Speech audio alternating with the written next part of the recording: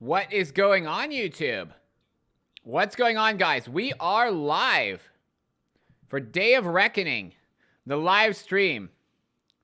It's going to be one of the longest cards of the year, no question about it, but I'm also thinking it's going to be one of the most exciting. So, guys,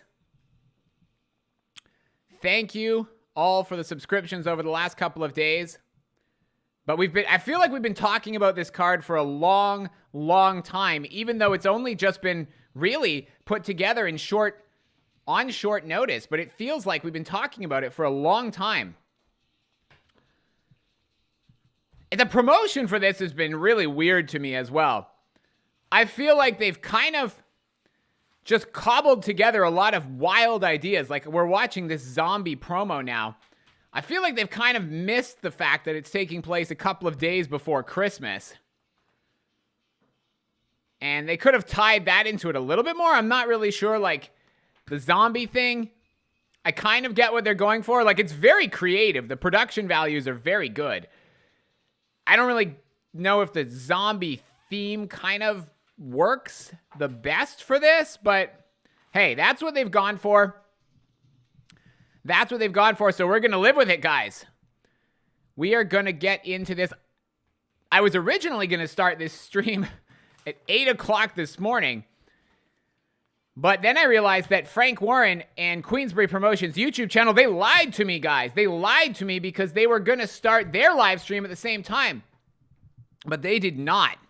So I'm starting mine at 10:30 because apparently we're going to be getting a countdown show at the same time right now. So I'm on the Queensbury Promotions YouTube, so we can kind of all watch along with this, and then I will be switching over to watch the actual card itself. But I think there's various different, what you want to call it, like preview shows available. There's a separate one, because it looks like the one on the Queensbury channel is actually wrapped up now. There's a separate one on the, I was about to say the Matchroom channel, but it's the DAZN channel, has a separate one.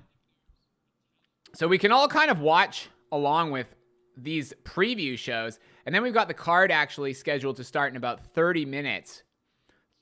35 minutes time? No, 25 minutes time. I don't know what the running order of this, if they've actually announced the set order for the actual card, but I'm thinking we probably are going to start with Frank Sanchez and Junior Fa. Hey, how's it going, guys? Yeah, they should absolutely have a boxing heavyweight Grand Prix tournament. That is absolutely something that they should do. And the reason why is because with the Saudis actually putting on all of these shows with all of these same fighters, they should have the ability to actually get these fights made, even if it doesn't involve like the very, very biggest names. Even if it involved like Makhmudov and Frank Sanchez and Hrgovic, and I would go for that as well. I mean, to me, you could put together a really exciting tournament with like 6 guys. So who am I backing for this one? So I am backing Anthony Joshua. Let me pull up my notes here so I've got the whole card written out in front of me, but I'm backing Anthony Joshua to win. I actually bet on him as part of a parlay, not knockout or points, but just to win outright. And then, although I do think a knockout is possible, but I'm betting Anthony Joshua to win, Deontay Wilder to win, and by knockout. I'm pretty confident in that. So I would say like I'm 95% confident that Deontay Wilder wins. I think you're going to see much better movement from Wilder than people are expecting. I think he's going to look much more impressive than any version of Deontay Wilder that we've seen up to this point. I think people are going to be really surprised when they see how well he moves in this one. I think he's going to beat Joseph Parker very easily, to be honest. And then I think Daniel Dubois. I am picking to beat Jarrell Miller. I'm picking him to beat Jarrell Miller handily, and the reason why is because Miller looks really slow at the weight that he weighed in at, 333. He was against Lucas Brown at the same weight, and he has had 2 other fights since his comeback from his latest suspension, and he looked big at the weigh-in. He's looking slow, though. Like, he was slow in his last fight, and if you look at the workout, I didn't see anything there that's told me that Jarrell Miller's going to be able to have the stamina to hang in there for 10 rounds. Now, I will say, the fight was originally scheduled for 12. They've now dropped it down to a 10-rounder. So if I had a gun to my head and I had to pick, I would say Dubois to win the fight on points. I think Daniel Dubois is going to win. I'm just picking him to win as part of my bets, but I would say Dubois to win on points if I wanted to be more specific than that. So that's what I'm going for that one. The two ones that I see as like almost as close to a dead certainty as possible is Bivol and Jai Opetaia. If I had to bet my life on either of those guys to win, I would feel pretty confident. I think there's very, very little chance that either of those guys get upset. I think there's a decent chance that Bivol actually wins by knockout, because if you look at the Lyndon Arthur fight against Anthony Yarde pretty much was able to walk through Lyndon Arthur's power once he realized that there wasn't much coming back that could hurt him. And I think if Bivol wants to do that, he could do the same thing. So I think there's a chance for a knockout from Bivol, but I am probably going to go with Bivol on points. Jai Opetaia, I am pretty sure, is going to knock out Ellis Zorro. And then I'm going with Frank Sanchez to beat Junior Fa. But in that fight, I would say, out of all the fights on the card, that's the one I feel like there's the biggest chance of an upset, because Junior Fa, he's not very aggressive. He fights on the back foot, but Frank Sanchez got rocked in his last fight, and Junior Fa is a big guy. He weighed in at 270, or I think it was actually closer to 280 at the weigh-in. And so if he catches Frank Sanchez like Frank Sanchez's last opponent did, then it could actually cause Frank some problems, I think. So that's the fight that I would say has one of the biggest chances of an upset. That and maybe Miller against Dubois. But actually, keep an eye out for Junior Fa against Frank Sanchez. I don't think it's out of the question that there's an upset there. And then obviously I'm taking Hrgovic over Mark de Mori. What is the other one? I think that covers them all. So yeah, basically the one I'm expecting all of the favorites to win. But the one I would say, if you want to look for an upset, I would look at possibly Junior Fa to beat Frank Sanchez, and then possibly Miller to beat Dubois. How's it going, drummer? Do you want... Yeah, Wilder will win because Parker is no longer an issue. Jarrell, too. So the Jarrell Miller is the only one that I'm kind of... Oh, yeah, Arslanbek. Yeah, that's right. So Arslanbek against Kabayel.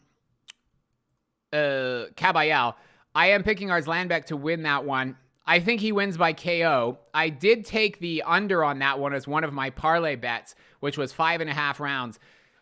So I do think Arslanbek will get the KO. I'm less sure that he does it in 5.5 rounds, but I took the risk just because I didn't put a lot of money on it. And if the parlay one of my parlay bets, I only put $10 on it, but it will pay out nearly $500 if it wins, just by correctly predicting the outcome of most of the fights. So I felt a little bit more comfortable taking some risks on that one.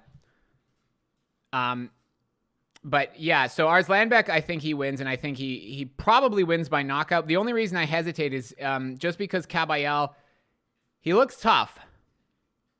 But I think he probably gets knocked out. The other thing that made me a little bit worried was just when I wrote them all down and I had like so many of them ending by knockout, I was like, just wondering, what are the odds that actually happens? Like, are we really going to have 5 out of 8 fights ending in a KO?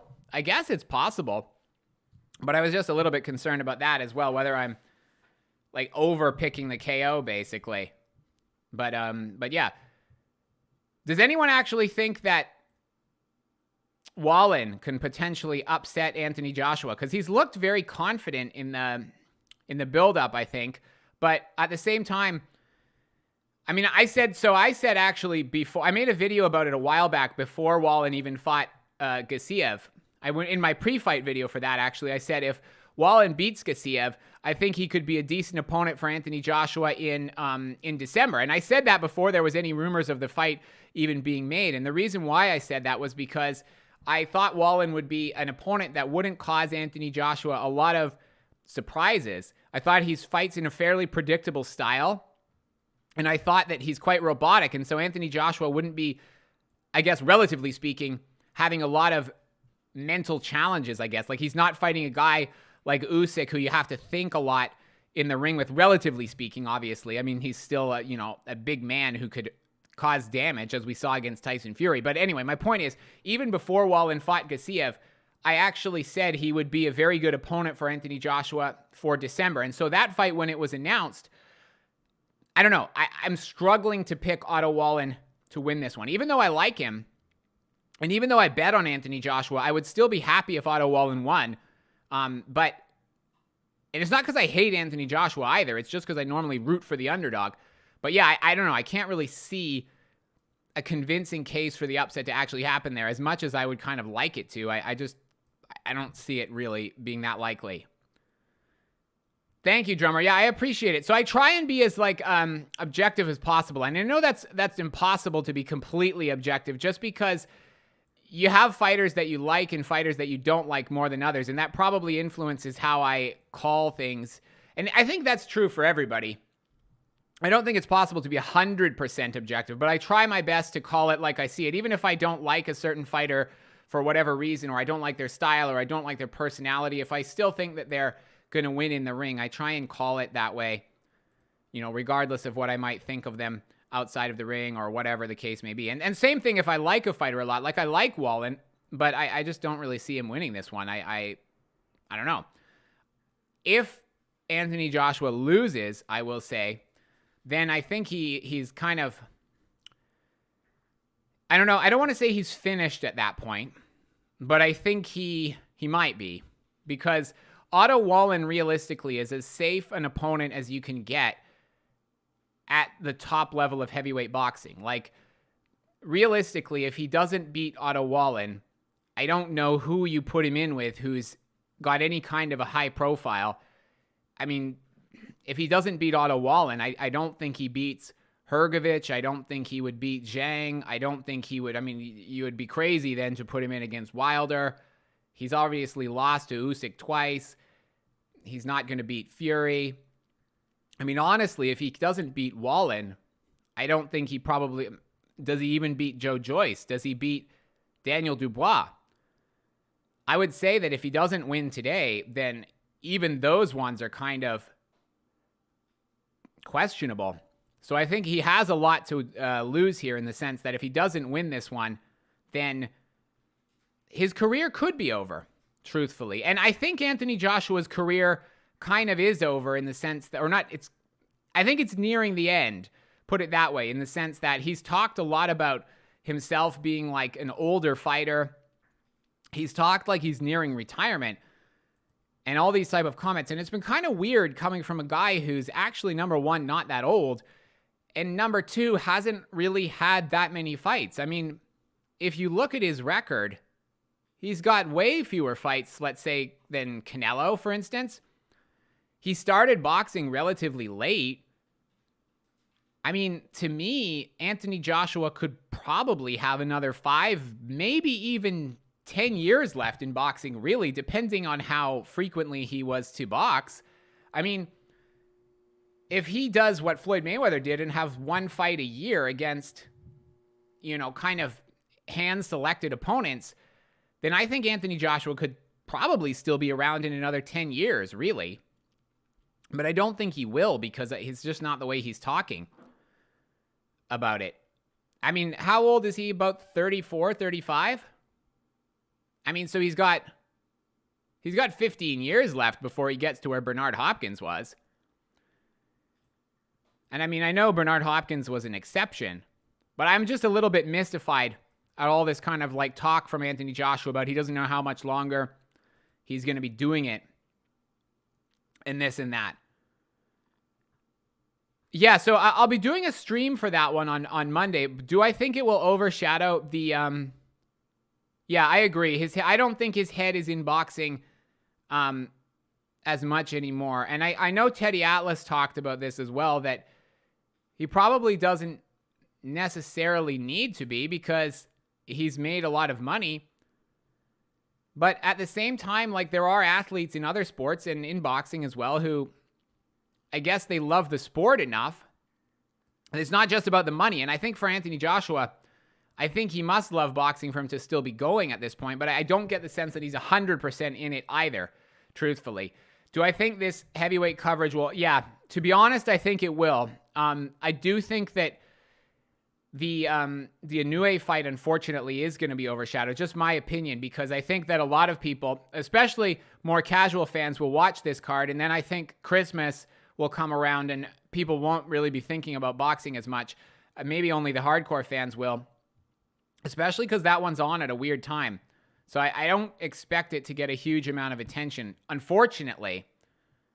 But that's especially also because realistically heavyweights are going to, get more attention than the lighter weight classes, unless you're talking about some of the big stars like Tank and Ryan Garcia and some of those guys around the 135, 140.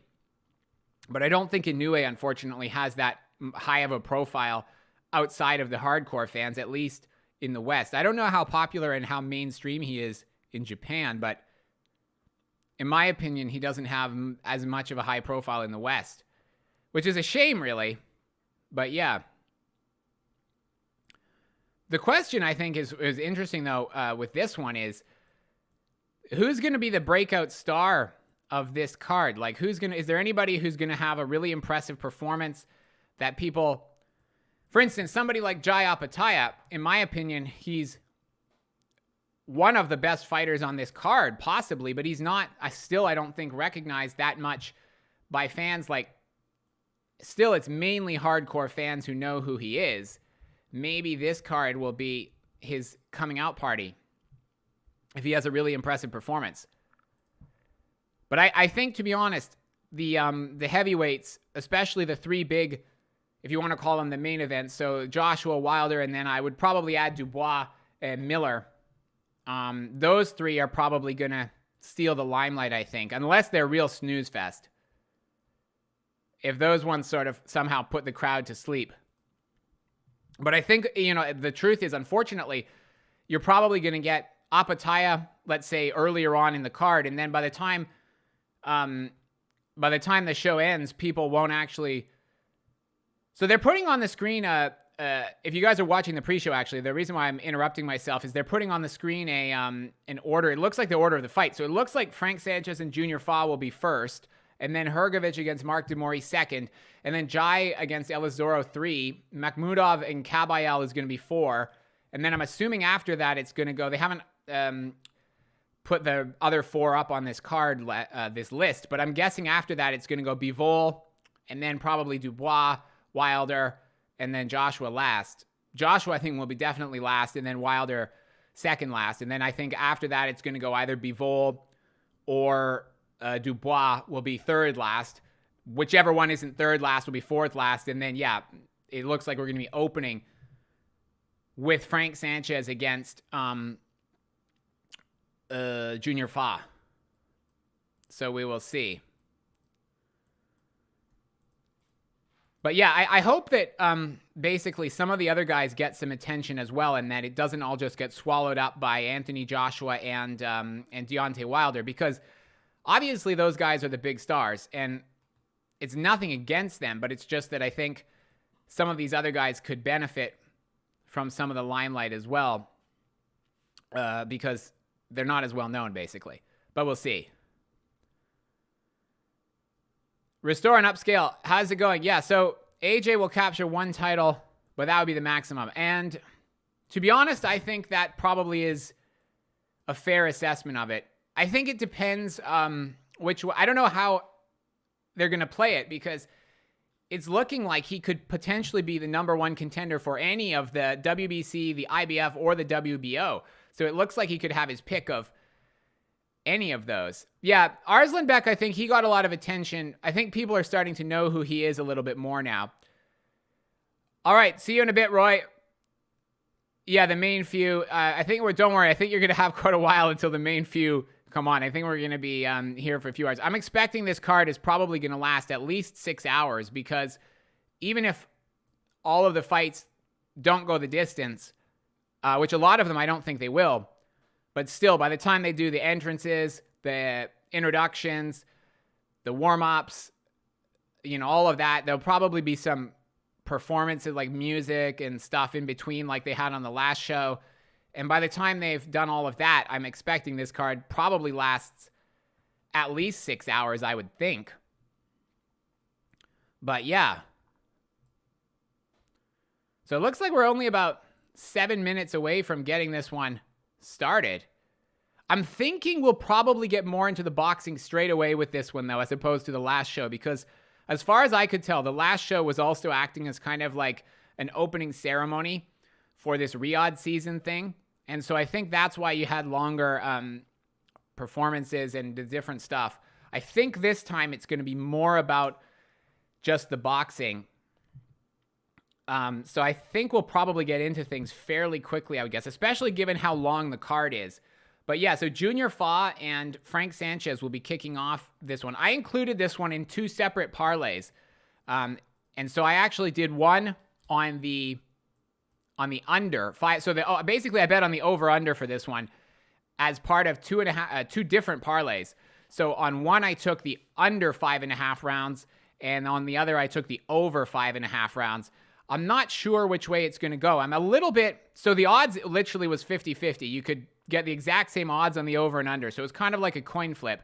If I had to bet my life on it, I would say probably the under, but I'm not that confident, which is why I did 2 separate parlays, and I took the over under differently each time. So I did the over on one and then the under on another. And then I also have Sanchez to win by KO as part of a separate parlay. So I have 4 parlays in total. One of them has Sanchez to win by KO, and the other 2 have the over-under split different ways. I'm a little bit nervous about it, though, just because I think there is a chance. Who's the first fight? John Bevan. So the first fight looks like it's going to be Frank Sanchez against Junior Fa, number 1, according to the list that they just put up on the screen. And then, and then we're going to get Hrgovic and Mark Mori is going to be number 2. Number 3 is going to be Opetaia, Ellis, Zorro. Number 4 is going to be Makhmudov against Kabayel. And then they haven't confirmed this, but I'm thinking that the 5th fight is going to be Bivol. The 6th fight is going to be Dubois and Miller. The 7th fight is going to be Wild. I'm almost sure that the 7th will be Wilder, and then the last is going to be obviously AJ in the main event. So it's really just which one's going to go first, Bivol or Miller. But I think it will be Bivol first and then Miller. But definitely it looks like the first one is going to be Fa and Frank Sanchez. So Frank Sanchez should win, especially if he's going to be a top prospect. Then he should win, but there's no guarantee that he will, just because, like I've said it a bunch of times, but he did get buzzed by Scott Alexander in his last fight. And so I'm not 100% sure. The other problem with Frank Sanchez is that he, no worries, John. So the other problem with Frank Sanchez is that his opponents have been bad ever since he fought F.A. Jagba. And I don't know why that is. I don't know if it's because he's with PBC and PBC, basically, their fighters are notorious for inactivity. And I don't know if it's because they just didn't want to put him out there for whatever reason, or maybe they're worried about him. 3 a.m. here. Oh, my goodness. Okay, so I assume you're just getting up, or are you staying up late? But yeah, if you're staying up late, it's going to be a long one. So best of luck. But I will try and do my best to keep you entertained here, as well as the actual card itself. Hopefully will be entertaining and not put you to sleep even more. But wow, that is impressive, John. I give you credit for staying up for that one.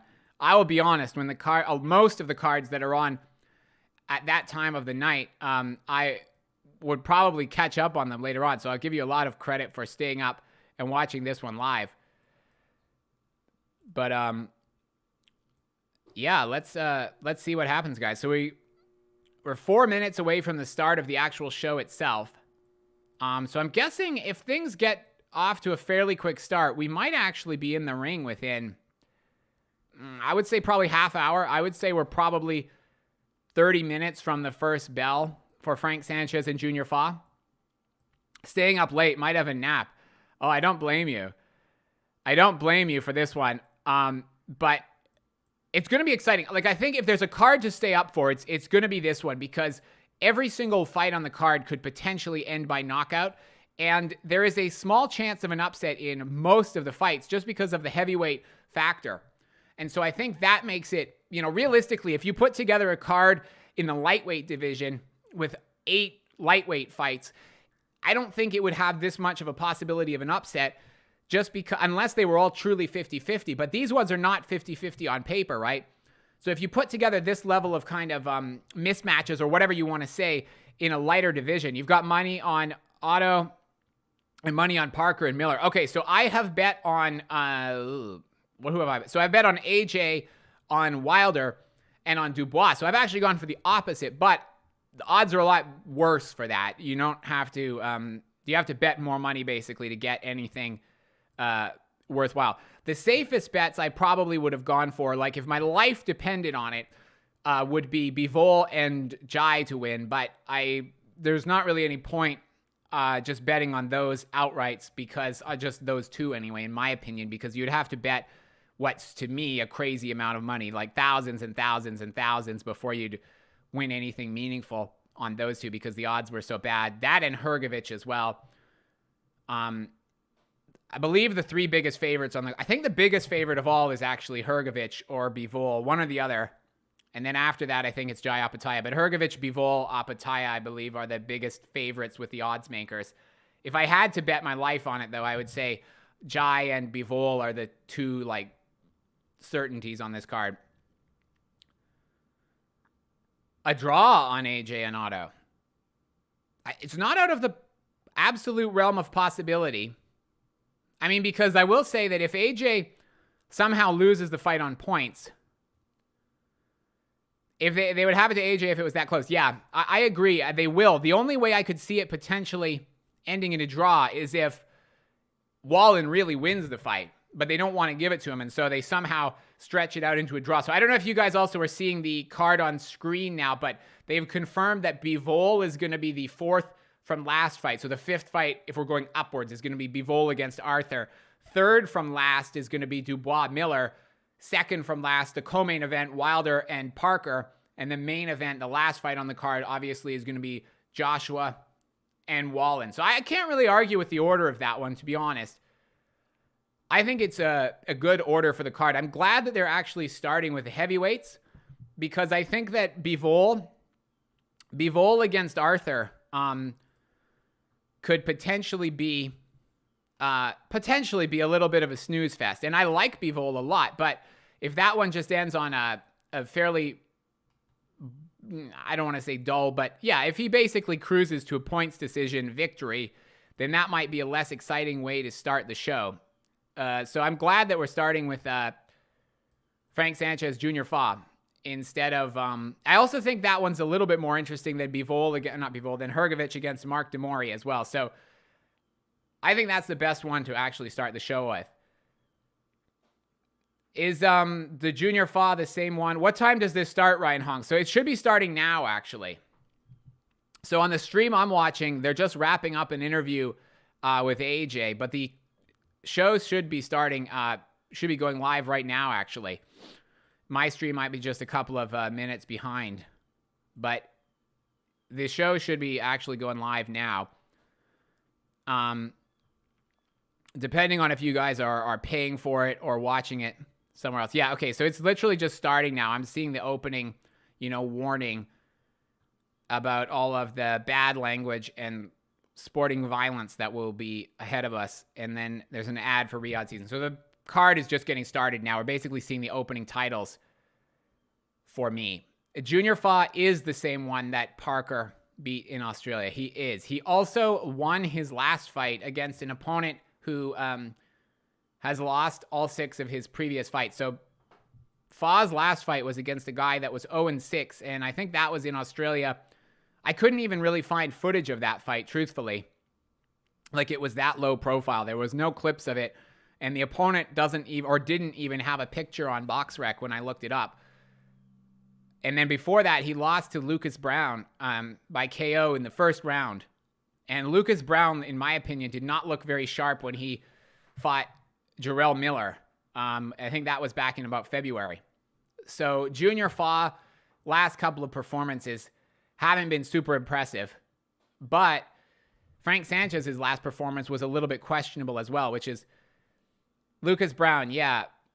So Fa's last one was against a guy whose name I can't remember. And then before that, it was against Lucas Brown, rather. All right, so we are getting started, guys. Whatever stream you're watching might be at a different level to mine. Could I please, John Kelso, could I please, hi from the Philippines, John. What time is it where you are? But yeah, so my thoughts on a possible upset. So I've got a couple. I think Junior Fa has a small chance to upset Frank Sanchez just because he's a big guy. And if he does manages to catch Frank, and Frank stands in front of his opponents, he tends to stand and try and use his fast hands, but he also squares up to them. So there's a chance that he gets hit with something like he did last time. So I think there is a possibility that Junior Fa could upset Frank Sanchez. I don't think that it will happen. I think Frank Sanchez wins, and I've actually bet on Frank Sanchez to win, but I think an upset's possible. The other one I could see an upset in is Miller against Dubois. I do think Dubois wins. I'm picking Dubois to win. But it has to be said, he's quit twice in his recent fights. He did not look good against Kevin Lorena, which was another of his opponents in that fight. And so if Miller is able to kind of walk him down and beat him up, then I could actually see Miller potentially causing the upset there. So Junior Fa potentially to upset Frank Sanchez, and then Miller to upset Dubois would probably be the two that I would be looking at. Andy Ruiz is on the panel here. There's another John. Andy Ruiz is on the panel here. Andy Ruiz, to me, is a real mystery because he's always doing interviews and he's always saying he's going to... I know he's injured or he had surgery or whatever, but, like, I don't understand what he's really doing. He's been inactive for a while, even before he was supposedly injured. I mean, he didn't want to fight Wilder. I don't really know what is he waiting for. Like, what fight is he hoping to actually have? I think there's a danger with Andy Ruiz that basically if he doesn't get his act together a little bit, he's going to miss out on all these big opportunities. I don't know. Like, they're going to pass him by because he's not involved in any of the card he's not involved in this card. And a lot of the names on it probably have fights lined up. I mean, Wilder and Joshua are linked, and if that doesn't happen, then Joshua has a bunch of other opponents that won't be Ruiz. Fury and Usyk, Hrgovic, like Zhang, maybe Ruiz against Zhang, but Andy Ruiz has got to get himself, I think, back in the picture a little bit. Otherwise, he's going to be left out in the cold. And he's really in the prime of his career, so... Yeah, Jeff, thank you. I appreciate the shout-out. Rosie Mason, Wallin will need to KO AJ to get a job. Yeah, Teddy Atlas, I think, said something similar, and it's true. It's sad because boxing shouldn't work like that. They should let the deserved winner win, but I agree. The only thing I will say with Otto Wallin, though, is that he did actually get a split decision in his last fight against Gassiev, which, if you guys don't agree, let me know in the comments, but I thought he pretty much won every round in that fight. And yet he only got a split decision. And that card was promoted by 3 Russian promoters. It was in Turkey, but it was essentially a Russian show. And obviously Gassiev is a Russian fighter. So they really tried their best to give that to Gassiev. Even though Wallin dominated every round, in my opinion, because Gassiev just didn't throw any punches. He would get to the inside for whatever reason and just not let his hands go at all. He just was not throwing any punches. And so all Wallin had to do was sit on the back foot and use the jab, and he won every round, in my opinion, pretty much. But he only got a split decision. So I guess he does have experience being in a situation where they don't want to give him the fight. And it's true. I mean, I think he would probably have to knock AJ down, maybe even get multiple knockdowns, and then win most of the other rounds before he gets a decision here. But, yeah, Wilder will kill Joshua. Well, I do agree. And I think that AJ should avoid fighting Wilder, realistically. I would not want him to take that fight if it was up to me. But unfortunately, do you think Filip and Opetaia gets the KO? I do. I think that Filip Hrgovic will get the knockout. I'm a little bit less sure on the over-under on that one because Hrgovic is he's basically flip-flopped in the build-up to this. So first he said he didn't necessarily want to get the early knockout because Mori, you know, he had respect for him and this and that. And then he changed his mind and he said, I was going to knock him out quickly. And then yesterday after the weigh-in, he said he wasn't sure. So Filip Hrgovic has kind of sent mixed messages about whether he's going to go for the knockout early or not. And also, a lot of his recent fights, he started slowly. So I'm not super confident in Hrgovic getting the knockout in under 2.5 rounds. But I do think he probably gets the stoppage over the 10-round distance. And I also think Jai Opetaia is going to knock out Ellis Zorro. And I think that one might end early, possibly even earlier than the Thompson fight did. So I wouldn't be surprised if Jai stops Ellis Zorro even within 3, honestly. If that one goes the distance, I will be surprised. Fury, Wilder, Usyk. the three best. Yeah, I probably agree with that. I don't think AJ is... I think you could make the case possibly that AJ is below Zhang at this point. I don't know. Like, we would have to see... And maybe even Hrgovic. Because in my opinion, Hrgovic beat Zhang. So... I think you could potentially put Hrgovic above AJ and maybe Zhang above AJ as well at this point. I don't think we've seen them against enough top guys to know for sure. But depending on how Anthony Joshua looks here, I think we could potentially even consider ranking Hrgovic and Zhang above Anthony Joshua. But it looks like we might get one of those fights actually happening because AJ is ranked in the near the top of the rankings in the WBO, which would mean that he could potentially fight Zhang for the vacant WBO belt, if that belt becomes vacant. And then he could also fight Hrgovic for the IBF title if that one becomes vacant. So it looks like if AJ doesn't fight against Wilder, we could get either AJ against Hrgovic or AJ against Zhang. And so we might get to find out definitively where AJ ranks with those guys. But to me, I would say, yeah, the top three right now are Usyk, Fury, Wilder.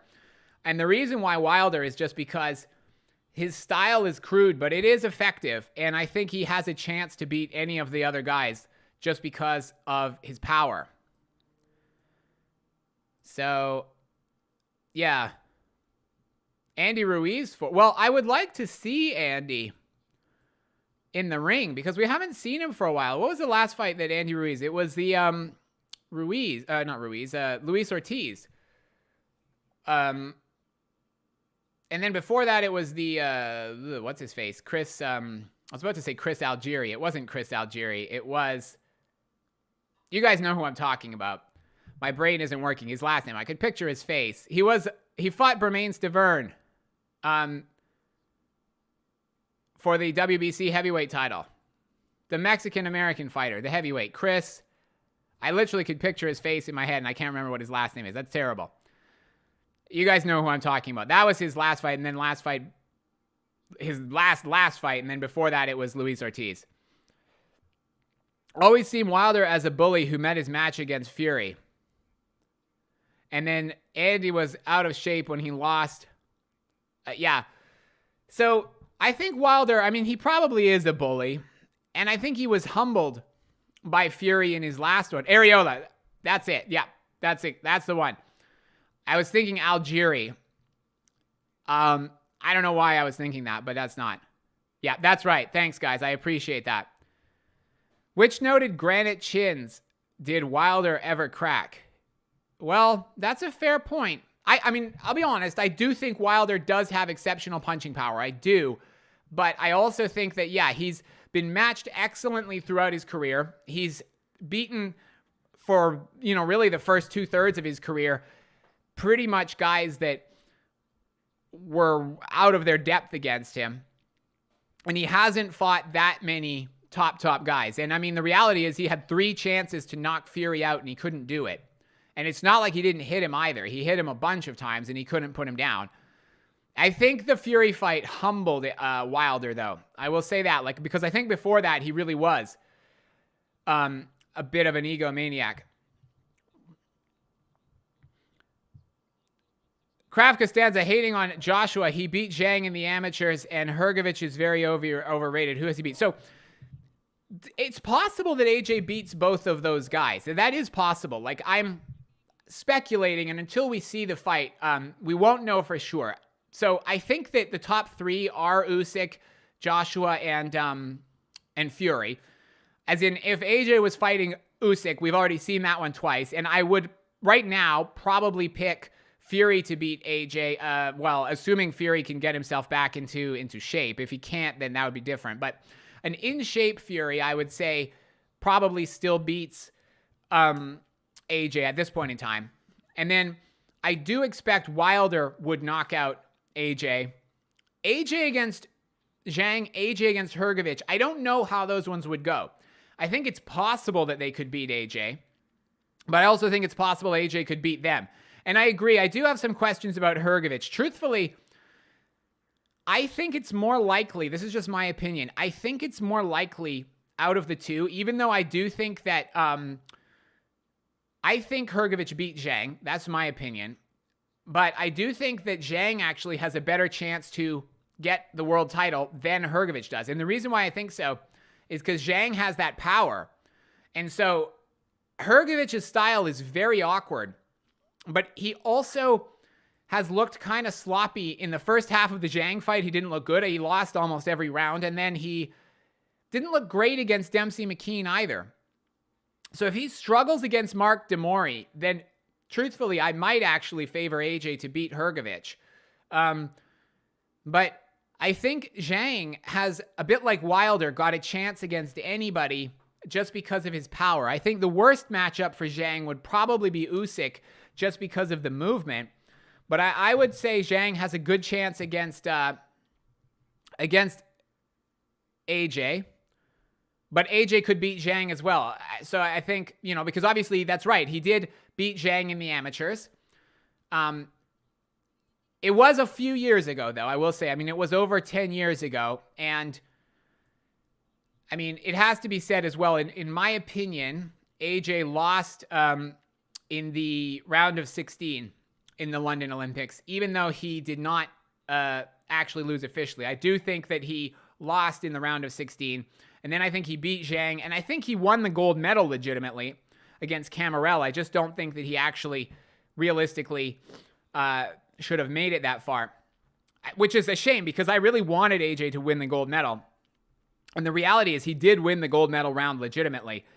I guess my point is just that things can change since the amateurs. But I would say that AJ against Zhang is a close fight. And I don't think it's out of the question that Zhang wins. And I don't think it's out of the question that... Yeah, I think so. I think that AJ probably would be the favorite against Zhang, depending on how he looks against Wallin. But I wouldn't write Zhang off. Okay, so here we go, guys. It looks like we are getting into the first fight.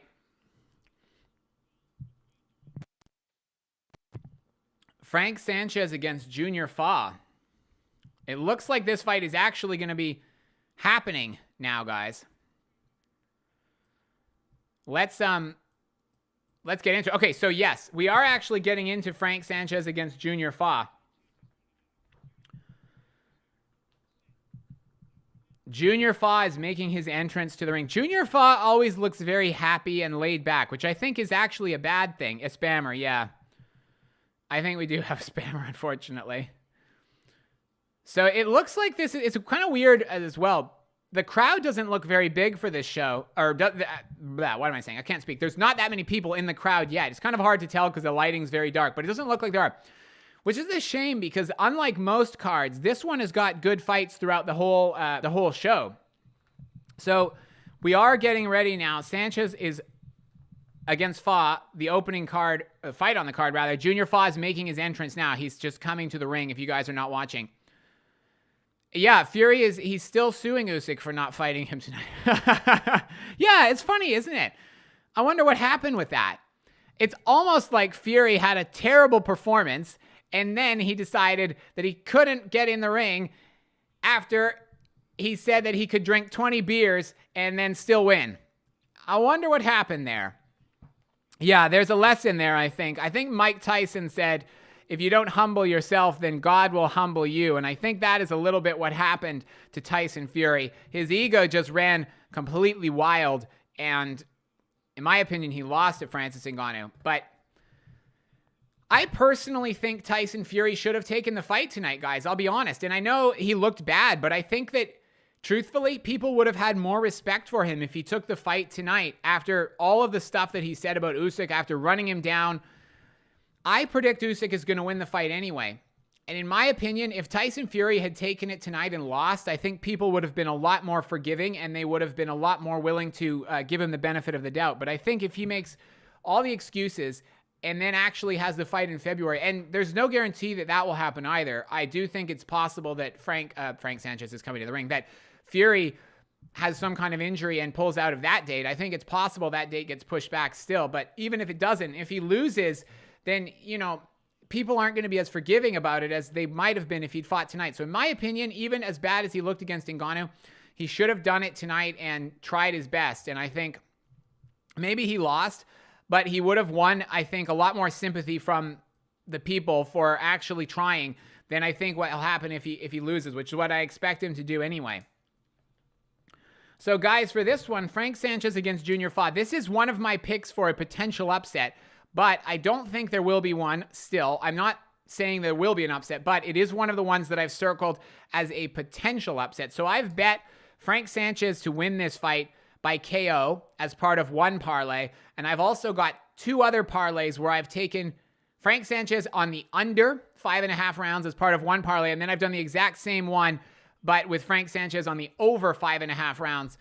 So if Junior Fa wins this fight, he'll wreck a couple of my parlays. So hopefully that won't happen. But I'm hoping Frank Sanchez wins, and he wins by KO, and he wins by KO in under 5.5 rounds. That would be the best possible outcome for me. But again, I'll try and call this one, you know, objectively, just because ultimately what I've bet on, it's not the fault of the fighters, and I have to try my best and be unbiased anyway. Frank Sanchez is trained by Eddie Reynoso, the same trainer as Canelo, if you guys didn't know that. He's got, in theory, all of the tools that he needs, you know, but he's been inactive as far as fighting top-level guys. One of his recent fights, I don't know if you guys saw this one. I'm not kidding. His opponent, it was one of the most blatant, like, cases of taking a dive that I've seen. I mean, his opponent barely got touched. And he went down like 3 times in the first round. And literally every time he got even like grazed by a punch, he was heading down to the canvas. And then it was like he didn't want to get up. He was trying to get the referee to stop the fight, and the referee kept making him get back up. But my point is, ever since the Ajagba fight, Frank Sanchez hasn't been in there against the best guys. So they're actually just getting to the ring introductions now. Both guys are in the ring, and Thomas Shriver is just reading out the vital statistics and introducing both guys. But yeah, there's nobody in the crowd yet. It's a shame. I was hoping there would be at this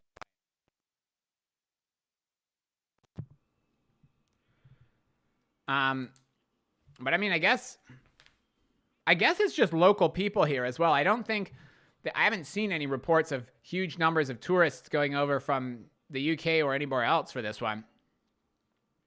But yeah. So this is 10-rounder, guys, as well. It's not a 12-rounder.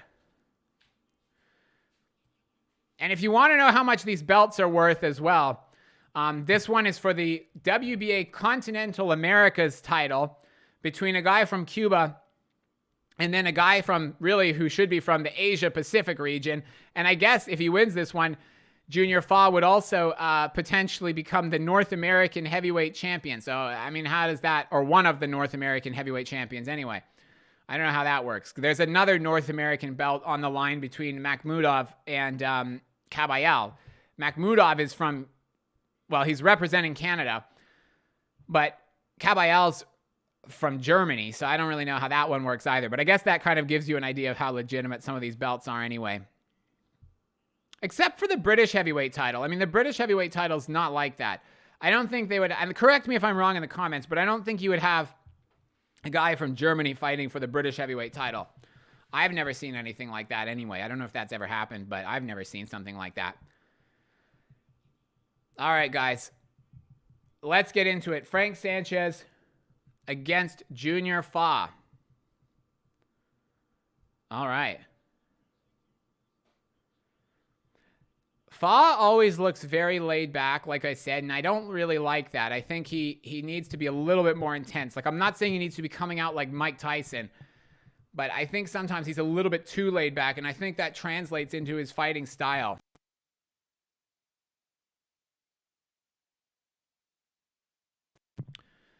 But we'll see. He also doesn't have that many KOs for a guy his size, which is, I think, not a great sign. In the sense that I think he has the size to be a power puncher, but I don't think he has the intensity. I think he's too laid back to be a power puncher. That's just my take on it. Sanchez, he's got really fast combinations when he actually lets his hands go. we'll see. It will be interesting to see whether Frank Sanchez can have a better career at heavyweight than what Luis Ortiz has had. Not that Ortiz had a bad career, but he was never a world champion. Frank Sanchez does have more knockouts and also a better knockout ratio than Junior Fa. Against, I would probably say, overall, a fairly similar level of opposition in the sense that they've both really only got one, I think, big-ish name on their records, although Frank Sanchez actually beat a Jagba, whereas Parker beat Junior Fa.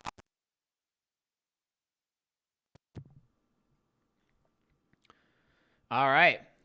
Here we go, guys. The first bell is about to sound. The referee is having them touch gloves in the middle of the ring. Let's go. So, I'll let you guys know kind of what's going on because I don't know if you guys are actually watching. I'm sure some of you are watching and some of you are not actually watching the fight live. But round one, the first bell rings for round one, guys. Let's go. It's a cautious start here. It's a cautious start. Both guys kind of just feeling each other out. Sanchez with a couple of jabs. Fa with a couple of jabs.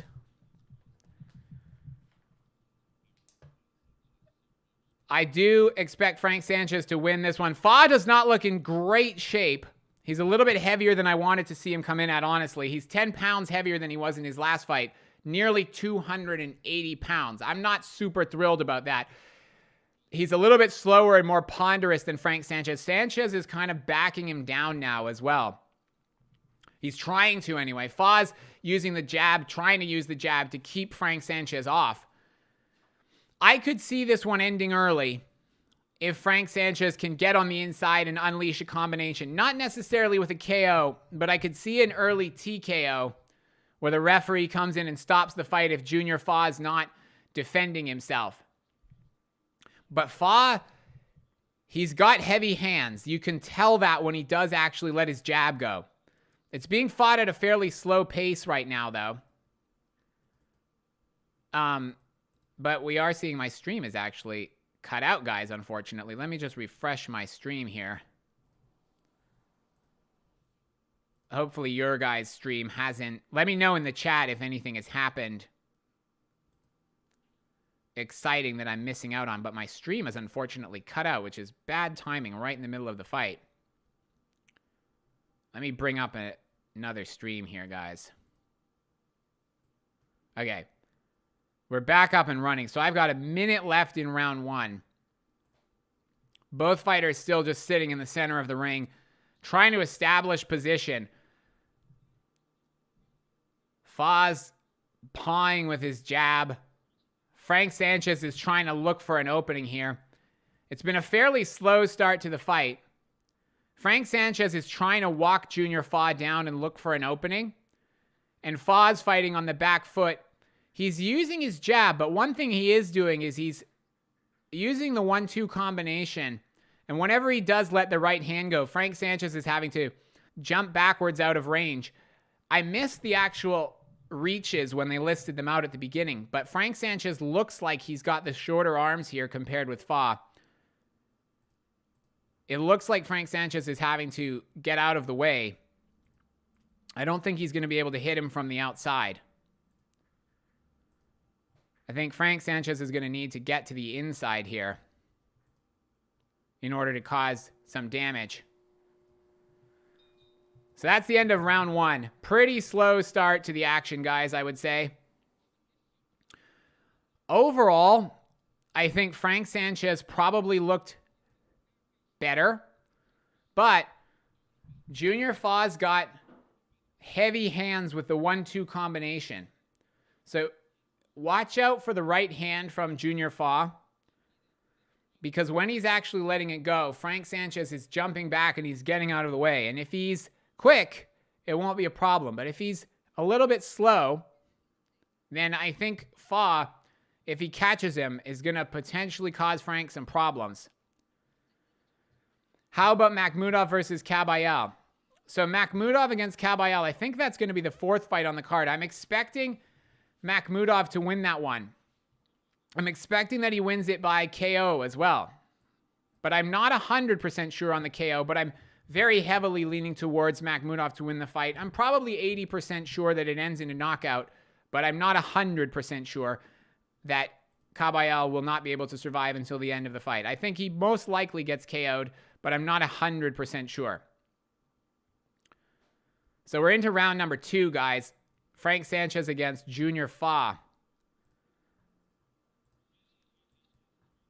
So Frank Sanchez, he's trying to jab his way onto the inside.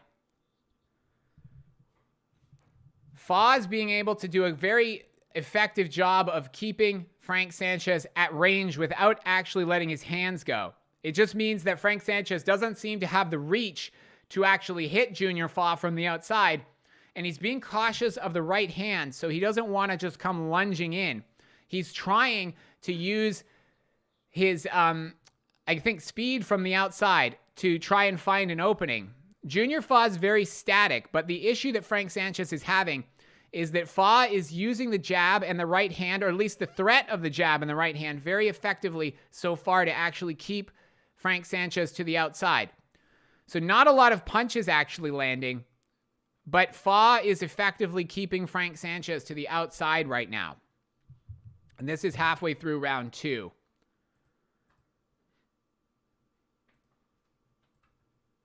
But Frank Sanchez, I think he needs to be able to work his way to the inside while not getting caught with that right hand.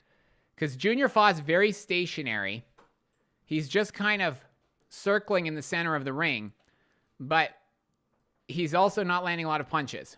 In fact, neither guy has hardly landed a punch in this round. It's more been a battle for positioning and just avoiding getting hit with anything. But neither guy has hardly landed a punch in this round, honestly.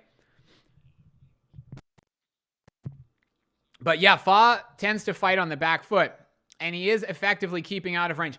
The other thing with Frank Sanchez is he's kind of at an awkward height where he's not an enormously tall heavyweight relative to heavyweight standards. He's listed at 6'4", which means that he's tall enough where it's harder for him to come down low underneath the jab, but he's not as tall as a Tyson Fury, let's say, where he can come in over top of Junior Fa and actually reach him from the outside. So he's kind of an awkward height that he can't quite reach Fa from the outside, but at the same time, he needs to avoid getting hit with the 1-2 combination coming in. And so I think Frank Sanchez is looking for an opening where he can hit Fa with something, but he's really being cautious with his punch output so that he doesn't open himself up to a counter. And that's kind of the story of the fight so far. Junior Fa is doing a good job of keeping Frank to the outside, but he's also not really scoring a lot of punches or landing a lot of scoring shots himself. That's kind of where we stand up with this one through 2 rounds. Again, apologies if you guys are a little bit ahead of me as far as where your streams are. But Frank Sanchez, or rather Junior Fa in his corner, he's not breathing super heavily.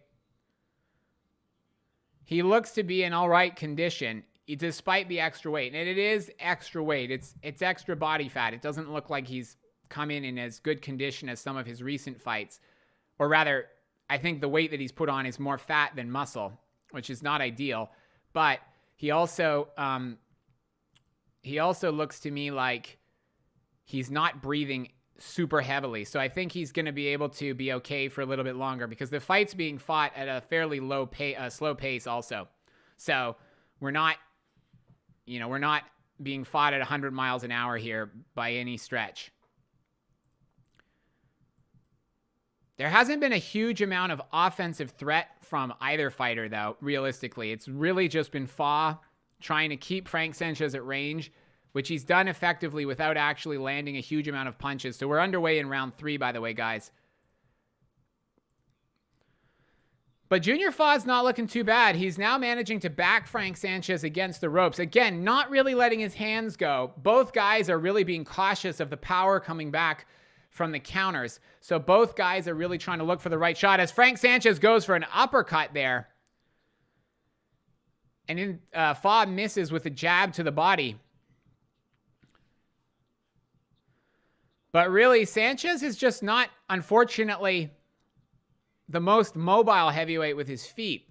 And so I think because he's Cuban, if you don't actually watch him in the ring, you might assume that he's got really good foot movement. And in my opinion, that's not his strong suit. It's really his hand speed and his combinations and the fact that he's got pretty good size. Those are Frank Sanchez's strengths, in my opinion, more so than his footwork. So even though he's a Cuban fighter, he's not like a stereotypical Cuban fighter. He's not like an Andy Cruz who's able to dance around the ring and just outmaneuver his opponents. He's not like that, really. And you're seeing that here, where even though Junior Fa is a very, very slow, ponderous fighter, Frank Sanchez is having to sit on the outside and try and pick his shots very carefully. And so we're not seeing anything super effective happening so far. But I will say this, the fight could end very suddenly. If Frank Sanchez manages to land a combination, then it could end very quickly. So we've got a minute left in round number 3 here, guys. And Frank Sanchez is trying to land the uppercut, as he actually does there. He missed with one, and then he missed with a left uppercut, and he landed with a right uppercut. But the thing is, you can tell that Frank Sanchez is being cautious, okay? And I think that's partly probably because of his last fight. He got rocked by Scott Alexander, and he actually got put in a dangerous position. I think that's why he's being cautious here. So there's something going on with the mouth guard, I think. I'm not sure. The referee has stopped the action. There's only a couple of seconds left in the third round anyway. But the referee has stopped the action, and so far I think Junior Fa's kind of the winner of this fight so far. Not necessarily because he's winning on the scorecards, but just because he's managing to hold his own in here. He's not getting out, really put into a dangerous position by Frank Sanchez. So I think in that sense, Junior Fa's kind of probably not doing too badly here. Yeah, exactly. Chinchillas. Frank Sanchez is definitely showing respect for Fa. So that's it for round 3, guys.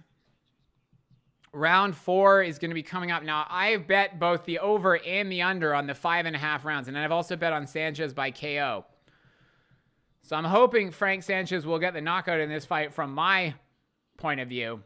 I'm hoping he can get the knockout in the next round and a half. But I'm not feeling super confident in picking the under here. Although, I think the knockout when it comes, if it comes, is going to come suddenly.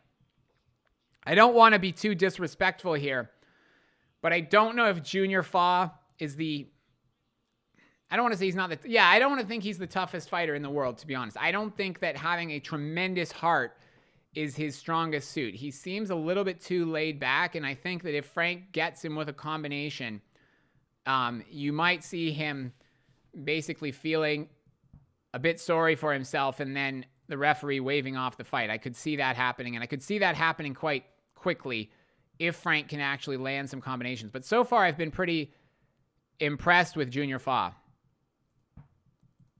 I think he's doing better than maybe people expected. So, all right, we're underway in round 4, guys. Hopefully Frank Sanchez can get a KO in this round. Then my bets will be a lot safer. But like I said before the fight, this was one where I thought there was the biggest chance of an upset was in this fight. And I didn't think it would happen. I thought Frank Sanchez would win. But I also thought that if there was going to be an upset on any of these fights, this one here was one of the two that I picked alongside Dubois. Come on, Frank. But Junior Fa's doing well. He's keeping Frank to the outside. I just don't think, because Frank Sanchez is able to, he's just very wary of that right hand from Fa. Because he's not the most mobile guy, Junior. It's not like he's using a ton of head movement and a ton of body movement. But Frank's just very cautious of that right hand coming back. And there is a danger as the fight gets on a little bit longer that Frank Sanchez is going to miss his chance to get the KO. I don't know how the judges are probably scoring this one. We've got a minute and a half left in round number 4. The thing that kind of makes this one hard to score is that the punch output is very low. Who do you guys have winning the fight so far? Who do you guys have winning the fight so far? Let me know in the chat who you've got actually winning this one so far. Why am I not showing the fight? Well, because I don't want to get in trouble with the YouTube copyright. So I can't actually show the footage. So it's just me doing the commentary. It's the same with everybody's streams who's doing these type of live streams. You can't show the actual fight on YouTube because it's on pay-per-view. Well, even if it wasn't, even if it was just on the free DAZN subscription, you couldn't show it. 3-1 Sanchez, Chinchilla. Yeah, okay. Interesting. I probably favor Sanchez as well. But, okay, so come on, Frank. This round has got to be the knockout. Otherwise, I'm losing my under on this fight. But fortunately, I've also taken the over on a separate parlay. So I'll be good either way. E, where can you watch it live? So you can watch it live, depending on what country you're in. You can watch it live on DAZN pay-per-view. So in the US, you can buy it through ESPN Plus on DAZN pay-per-view. And then in the UK, it's just available through DAZN directly. And then there are other links available that you can watch, basically. If you Google them, I'm sure you can find other places you can watch it. But I don't want to get in trouble with the copyright for actually showing footage of the fight live. Okay, so yeah, so I think it's being shown worldwide on DAZN. So I think, oh, and not supported. Huh, interesting. So I thought DAZN was showing the fight worldwide. Maybe I'm wrong about that. I thought, apart from in the US where it's being shown on ESPN Plus and in TNT or on TNT Sport in the UK, I thought it was being shown on DAZN in most other countries. Maybe I'm wrong. So anyway, I would check DAZN. Just Google as well, and you can probably find some links available to watch it as well. But the only problem with that is, of course, you gotta take the risk that your stream will cut out. But we're just about ready to start round number 5, guys. Frank Sanchez, Junior Fa. I'm hoping that Frank can get the KO here. It doesn't really matter to me whether the KO comes under or over 5.5 rounds. But Frank Sanchez hopefully can win by KO for the sake of my picks. We'll see what he can do here, though. We'll see what he can do here, guys. Fa's backing Sanchez up against the ropes, okay? Country not supported. Okay. Yeah, Junior Fa, he's got Frank against the ropes, but Frank's going to come back with a counter. He was in this exact position against Scott Alexander. He was on the ropes, the exact same portion of the ropes, actually. And then that's when he was able to get Scott Alexander. And he's managed to try and tag Fa, but he missed with the jab. And they've gone into the clinch. But he was close there. I think Frank Sanchez likes to try and play possum against the ropes sometimes. And then wait for his opponent to let their guard down. And then try and, out of nowhere. I mean, that's why his nickname is the Cuban Flash, right? But Frank Sanchez is not managing to actually have much success against Junior Fa as far as landing any meaningful punches. Let's see what he can do here the rest of the round. Again, apologies, guys, if you are seeing something that I'm not seeing, if your stream is a little bit ahead of mine. If Frank Sanchez or Junior Fa has actually just got the knockout and I haven't seen that yet, I apologize. But not so far. I'm still rooting for Frank here. He's got to get the knockout at least. But I'm not that confident. I'm not that confident in my pick here, seeing. So my under pick for this one, I got that wrong, so that's out the window. But I've still got the potential of Frank Sanchez by knockout and the potential of the over on this one. But I have to tell you, the way this is going, I'm kind of leaning more towards this one going the distance, truthfully. It's not looking good for the KO at all.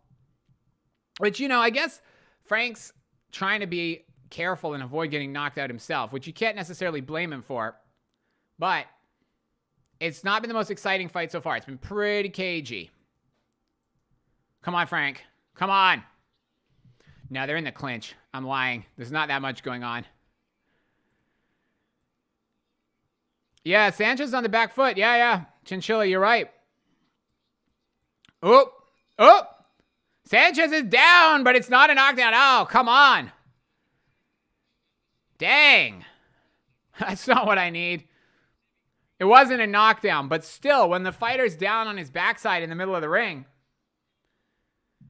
not good. Fa is actually looking better, to be honest. It's not looking bad. If anybody bet Junior Fa to win this one, let me know in the comments. It's not looking terrible, if that's the case. If you bet on Junior Fa to win this one, you might not be feeling too bad right now. If anybody did that, let me know. Let me know if you guys... Anybody bet on Junior Fa to actually win this one? I didn't. But if he does, that's going to be the first upset of the night. 100%. I can't remember what the exact odds were, but he was a pretty big underdog. I feel like he was about plus 900, something about that, around there. I think Sanchez, if I'm not mistaken, was like a minus 1,600. Maybe I'm getting that wrong. But I think he was something like a minus 1,600 favorite. Oh, Ariel, you put 100 on Fa. Okay. Didn't touch this fight, Chinchilla. Yeah, so I only included it in two of my, like, higher risk parlays that I only put $10 on both of them. So I have 3 parlays that I made like that, and then I made a more sensible one. But I need at least Frank Sanchez to win this fight by knockout.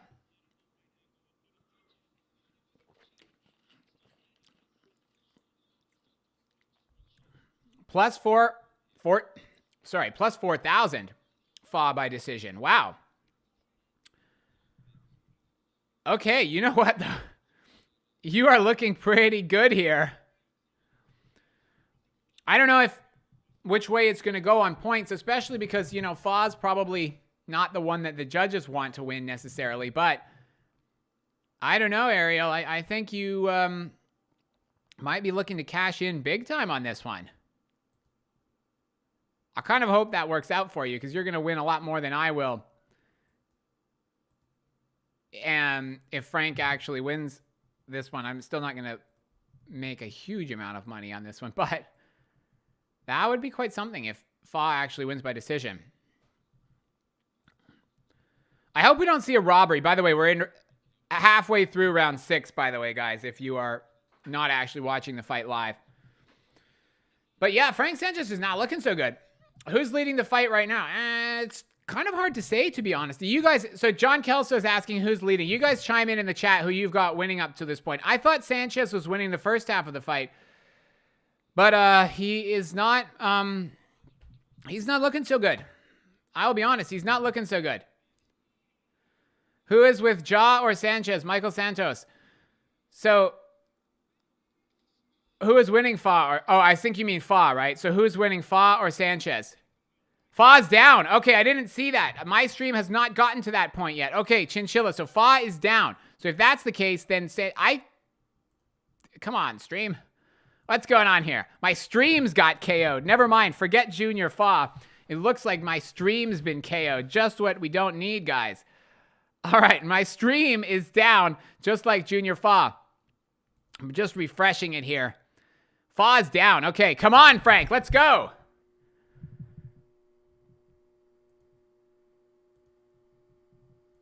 Update, guys, update in the chat while I just refresh my stream, if you are able to see what is going on and you know the outcome of this.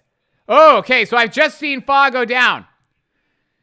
He's got put down with a right hand from Sanchez. The referee's counting. Chinchilla right, a straight right. Okay, I've just seen that. Okay. So that changes the fight significantly, guys, because Sanchez was probably starting to lose some of these rounds, honestly. I think Frank was ahead early, and Fa was starting to claw back some of the rounds. So I think the fight was probably trending in Junior Fa's direction in terms of who was winning. Frank Sanchez, to me, was probably won the earlier rounds, and then I think it was maybe heading a little bit towards Junior Fa.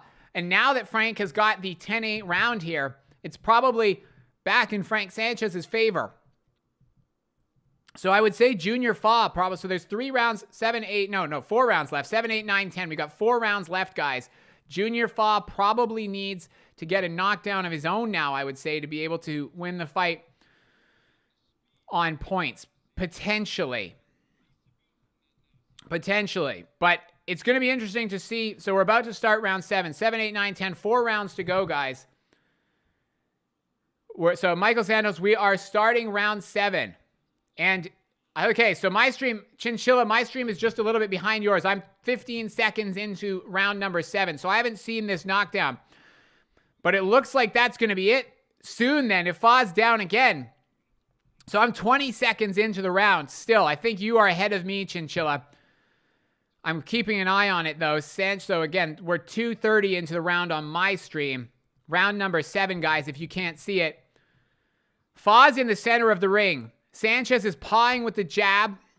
We're 40 seconds into the round. Still haven't seen the knockdown. Sanchez trying to find the range with the jab. Sanchez is in the center of the ring. I'm just going to do play-by-play because until we get this knockdown. Oh! And he catches him with a right hand, and then he unloads a couple of uppercuts, a combination. Sanchez puts Fa down on the canvas. Yeah, it was. It was a quick inside combo, just like Chinchilla says. Oh, boy.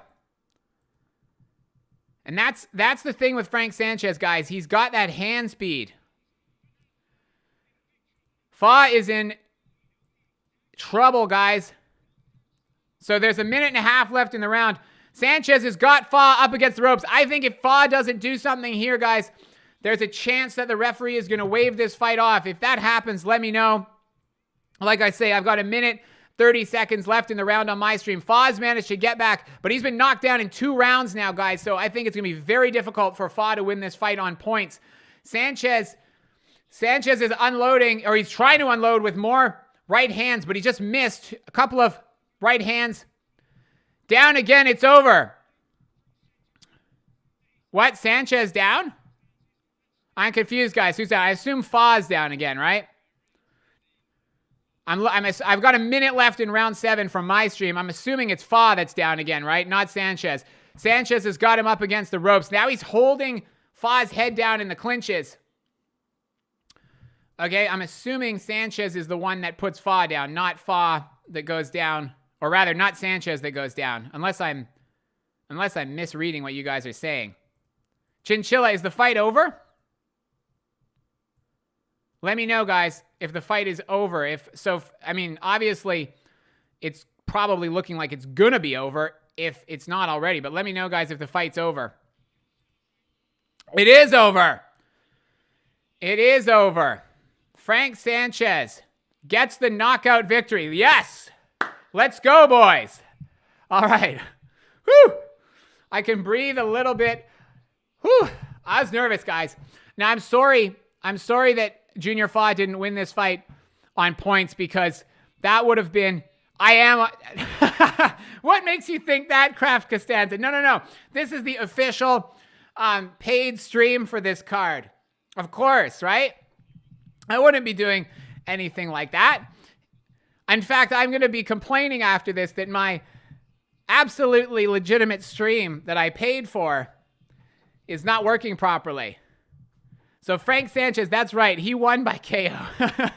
You guys know what I'm talking about, though. Yeah, I'm having some issues with my stream. But Frank Sanchez, he won the fight by KO. I'm sorry that bet didn't pay off. I was sweating a little bit, honestly, guys. I was a little bit worried that my picks here were not going to be looking so hot. I was thinking Frank Sanchez was even potentially going to lose the fight on points to Junior Fa. Honestly, when I saw that bet, I was kind of kicking myself because I thought, wow, if I'd seen those odds, I could have been cashing in. Nice Christmas present. So, yeah, guys, I'm sorry if you did bet on Fa. Yeah, I think Kraft Costanza, you know what I'm doing. But don't do that, guys. That's very bad. You need to support boxing, okay? Everybody make sure that you support boxing. Don't follow my example. Yeah, Junior Fa, like, the problem with Junior Fa, guys, to me, before the fight. Now, of course, I'm 100% confident after the fact, right? After the fact, I know exactly how it's going to play out. But the thing I was a little bit worried about Junior Fa was just he seems very laid back, and he's very happy to be there, and he's very, happy. And the problem with that is I think it translates into how he literally throws his punches, right? Like, there wasn't enough here to really put Frank Sanchez on the back foot, like, seriously. I think if he'd actually been a little bit more aggressive, had a little bit more of a mean streak, then he might have caused Frank some problems.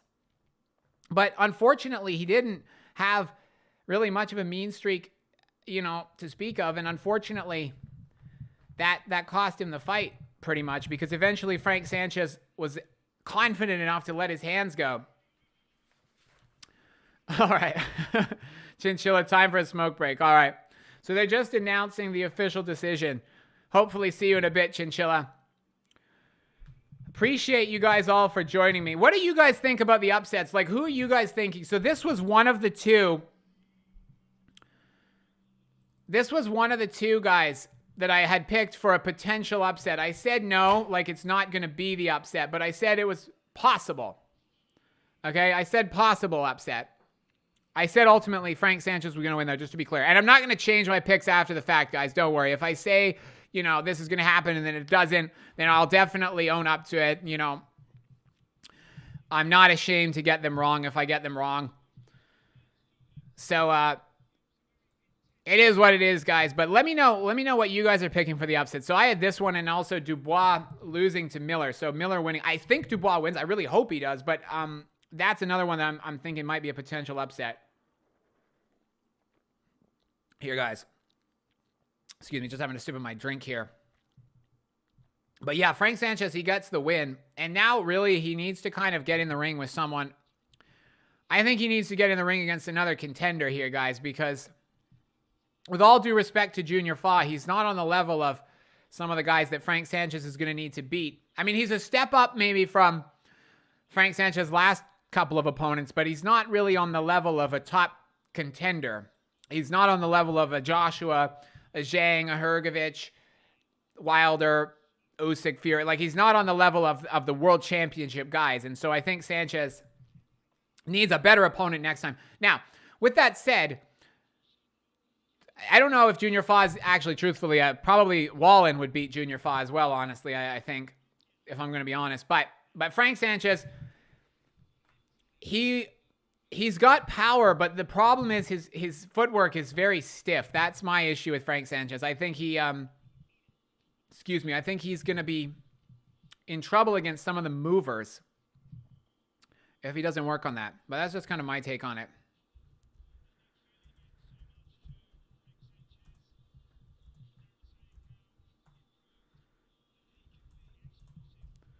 All right, guys.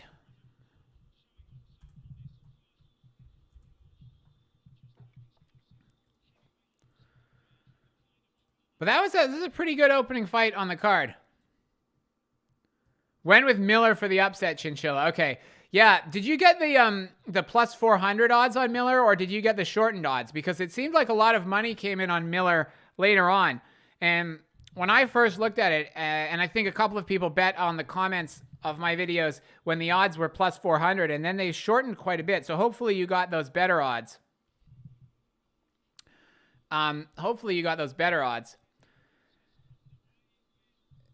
Yeah, Junior Fa is very average. I agree.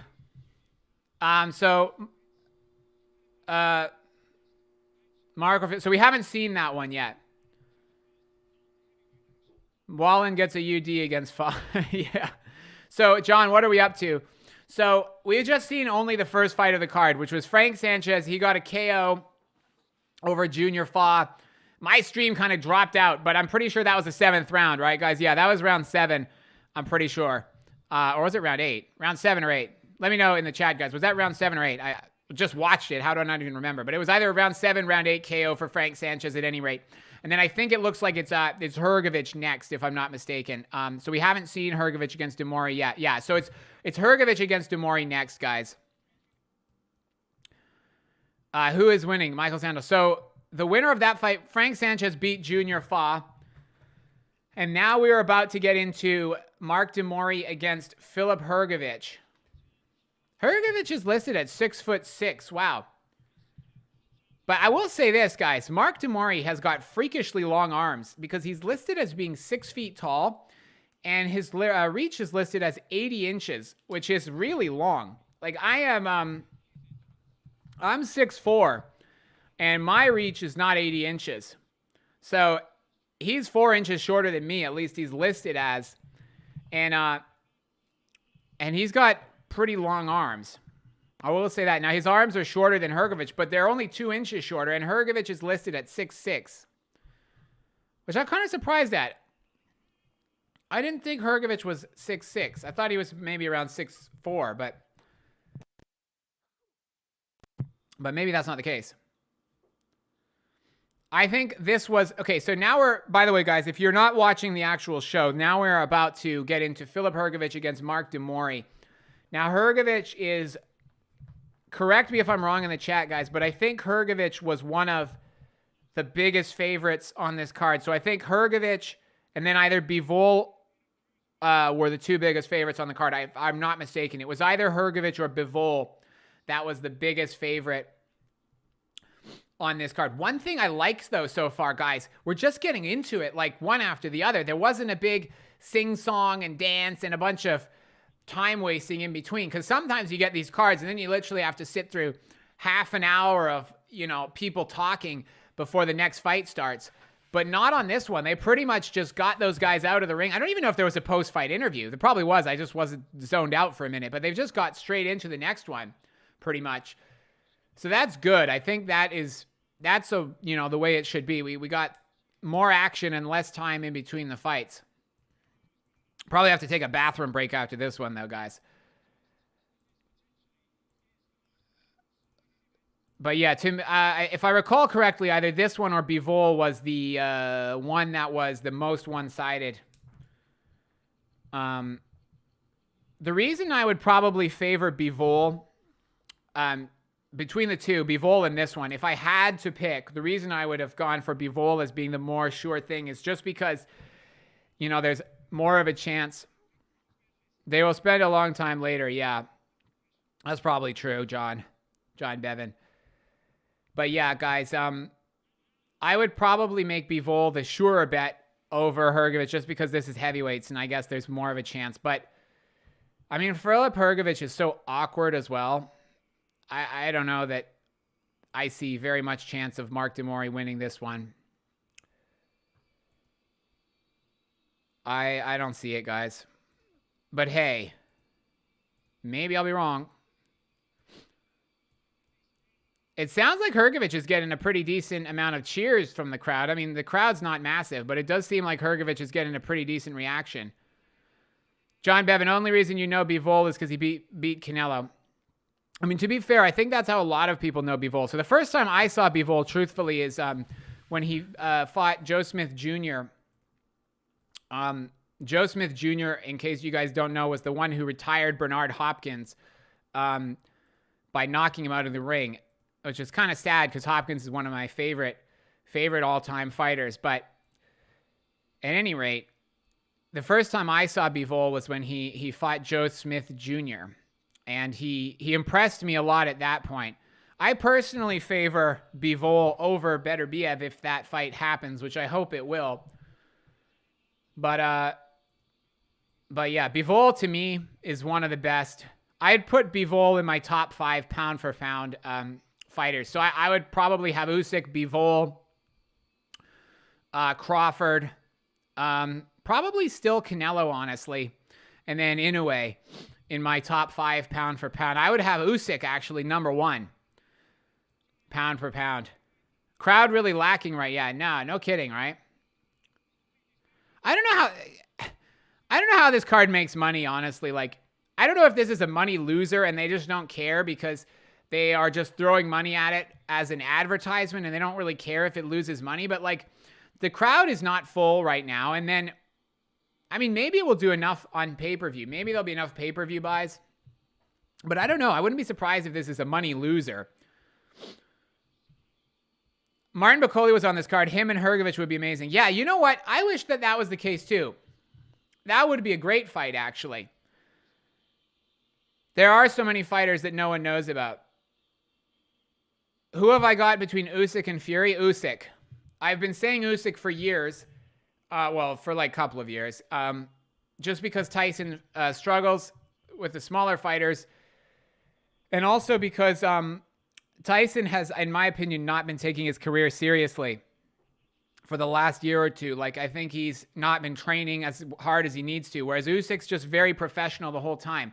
And I know Tyson has a habit of pulling it together, you know, when his whole life is in chaos and blah, blah, blah. But I don't know. At some point, going off the rails in between fights and drinking and eating, it catches up to you, and not sparring. It catches up to you when your opponent's like super professional the whole time. Yeah, so that's why I've got Usyk. I just think he's more consistent. He's more professional. I think he's a better mover. I think Fury struggles with the smaller guys that can move. I mean, he's not that small either. He's still 6'4" and like 230 pounds, so he's not that small. Fury's had some bad performances against smaller guys. He got knocked down by Nevin Pikic. He got knocked down by Steve Cunningham. I personally think Fury probably would have lost to David Haye if that fight had happened.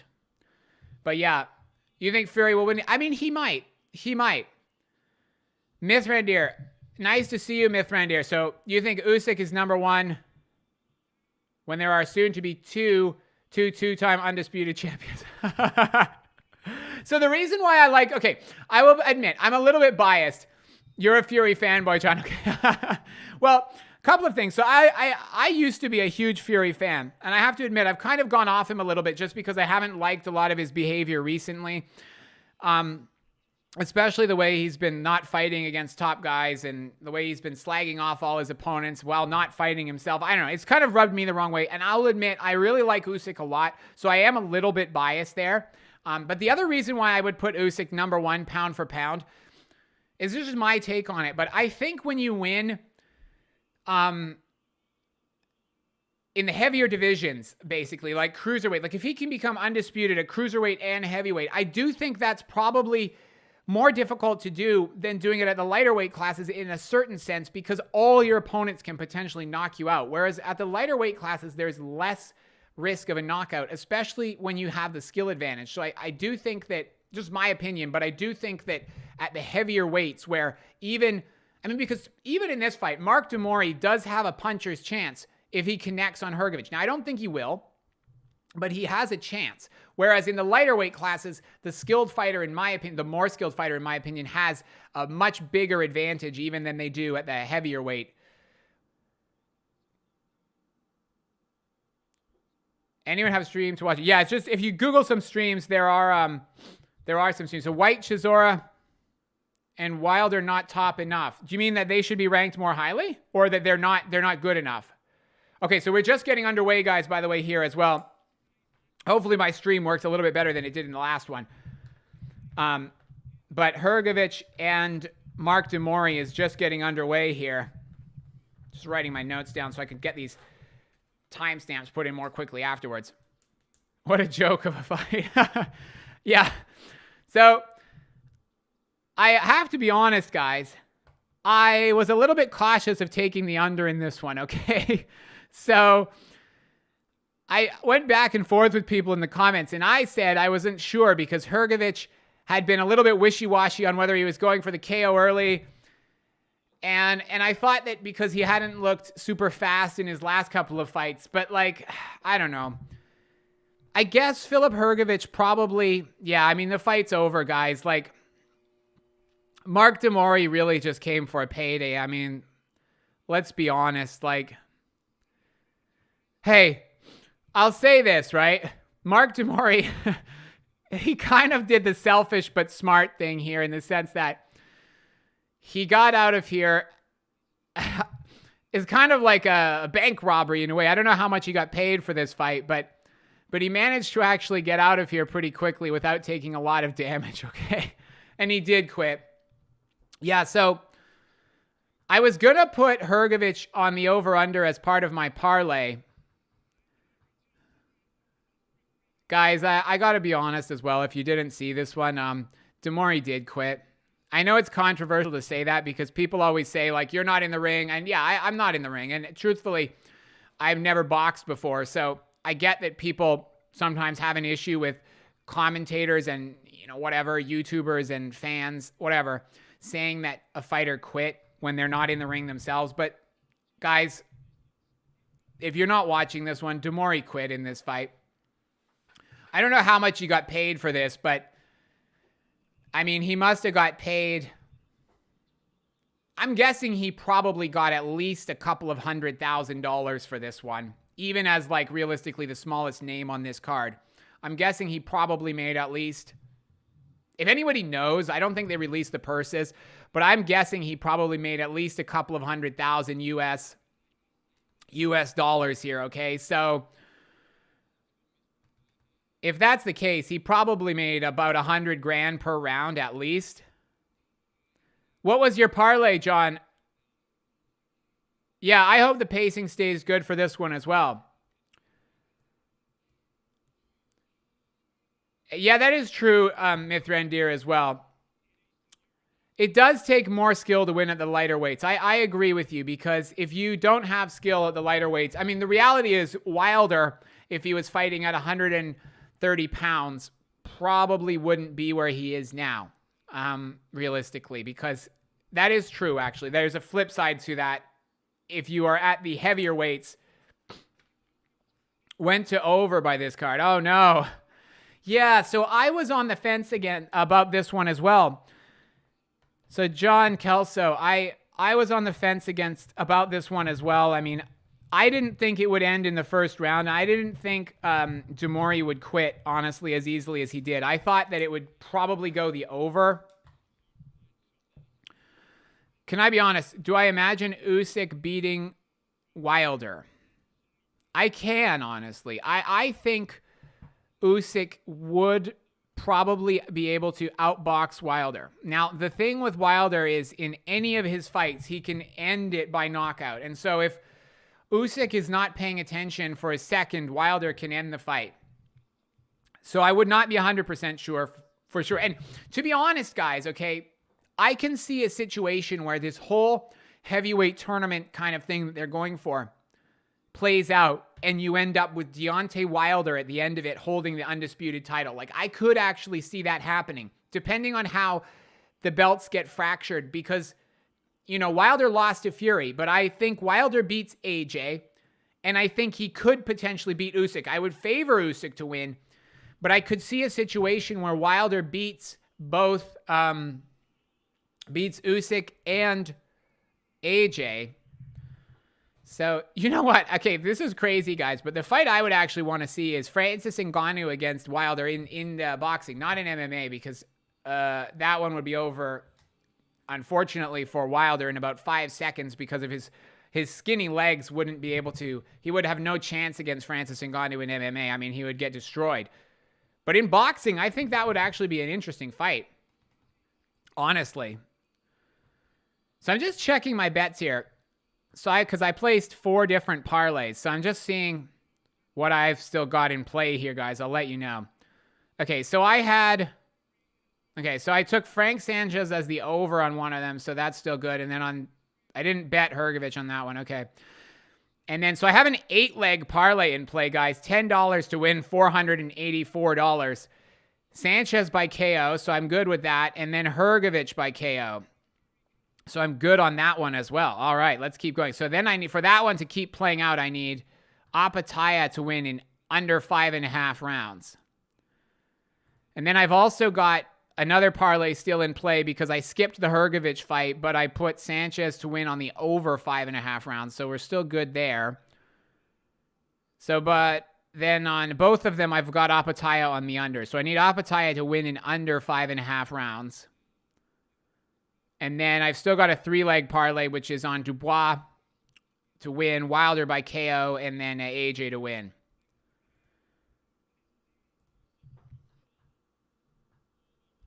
So Hrgovic, guys.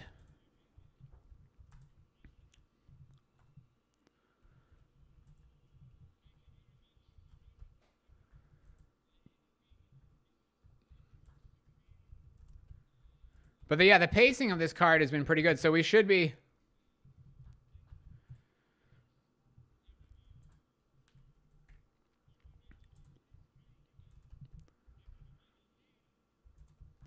Hrgovic, guys, yeah, I mean, you can't read into this a lot. It was, you know, I don't want to say it was a fixed fight, but pretty much it was, yeah, I hope I win some money too. Thank you. You think Francis beats AJ? It wouldn't shock me if that happened, honestly. Oh no, 3 inches is plenty. 0-2 on the bet so far. What bets did you actually make? 3 inches is plenty, if you don't mind me asking. What bets did you place? Did you have Mori to actually win the upset, or was it the over-under, or did you have the fight going to points?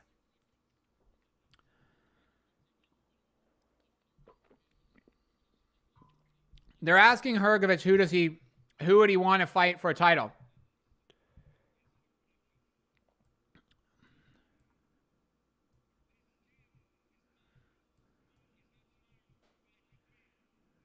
He's kind of calling out Jared Anderson. He said he'll eat Jared Anderson for breakfast, and it's not smart for Jared Anderson to fight him. He said he wants to fight any of the title fights, basically. He can beat the winner of Joshua against Wallin, he says. And he says he will eat Jared Anderson for breakfast. So, yeah. Yeah, so he blatantly did come for a quick payday, honestly. I wonder how much he actually got paid. How much do you guys think Mark Mori actually got paid for that fight, guys? I'm going to say about $200,000-300,000, something like that. I don't know. What do you guys think? Because they're obviously paying out big money to get people on this card, but he was one of the smallest, you know, names. He needs bigger fighters than Anderson, John. I agree. He does. The reason I think why they're mentioning Anderson is because Anderson is ranked number 5, if I'm not mistaken, with the IBF. But he's beneath Wilder, Joshua, and Wallin, I think. And maybe, I can't remember, maybe he's number 4. So at any rate, if Wallin loses and then AJ and Wilder fight each other, then I think the next contender would actually become Jared Anderson. And so I think that's why. You think 80K? It could. Yeah, okay. That's lower than I would probably go for. Unless, have you seen that? If anybody actually knows the exact numbers. I haven't seen the exact numbers. So, guys, I am going to take a quick bathroom break just before we get into the next one. So I'll be back in about 5 minutes. But we should be getting into Jai Opetaia next against... who is he fighting? I was about to say Dmitrii Bivol. That would be a good one, but no, it's not Dmitrii Bivol. It is against Ellis Zorro. All right, guys, so I'm going to just take a quick bathroom break. I will see you guys in a couple of minutes.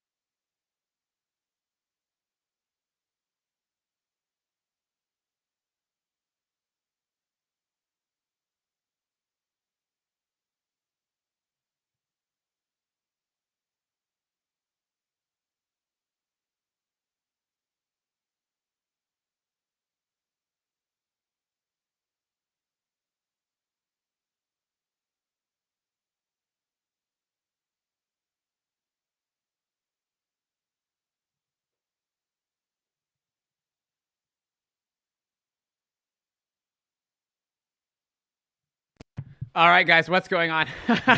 What can I tell you? The bathroom break took a little bit longer than I wanted. Okay, what can I tell you? But we're about to get into Jai Opetaia. So I've got my Australian flag here, guys.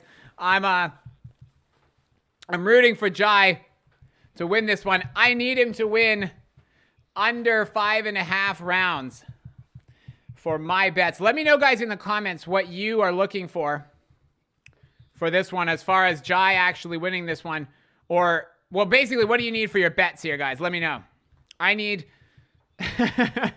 John. No, I need... I've got the caffeine drinks here to keep me going, actually, because we're going to be in for a long card. It's the longest live stream I've done by far. I've only done, what have I done? About 6 of these live streams now. So I appreciate having all of you guys here with me. Like I say, I've got the Australian flag here. So I'm rooting for Jai. I mean, I think he's going to win this one in under 5.5, guys. Let me know in the chat what you guys need to happen in this one as far as your bets. Has anybody actually taken the risk and gone with Ellis Zorro here? I will be very, very surprised if that happens. I have Jai as probably my number one pick to win this one, honestly. Or rather, him and Bivol are my number 1 and 2 picks, honestly, in terms of certainty of winning. Yeah, let's see how it plays out, guys. Jai looks focused. Jai looks very focused. I'm hoping Jai, they're talking about on the commentary, Jai potentially moving to heavyweight, which I don't want to see, guys. What YouTube vids do I normally do? No. No, I'm not Australian. I've got these flags just to kind of, so I can cheer for the fighters. I bought them on Amazon, okay? So I've got these flags so I can cheer for the guys that I'm rooting for. I've got a couple more for later in the card. Just as a joke, but I'm rooting for Jai. Jai's one of my favorite fighters, though. What YouTube vids do I normally do? So my channel is called Brendan Unboxing. I normally do just like previews, predictions, fight news. So I post every day pretty much. And I just mainly break down fights with previews. I do post-fight videos. And I do whatever kind of news is coming up. I'm going to be doing a lot of new... I've got a bunch of ideas, actually. So I'll be doing some new types of videos coming up. But I've only been doing this for less than 4 months now, actually. So I've been really, really pleased by the fact that you guys seem to be enjoying it so far. I've really enjoyed watching the fights with all of you guys on the live streams as well. It makes it feel like there's a community of people that we're all watching this together. And I've learned a lot from your comments and stuff. Thank you, John Bevan. I appreciate the subscription. I appreciate that a lot. Yeah, I've been really impressed with the feedback that I've gotten so far. And, you know, I'm hopefully going to reach 1,000 subs by the end of this month, which I did not think I would get to 1,000 so quickly. So that's really cool. I appreciate that, John Bevan. So Ellis Zorro is undefeated, I think, probably for another few minutes, really. I appreciate that, John. Thank you. I will be doing another one for the Inoue against Tapala's fight on Boxing Day. Frank Sanchez looked good, Edward Morris. When I'm too tight to buy, yeah. So Ellis Zorro, guys, I've said this a whole bunch of times. I don't really know why the Bradis fight couldn't have been made for this card, because it's not like the Saudis don't have money. I mean, that's realistically why all these fights are happening on the same show. So I don't know why the Bradis fight, like I can't imagine it was a money issue. I don't know if Bradis was hurt. I don't know. I don't know, guys. But, you know, it is what it is.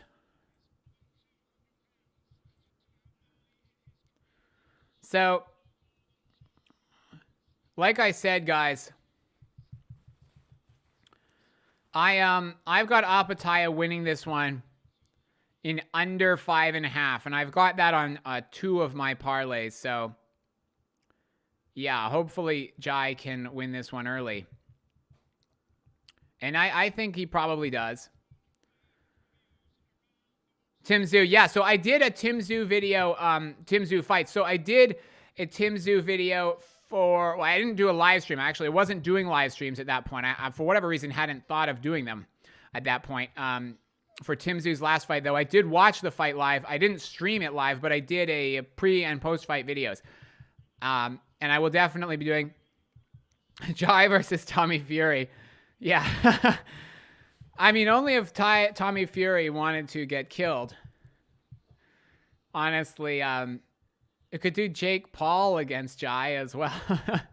Maris Bradis is injured. Okay, I mean, he must be, because otherwise I would have figured that would be the fight that they would have wanted to make for this one. And I don't see why Maris Bradis would have turned it down. I mean, it's a bigger card. I assume it would have come with a bigger payday. But yeah, it must have been due to injury, surely. Yeah, not ready yet. Yeah, no, exactly.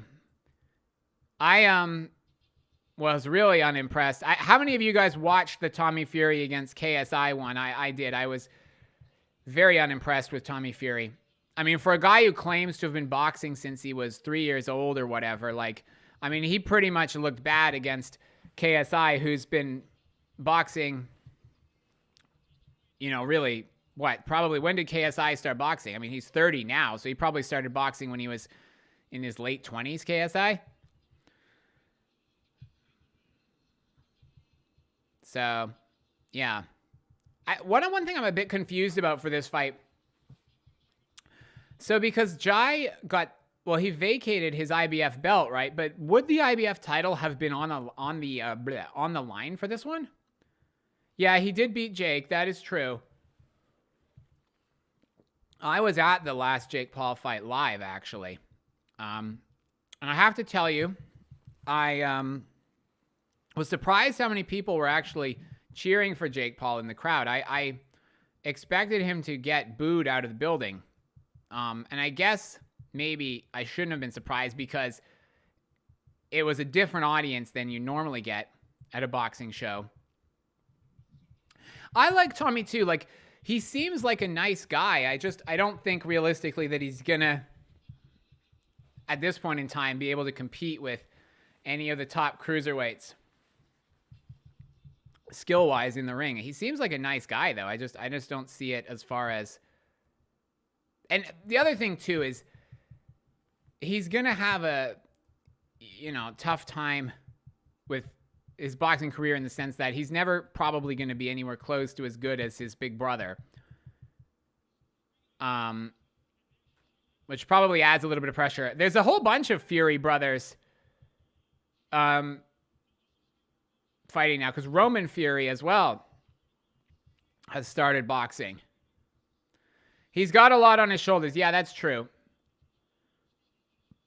I mean, I will say this: Jake Paul and Jake Paul and Tommy Fury are probably the two most well-known cruiserweights with casual fans, for sure, and with the mainstream people, for sure. The person that they wouldn't know is Jai Opetaia, but they would know, like, people on the street are probably more likely to know Jake Paul than they are to know Jai, truthfully.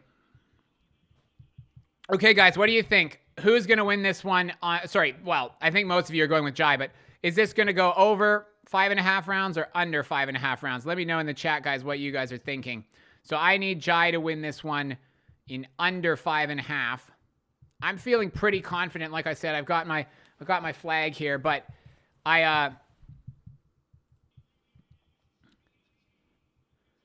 even in Oz, he's not very well known. Okay. So he was so is he less well known than Tim Tszyu? And what about Kambosos? Is Jai less famous than both of them? I'm assuming he's less well known than Tim Tszyu. Who's the biggest, like, most well-known boxer in Australia? I'm assuming it's probably Tim Tszyu. Okay. I'm hoping that Tim Tszyu gets a big fight over here in the States because they're talking about that in Vegas. Tim Tszyu, okay. They're talking about Tim Tszyu fighting in Vegas in the spring. And, I mean, that's going to make him a lot more well-known, truthfully. Okay, guys, so we're just getting underway. Ellis Zorro against Jai Opetaia. So if you guys are following along here, if you're not actually watching it, round 1 is just getting underway. So let me know if anything happens in the chat, guys, because my stream might be lagging a bit behind. Oh, really? Okay. So his brother, so Nikita Tszyu is actually the second most well-known boxer in Australia. That's interesting. Okay. That's interesting. Okay. Huh. Okay, so Jai is quite a bit down the list then, as far as who's the most well-known fighters, basically. What about Kambosos? Is he... Because he had those 2 fights in the stadium against Haney, didn't he? But, all right, guys, come on, Jai. I think Jai's going to get this over with quickly. Maybe even within 3. I mean, he got Thompson out of there, and Thompson was a big guy, if nothing else. But, we'll see. Let's see what happens, guys. So I'm a minute and a half into the fight, by the way, if you guys are keeping track. Ooh. Left hand from Jai landed on the chin. Didn't look like it bothered Zorro that much. Ooh. Jai being a southpaw as well, it makes it more complicated because he moves, in my opinion, like really well in and out of range. And Ellis Zorro is you can look at his footwork and you can see he's pretty uncoordinated compared to Jai. I think it's only a matter of time before Jai manages to catch him. He looks very focused. Jai's on the front foot. He's just looking for his opening. And I haven't thought the whole fight week, I've thought that Zorro has looked very low on confidence. And I don't think having Jai come out this aggressively and actually manage to connect is going to help Zorro's confidence at all. This is a good start from Jai.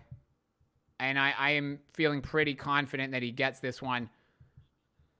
That he gets this one over with. So I got a minute left in the round, guys. Round number 1. Okay, ever since he's lost. So people don't care about Kambosos ever since Kambosos. I always call him Gambosis like it's with a G. But anyway. So people don't care about him. The Maloney brothers too. Okay. Okay. Interesting.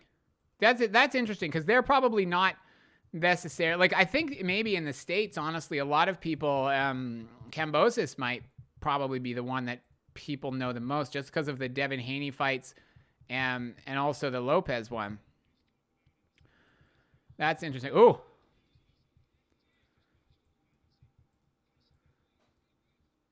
Okay. So you got 10 seconds left in the first round now, guys. Oh, my goodness. Guys, it's over. Oh, my goodness. Woo! Let's go. Let's go, guys. Whoa. What a knockout. Sorry if I'm yelling too loudly into the microphone, guys. Let's go. What a KO.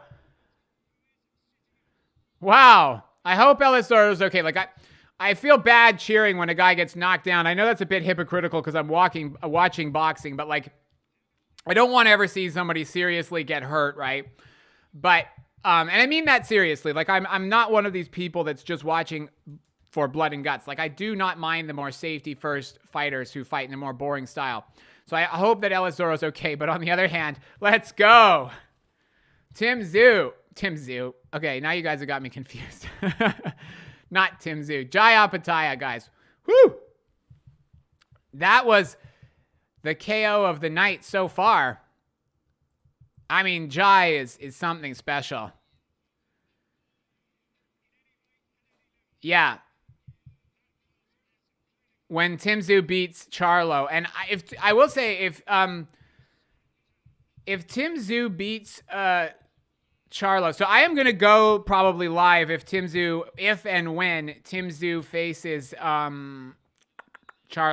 I will probably go and watch that one live.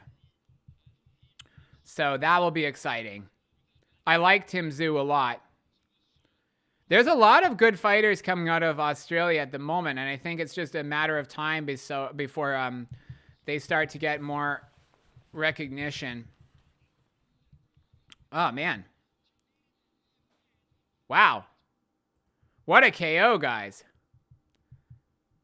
I thought Jai was going to get the win in under 3, but I did not think he was going to get it so quickly in the first round. I honestly did not. Wow. What a knockout. That's for sure got to be the fight of the night. And I think, guys, there's going to be a lot of cruiserweights ducking Jai Opetaia.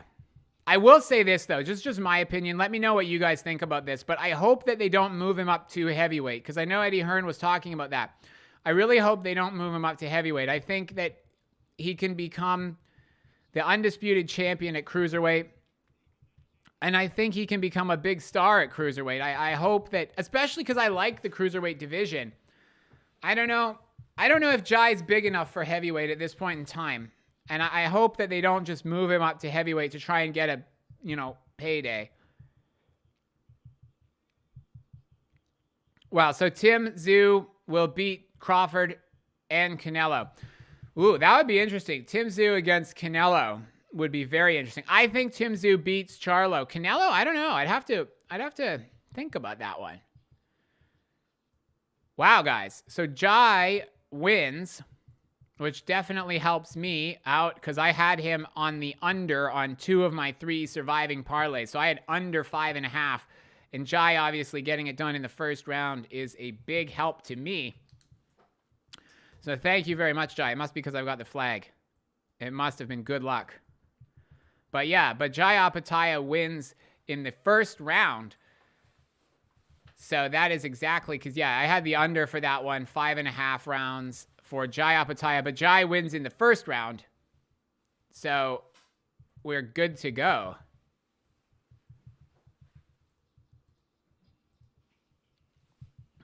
Tim Tszyu, I will remember. I will shout out John Bevan. Oh, Crawford and Canelo. I read that as Charlo and Canelo.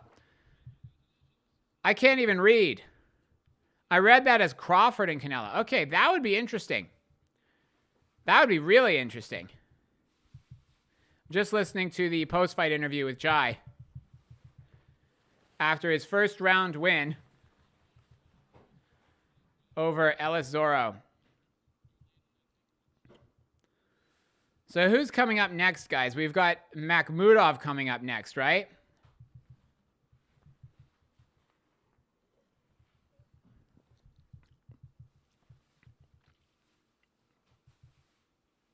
Do you think that Crawford will actually fight Canelo?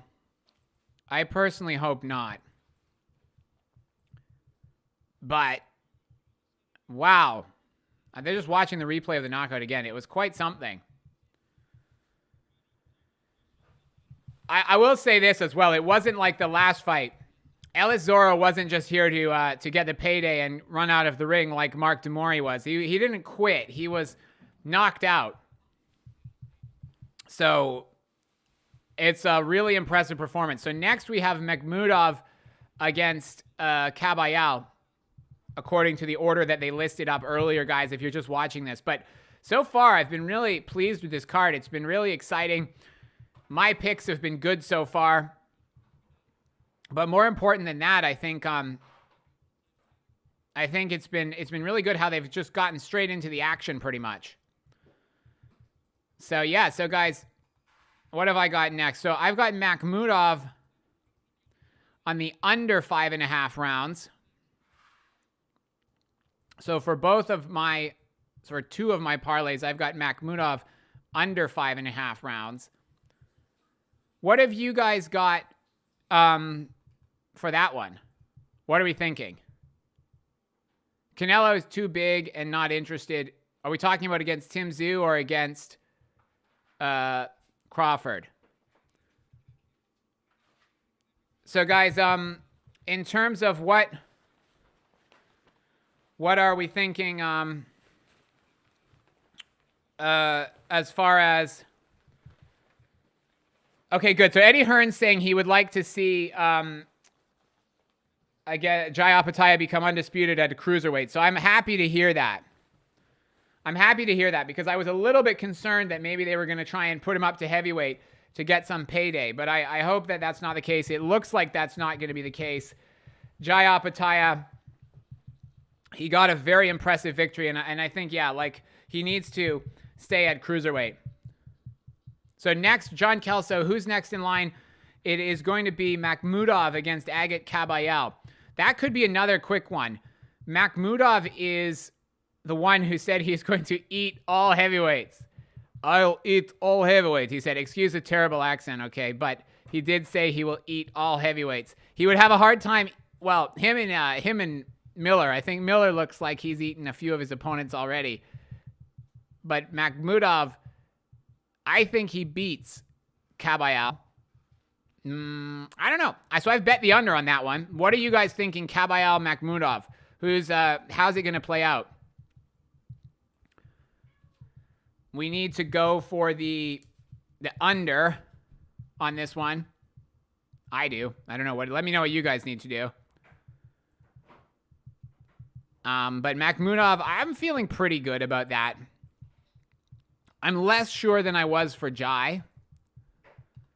But I'm feeling pretty good. To be honest, we're making really good time with this card. It's going quicker than I thought. So it looks like they've changed the order as well, guys, unless I misread it. But it looked like they've changed the order. So we've actually got Makhmudov next, and then we've got Miller against Dubois.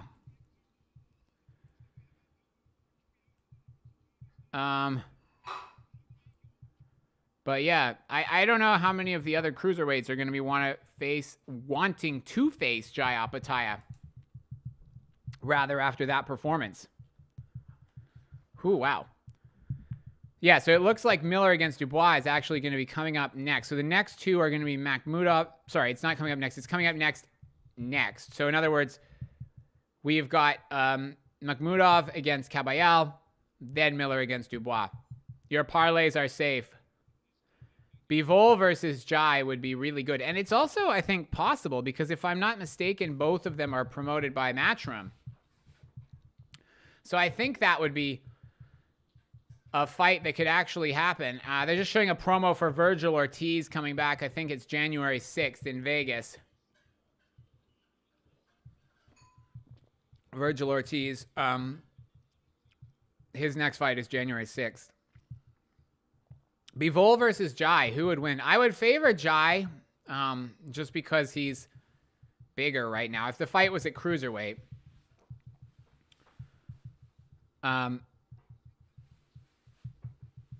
it would be a really, really, like, it would be a fight that would probably appeal more to the hardcore, but the fact is it would be a good one for Jai as well because people know Bivol now after the Canelo fight. Like, Bivol is one of the more well-known fighters. I agree. I would love to see Jai against Bivol. I would probably favor Jai, just like I say, because of the size. Bivol's smaller, but he's got some skills. I'm getting a bit nervous about the Miller-Dubois one. I've been pretty bullish in picking Dubois. But if Miller beats him, that will wreck all my parlays. So Dubois really got to come through for me. And then once that one's over, I'm feeling pretty comfortable in both my picks for the AJ and the Wilder fights. I'm going AJ and then Wilder. AJ by just to win, Wilder by KO. So I'm feeling pretty comfortable about that, honestly.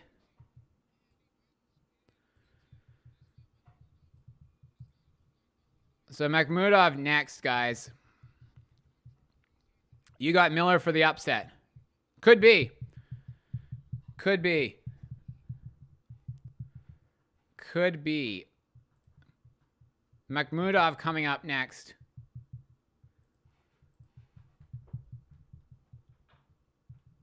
I don't know. So Makhmudov is ranked, I think, number 3 with the WBC, if I'm not mistaken. So he could be another one.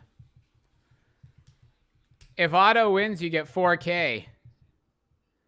If Parker wins, you get 6,000? Wow.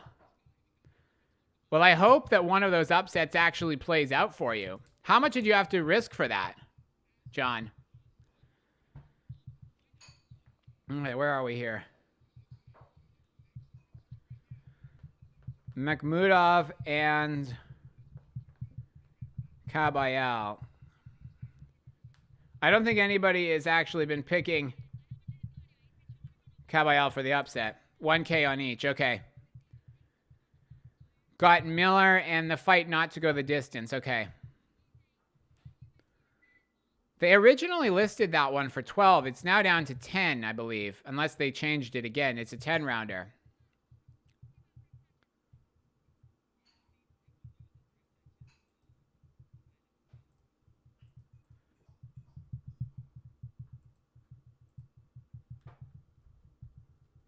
They're just interviewing Sonny Edwards, by the way, if you can't. Which, that was one of the best performances of the year, I thought, by Bam Rodriguez, relative to the level of opposition. I thought his performance against Sonny Edwards was very impressive. I wasn't looking forward to that fight maybe as much as I should have been. I think I underestimated it.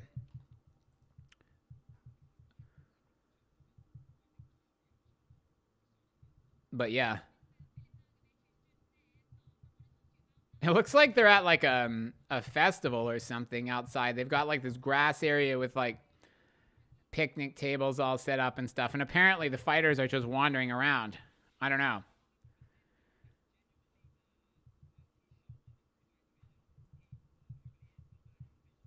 Come on, guys.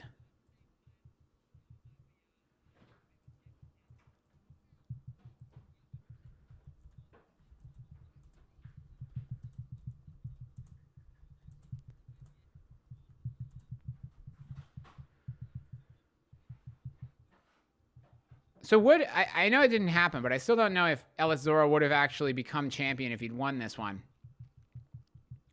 Miller has to take one for the fatties. $500 on Miller. Yeah, I mean, the money has shortened on Miller. So you're not the only one who's thinking Miller gets the upset here. I just thought he looked so slow against Lucas Brown. I'll be honest. I'll be disappointed in Dubois if he loses this fight because I think skill-wise he should be able to beat Miller comfortably, but we'll see. It's kind of crazy that Kabayel is still undefeated, honestly. But I guess like he hasn't fought anybody like super, super good. But yeah, I don't know. They're saying it's one of the most competitive fights on the undercard. I don't know. I think Makhmudov wins fairly comfortably. But let's see. You went into the bet knowing Dubois will win. Okay. Well, I hope that Dubois does win. But I'm getting a bit more nervous about it as that one gets closer. I feel like Dubois handled himself well at the weigh-ins. Okay, guys, so if you're not watching it live, by the way, Kabayel is making his way to the ring now. So we're kind of flying through this card here. Depending on how quickly this one goes, there's a chance that we will be halfway through the show in only 2.5 hours. Which would be, or actually not even 2.5 hours. So what's someone say? It's almost 1 o'clock. So the show's, 2.5 hours, depending on how long this goes. How long until the 3 main fights restore and upscale? I would say not long. And the reason why is because we're already in the number 4. So if this one ends quickly, then next will be Miller against Dubois. And then the main, so it depends what you're counting as the 3 main ones. Miller against Dubois is actually coming up next after this one. And then it's going to be Bivol. And then after that is Wilder. And then after that is AJ.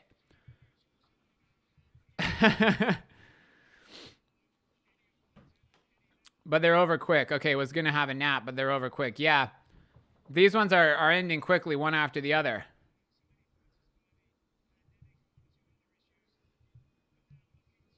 So I am really hoping that Dubois can pull off the victory here, guys, because if he does not and Miller wins, then that's all my stuff gone. So come on, Daniel. Who's Kabayel's best win? I should know that. I've seen a bunch of his fights. My brain is not working, as it often isn't on these streams. When you're trying to pay attention to the stream and then also remember these records, sometimes it gets a bit jumbled. But put it in the comments, guys. Who's Kabayel's best win? He is not going to win this one, I'm pretty sure. The only thing that makes me a bit worried, but he got lit up by a combination in his last fight. And if Makhmudov does that here, then I'm not thinking it's going to last very long. So I'm just looking Kabayel's record up on BoxRec just to remind myself. I mean, he beat Kevin Johnson, but Kevin Johnson is not. He beat Derek Chisora. And that, yeah, so Kevin Johnson and Derek Chisora, really. Other than that, he doesn't have like a huge amount of big names on his record. But I don't think, I mean, his last 2 fights only went 1 round and 3 rounds. But I don't know. I think Makhmudov is going to win this one comfortably. We will see. We will see, guys. But yeah, to me, Makhmudov is going to win this one comfortably. Derek is strange. Yeah, so Derek Chisora, I don't know. I guess he's angling for another payday because he's been all over the interviews for this card trying to... He's been crashing every interview that I've seen on YouTube trying to, like, get his name out there. But I don't know what fight he's actually... you know, really seriously angling for. I mean, he's not going to beat any of the top guys. Who would you guys actually like to see? Yeah, exactly. That is true. Derek used to be one of my favorite fighters. The problem, I think, that Derek had earlier in his career was he didn't have, relatively speaking, by heavyweight standards, he didn't have power. And so as a result, all his fights went the distance, and he put in good performances, but he started to rack up the losses. He beat Hellenius, even though he got robbed on the scorecards.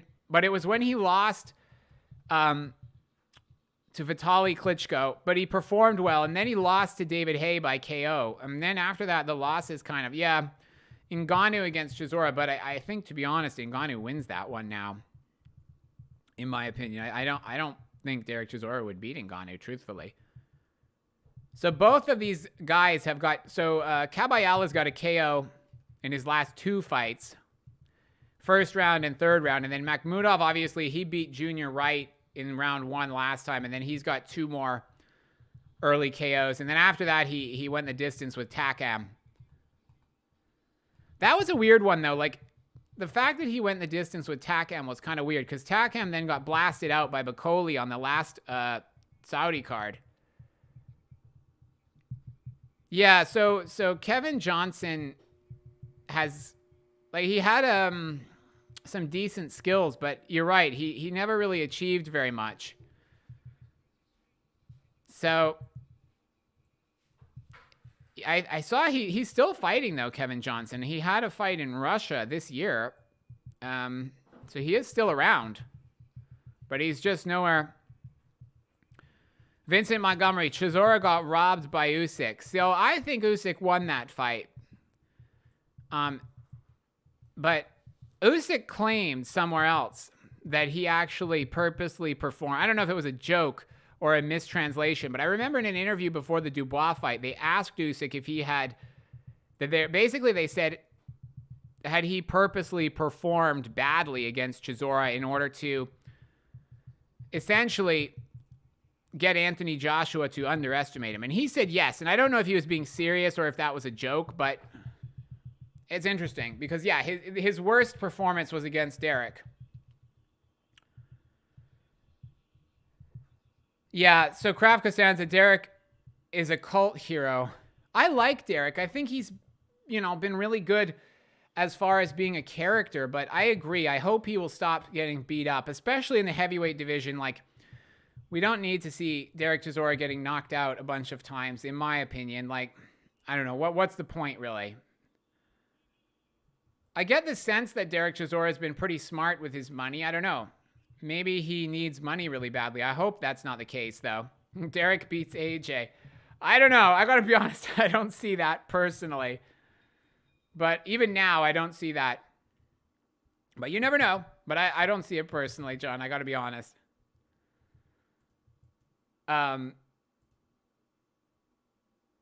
So, yeah, guys, we are just... they're just doing the introductions, by the way, now for... in the ring introductions for Makhmudov against Kabayel.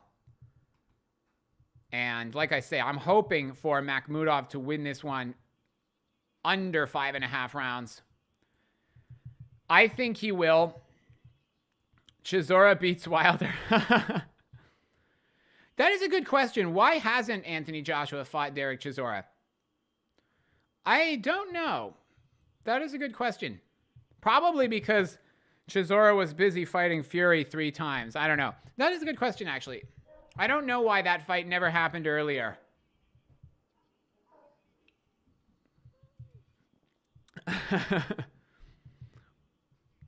I do hope that we don't get to see Wilder against Chisora. I think that would be a disaster for Derek. I don't think he would be smart to take that one. Yes, so Vincent Montgomery, Frank Sanchez beat Junior Fa. I believe it was a 7th round KO. Well, it was a KO. I think it was in the 7th round. My stream kind of cut out a little bit during that fight, so it might have been in the 8th round. But I'm pretty sure it was a 7th round KO. At any rate, Frank Sanchez knocked out Junior Fa. Okay, so you think that it's not the money situation, it's just that he's genuinely crazy. I mean, that would make sense given some of his behavior at some of the press conferences and stuff like that.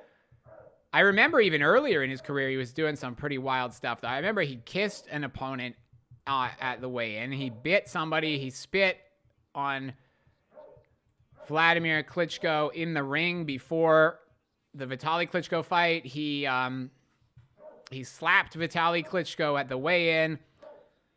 Obviously, he threw the table. Okay, so guys, we're just getting underway here.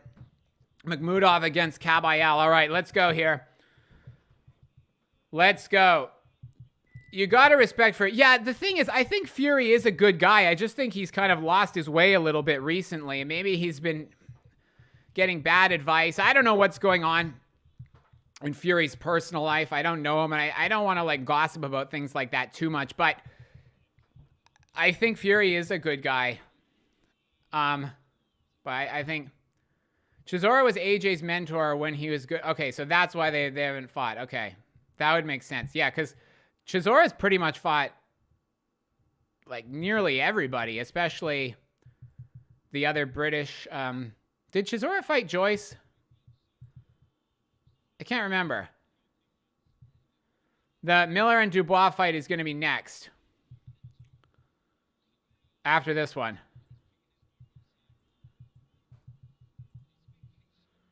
Miller and Dubois is next after this.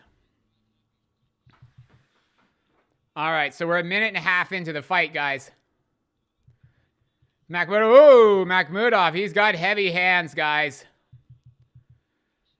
Makhmudov is got some heavy hands. You can hear them. The crowd in the arena is not very loud. I think it's partially because they don't drink, so they're not like that wound up or anything. You can hear all of the punches landing, though. It's like they're fighting in an empty arena almost with not much noise coming from the crowd. Ooh, Makhmudov. Makhmudov is a dirty fighter, guys. In the clinches, he's always hitting on the break. He's always He's very effective in the clinches. And by the way, I don't say dirty fighter necessarily to disparage him. He's effective. But he is... I wouldn't be surprised if he catches Kabayel with something coming out of the break. But guys, Makhmudov is looking very good here. I am feeling very confident in my prediction of the under in this fight. Makhmudov is looking good. 30 seconds left in round number 1, guys. Makhmudov going to get the KO in this fight. I feel confident. Hrgovic, yes. Hrgovic fought in the second fight on the card, and he beat Mori, who essentially pretty much took a dive. Like, I'm not saying the fight was fixed, but Mori pretty much went down the first time he got touched, and then he went down again the second time he got touched, and that was it pretty much. They need Fury there to bring the crowds. Well, I think part of the problem is, and I don't mean this disrespectfully to anybody who does travel over there or who lives in that part of the world, but I don't think there's a huge amount of tourists from the UK or from Australia or from here in the States that want to travel to Saudi Arabia, to be honest. And I think that's part of the problem. Like, I think when... It's a shame that Fury's not able to fight over here, I will say, in the States, because his fights that he had against Wilder, they generated a lot of mainstream interest in heavyweight boxing. And I guess it's because of whatever legal troubles Fury had involving his former management company or his management company. And apparently, basically, according to Bob Arum, Fury can still get into the United States, but he would need to basically go and answer some questions with immigration. And I guess he doesn't want to do that. Yeah, the time difference sucks. Yeah. Makhmudov is a beast of a man. And the first round is over. I don't know if this one gets out of the second, though, guys. Excuse me. Kabayel is already breathing heavy.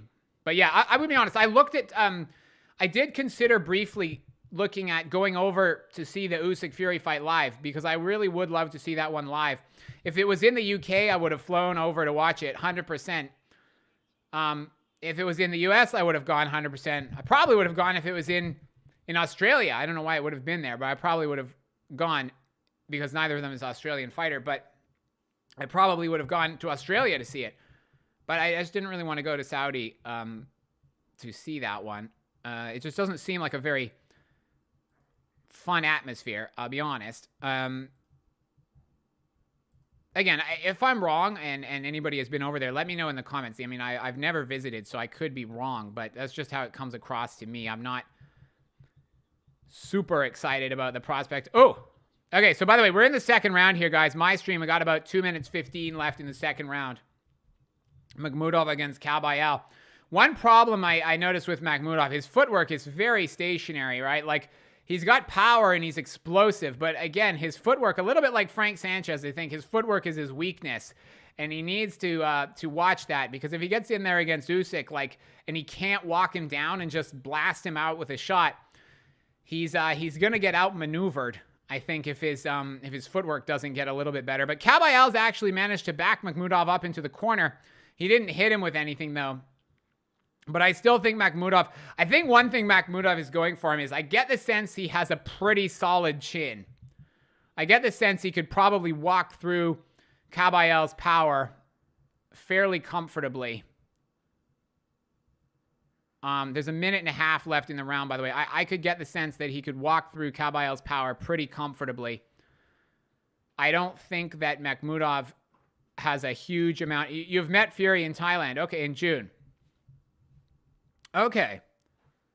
That is interesting. So what was he like in person then, John? That's interesting. Actually, you know, it's funny you mentioned that. I saw a video on YouTube of him and his dad. I think they were like visiting an orphanage in Thailand. And I thought that's kind of random. But that is funny. What was he like in person? Was he friendly in person, or was he not, or just as he is now? Okay. On camera. Okay, so he's the same in real life as he is on camera. And I like that about Fury. I do think I like the fact that he seems to be basically how he comes across. Okay, so that's interesting to know. For better or worse, I guess.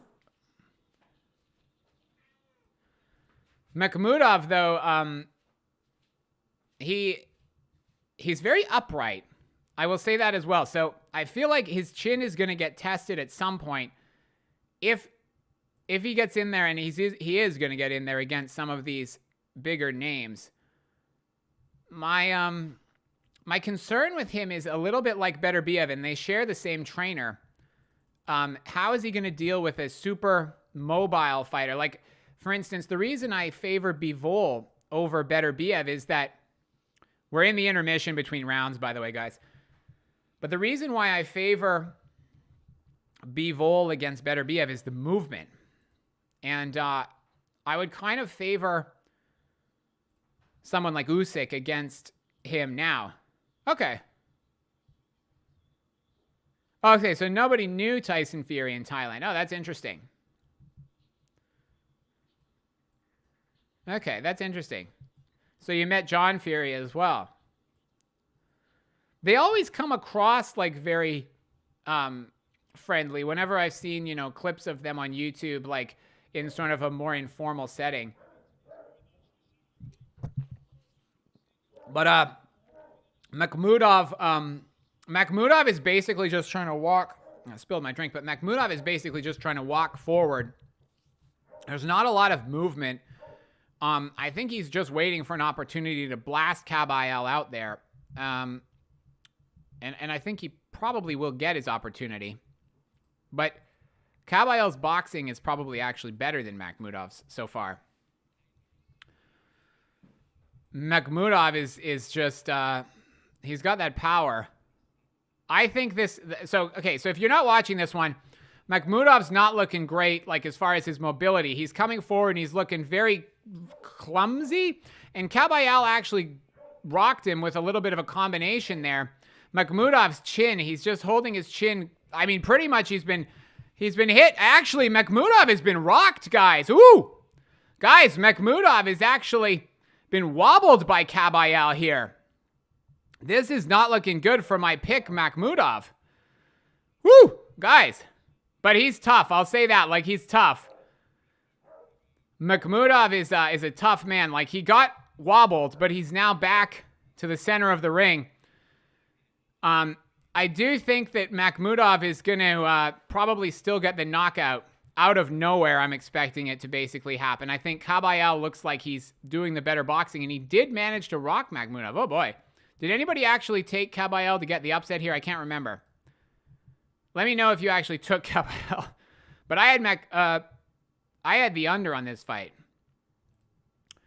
So wait, I'm trying to think now. Does that mean Makhmudov, I need to recheck.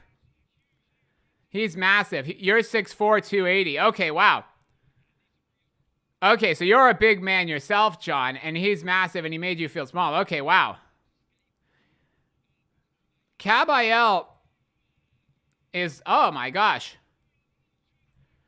Oh boy, guys. Oh boy. I will say this though. Oh, guys, it's looking like Kabayel might be able to get the KO here. I think we might be heading for a knockout under the 5.5 rounds, but the question is, who's it going to be? I need to double check what I actually bet on. Did I bet on Makhmudov to win under 5.5 rounds, or did I just bet on the fight ending under 5.5? I really should know that off the top of my head, but I need to actually double check what I actually bet on. Whew, boy, guys. Yeah. Kabayel is looking good. Makhmudov needs to improve his defense a lot, and this is not looking so sharp. He's in danger of actually getting put down here, guys. Not what we want to see from Makhmudov.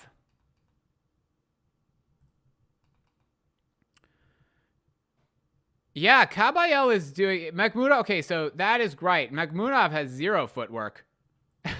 He's slower than Joe Joyce. I was so annoyed at Joe Joyce, guys, because I like him, but I was so annoyed that he didn't improve his head movement in the rematch with Zhang. Like, I picked Joyce to actually win that rematch because I thought surely he's not just going to keep his head in a straight line, but he did, and I was really disappointed. I didn't even bet on it. on that one, but I was disappointed in Joyce. Who's down? Okay, guys, mine hasn't started. Who's down? Kabayel or Makhmudov? I'm assuming Makhmudov is down. Or is it Kabayel? Chinchilla, let me know who's down. Yeah, he should have beaten Zhang. He really should have. Ooh, Kabayel just hit Makhmudov, but my stream is lagging again, guys. Who's down, Chinchilla? Are we talking about Makhmudov or Kabayel?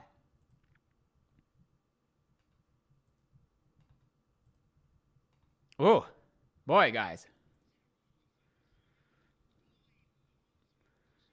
Kabayel is putting on the performance of the night so far. Makhmudov is down. Okay, I still haven't seen that on my stream, but I can see Kabayel in the corner. Oh, now Makhmudov is down. Oh, boy. Down again. Okay, so Kabayel's going to get the win here, it's looking like. Oh, boy. Whew. Guys, this is not good. Kabayel is about to get the upset here over Makhmudov. Holy cow. Guys, what is going on? I can't remember, guys, if I picked Makhmudov to actually need to win this or if it just is the under. Wow, so Kabayel actually won in the 4th round by KO. Okay, wow, guys. My goodness. I still haven't got that far into the fight. I'm still waiting for my stream to catch up. But what a performance by Kabayel. So I need to double check what did I actually bet on for this one. Whether it was on the over-under specifically. Or whether it was for Makhmudov to win.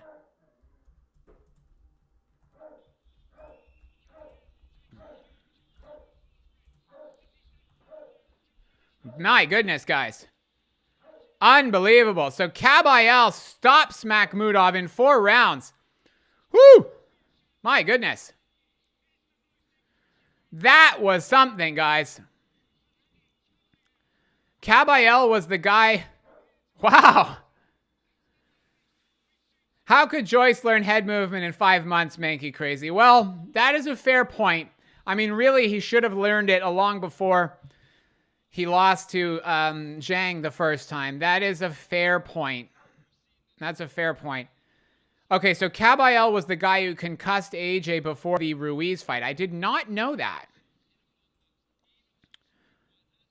Wow, guys. Kabayel, wow.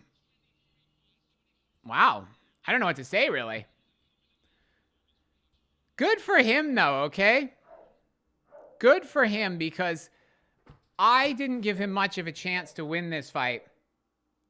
So I'm just checking my bets as well. So I bet the under on this one, regardless of the winner. So my bets are actually still good as far as the parlays that I made. But, man, Makhmudov really threw this one away, guys. In the sense, I mean, Kabayel did really well. Don't get me wrong. But, like, Makhmudov was being, you know, billed as a prospect here. Holy cow. So there's your upset, guys. There's your upset. Wow, I'm all shaken up now. Kabayel. It just shows you, Dana White always says it, guys, but it just shows you have to take the opportunities when they're there, right? So I thought Kabayel was probably just there for a payday, but I you know, wow. He wasn't that good last fight. We're talking about Makhmudov. Yeah, well, I will say, in my prediction video, I predicted Makhmudov to win. I thought he would win comfortably. I knew Makhmudov had flaws. I did not think that Kabayel would expose them. But I will say, you are right. I mean, his last opponent wasn't that good. The problem, I think, was that Makhmudov didn't develop his footwork at all. He was just trying to get a power shot, and he had no footwork. And I mean, it's true. He looked like Joe Joyce against what's-his-face, but even worse against Zhang. But he was even, in terms of his limited mobility, but even worse. So, okay, wow. So the other significance of that is that Makhmudov, so I'm just going to check the WBC rankings here, guys, but Makhmudov was ranked number 3, if I'm not mistaken, in the WBC. And I'm just seeing it was Kabayel ranked as well, because the reason why that's significant is that if he was, he might have potentially leapfrogged or gone up quite a bit after beating the number 3 contender. So let's have a look. So Makhmudov, guys, was number 3, and Kabayel was number 13 in the WBC rankings. So presumably, by beating the number 3 contender, he will move up.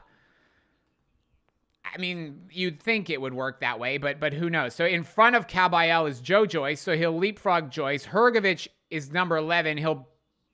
I don't know what will happen there. Hrgovic won also. Francis Ngannou, number 10. Wallin will probably lose, and Parker will probably lose. Bakoli inactive. Then you have Jared Anderson, F.A. Ajagba, Frank Sanchez won, Makhmudov lost. So yeah, potentially Kabayel, I think, could move up to maybe a top 7, maybe even a top 5. I mean, you never know for sure what these sanctioning bodies are going to do. But Kabayel might have moved himself into a top 7, maybe even a top 5 ranking with the Weeby collecting sanctioning body, as Teddy Atlas calls them. I hope Miller pulls his act together. Yeah, I don't hope he does in this fight because I've bet on Dubois, but wow. I'm feeling less confident. Oh, yeah, the last fight against Takam, yeah. Takam was knocked out also by Bakoli pretty quick. So the fact that, you know what, that is a good point. Maybe in hindsight, the fact that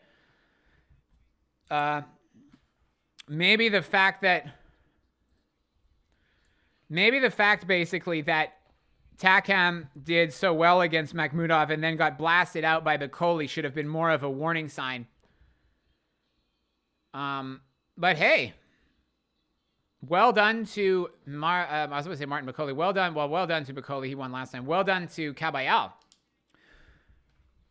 So guys, we should be moving into Dubois and Miller next, by the way.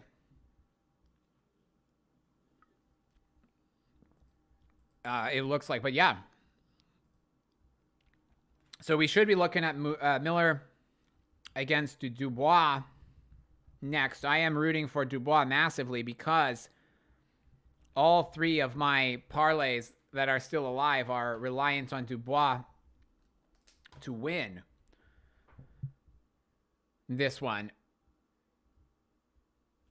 If he somehow loses, which he might, I'll be honest, I'm less confident now after seeing that fight.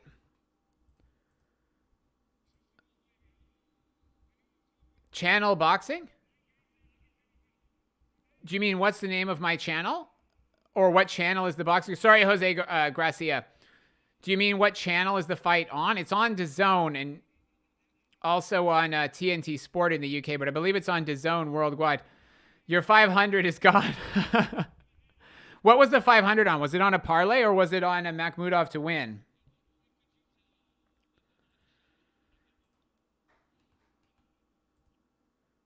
They're just interviewing Kabayel now. He's very excited, which good for him. I mean, that was the upset of the night. Hopefully that's the last upset for the sake of my parlays. Oh, channel on TV. So it's depending on what country you're in. It's on TNT Sport pay-per-view in the UK. It is on ESPN Plus pay-per-view in the United States.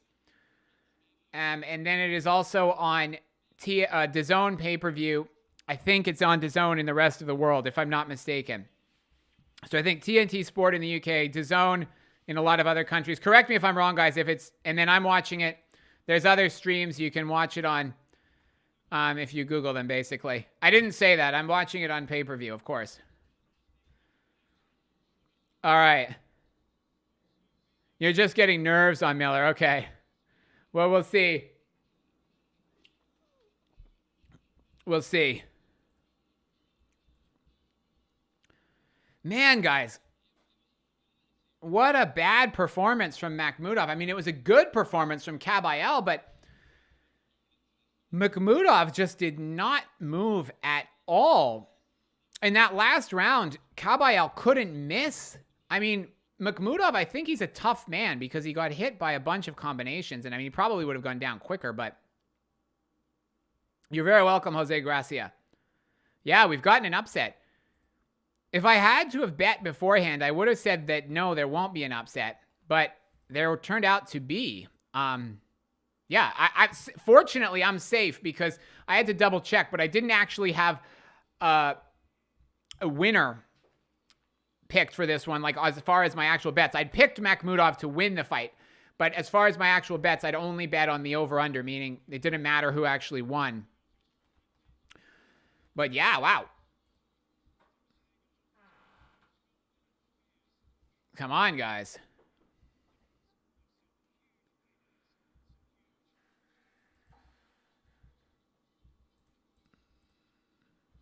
So, Miller.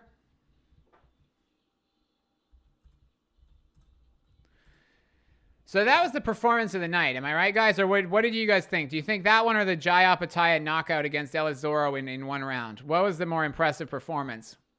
Jai was impressive, but I mean, realistically, he was a huge favorite.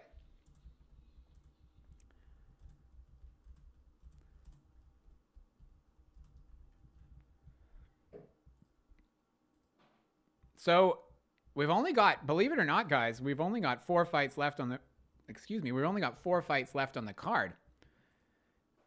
Dubois, Miller, Bivol, and then the 2 main events. So potentially, depending on how long all of this goes on, I mean, this show could be a lot shorter than I was expecting it to be. You've bet your entire week's wage $250K, or $250K, $2,500K tonight. Oh, man. John, I hope you win. Parker, Wallin, Miller. Okay. Man, I hope you can win some of these, though, because, I mean, there's some big paydays there if you actually can pull this off. Oh, that's a shame. You had Kabayel on a couple of bets, but by UD. I thought there was a chance. So when I predicted this fight in my prediction video, I said that I expected Makhmudov to win. I didn't think Kabayel had much of a chance to win. Honestly, I think what I said was that Kabayel might go the distance, but I didn't think he would actually win outright. I didn't think he would win outright. But yeah, so I guess that's kind of the end of the undercard portion of the show, if they're counting, because these fights were all 10-rounders. So the next 4 coming up are 12-rounders. So I guess that's kind of like the main event portion. If I win, I'll send me a... No, John, you don't have to do that. I appreciate the offer, but no. You're the one taking the risk. Buy yourself a nice Christmas present. I appreciate the offer. But you deserve it. You're the one taking the risk. I didn't have the guts for that. I've only bet, what have I only bet? I've only bet $130. That's all I've wagered on this. I bet $100 on a 3-leg parlay and then $10 on 3 smaller parlays. I will say, though, my smaller parlays are actually still alive. So what have I got here? So I've got Makhmudov 1. Okay, so Makhmudov over-under. So that won, even though Makhmudov lost, but I didn't have a winner picked. So then I'm looking for Dubois win. If Dubois loses, then that wrecks my whole thing. So Dubois needs to win. Ideally, I would like Dubois to win on points, because if that happens, then I've my $10 to win $484 parlay will still be alive. So I need Dubois points, Bivol points, Wilder under, or the over-under to be 8. Yeah, under for Wilder, 8.5 rounds, and then AJ to win. So I am rooting for Dubois points. At the very least, I need Dubois to win, and if he does not win, then that ruins all my bets, unfortunately. So what have we got? So the odds have shortened a lot, though. The odds that they showed on screen, guys, plus 210. Miller was a plus 400 underdog at the beginning. Can't take it with you. That is true. If Otto wins and Parker, well, I'll be rooting for them now because I'll actually. I do hope that we get the upsets. Like, I'm rooting for the underdogs in these fights. Win-win for me. That is true. That is true, actually. Yeah. So I guess I'll win on my own bet. My safest one, well, at least the one I feel like is the safest, is my 3-leg parlay. Dubois to win by any means, Wilder to win by KO, and then Dubois, the Joshua to win by any means. So for those ones, I only win like $125, I think, but I've only risked 100. So I'm not like a huge gambler. It was not going to be life-changing amounts of money, but equally I didn't want to risk too much either. If I was braver, I probably would have risked a couple of grand on AJ and Wilder both to win. Okay, so look at this parlay. So Bivol on the under, Dubois on the money line, Wilder on the over. So that's interesting. The DraftKings over-under was 6.5 rounds. I actually got, with a different site, the over-under was 8.5 for Wilder, which I think is better. Yours are by any means. Okay. So I did bet on Dubois. I will look foolish if he loses, but he is the favorite. I will say that he's the favorite. 6K for Parker, 4K for Otto. I personally think Otto Wallin has the better chance out of the two. But you never know. Truthfully, I'm now nervous about all of these because I wouldn't have predicted Makhmudov to get knocked out by Kabayel. Oh, Devin Haney's there. Interesting. Devin Haney is there live. They're talking about his fight against Prograis. I thought that one was going to be one-sided. I'll be honest. I was pretty insistent beforehand. I thought that one was going to be very... Oh, so Bivol's next? Huh, okay. So they keep going back and forth with that because they listed the order at one point as Bivol next, and then another time they listed it as Dubois next. Okay. We'll see. My stream, they're still interviewing Devin Haney. So we'll see. I will see on my stream who actually is coming out, but Bivol next. Okay. Yeah, so they keep flipping back and forward on that. But I picked Prograis to lose pretty comfortably to Devin Haney. So that to me was not a surprise. I thought Devin Haney was going to dominate Prograis, and he did.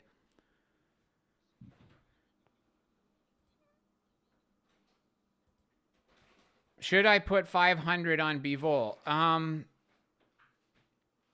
To win outright, yeah. Well, depends on what odds you get, because the odds that I saw were not very good on Bivol to win outright. So I have Bivol to win by points on one of my parlays, and then on the other one, I think I've just ignored it. So I have Bivol to win on points. I would say, yeah, Bivol is almost 100% going to win the fight. It just depends on how much... Oh, you put it on... Wow. You put 500 on Lyndon Arthur? What kind of odds is that? There must have been pretty significant odds, I'm guessing. I will say, though, if any of these actually pay off, though, you're going to pay for all of them, even if the rest of them all lose, I think. Did Tony Bellew just say that Devin Haney... Is Tony Bellew actually saying that what Devin Haney is doing is more impressive than Floyd Mayweather? 8K return, wow. So that's worth it. Tony Bellew is actually saying that Floyd Mayweather is less impressive than Devin Haney? Come on. Come on. Tony Bellew is reaching a bit here, in my opinion, guys. Floyd Mayweather is much more impressive than Devin Haney. And I think also that Regis Prograis performance was good, but like a lot of people predicted Devin Haney to win that fight beforehand. Yeah, I don't know. How can he say that with a straight face, that Devin Haney is more impressive than Floyd Mayweather? I mean, just because he's a boring fighter and he dominated Prograis, I don't know how you can compare him to Floyd Mayweather at this point. I don't know, guys. That to me is a ridiculous one from Tony Bellew.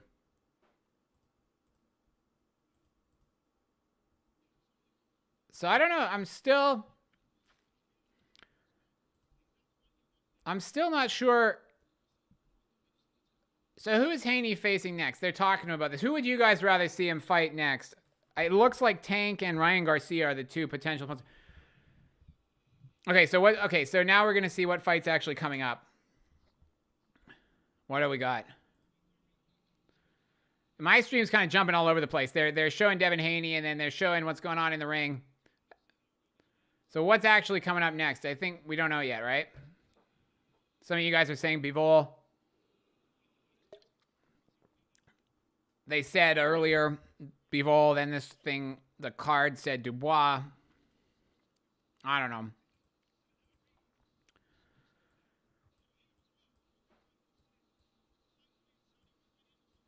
I don't know. These two guys doing the interview with Devin Haney, they're just kissing his butt as hard as possible. Devin should fight Tank, obviously. Yeah, I agree. I agree with that. I don't know what's going to happen, though. The Ryan Garcia one is obviously a much easier fight for a, I don't know if it's a bigger payday, but I mean, it's an easier, safer fight.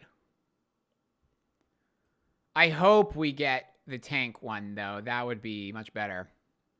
Devin Haney is overrated. Well, not according to these guys. According to this panel, he's the greatest fighter ever, pretty much.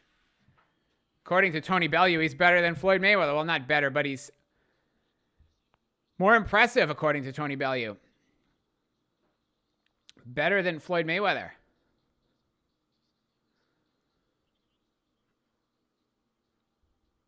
Okay, so it is. Okay, so they've confirmed that it is Miller against Dubois next, guys. All right, so this is the one I'm nervous about because if Dubois loses, then my picks are all dead in the water.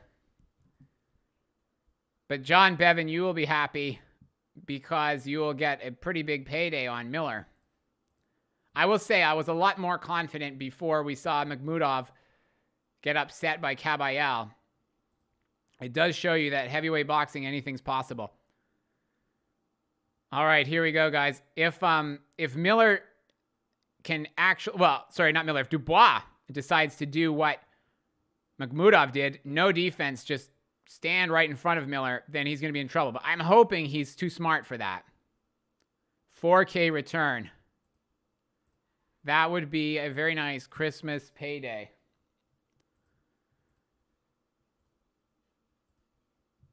Come on, guys. Two-time world champion and undisputed lightweight champion is not overrated. No, I like Devin Haney a lot. I don't know. What I want to see, though, is some of these fights actually take place. Like, I want to see Devin Haney against Teofimo. I want to see Devin Haney against Shakur. Devin Haney against Tank. Devin Haney against Ryan Garcia, too, but maybe after these other ones.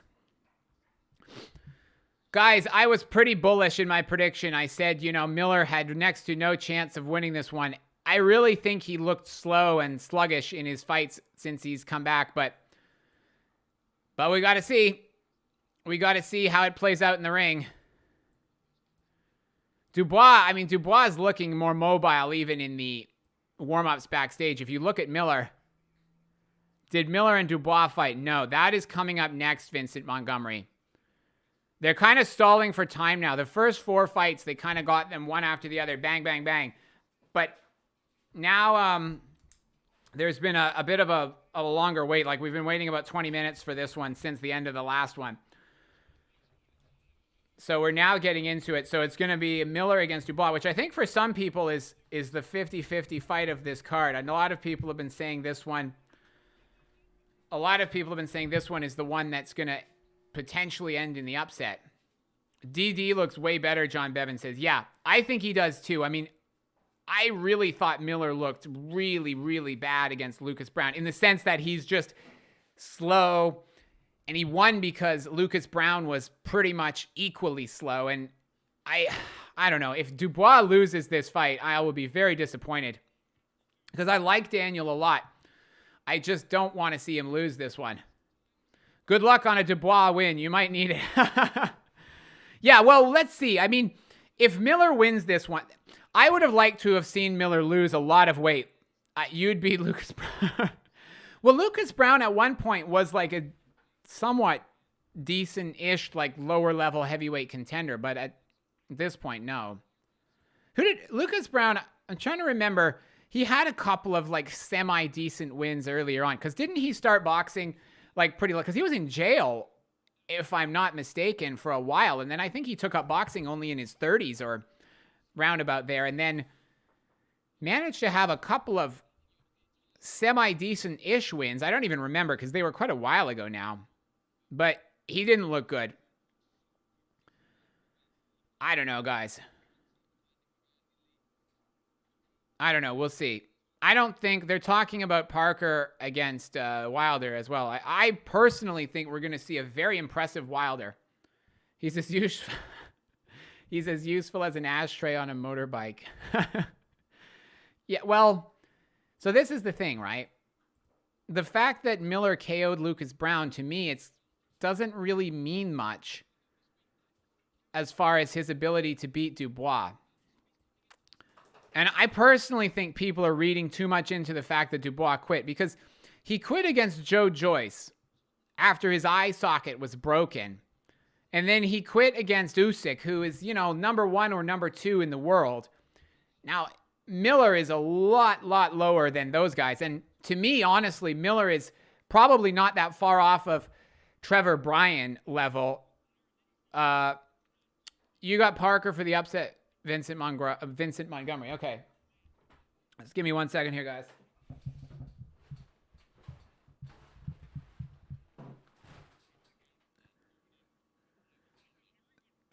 So I got my Union Jack here.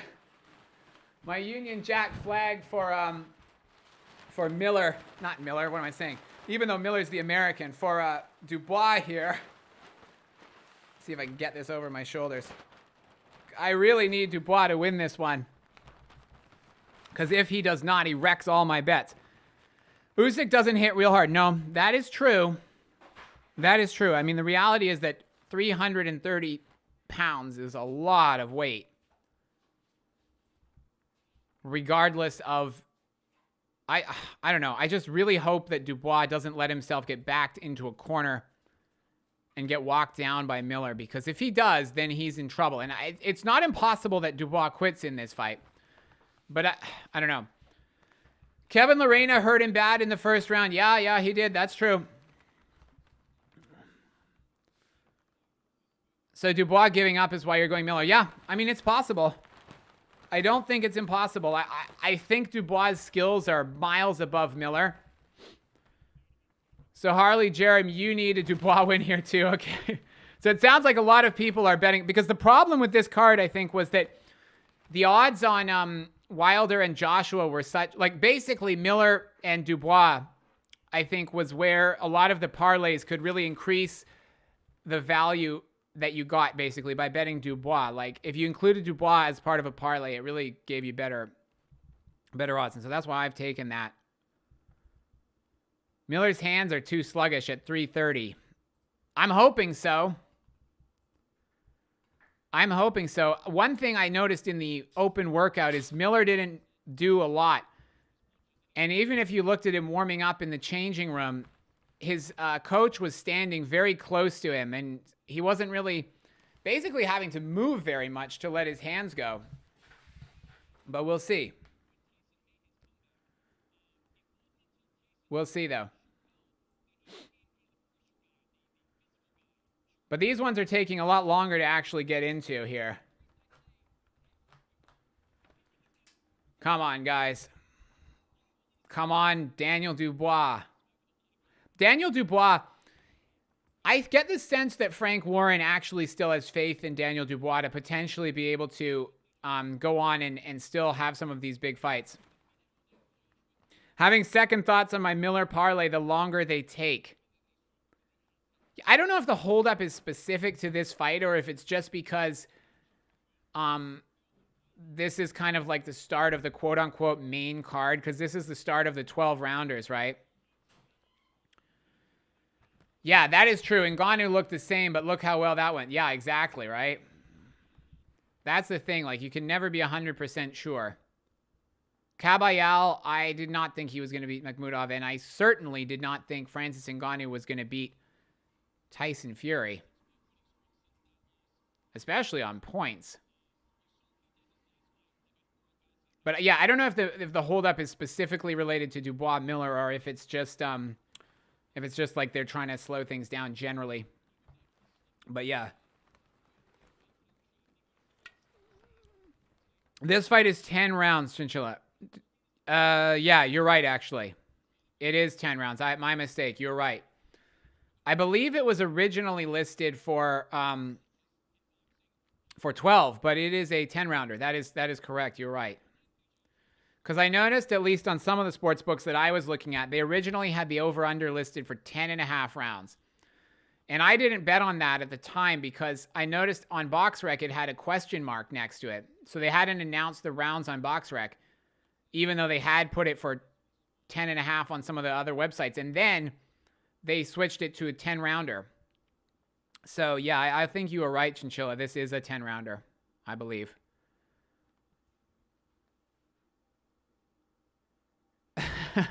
After seeing Ngannou on the pads, you were going to sign up. Glad you didn't. Yeah.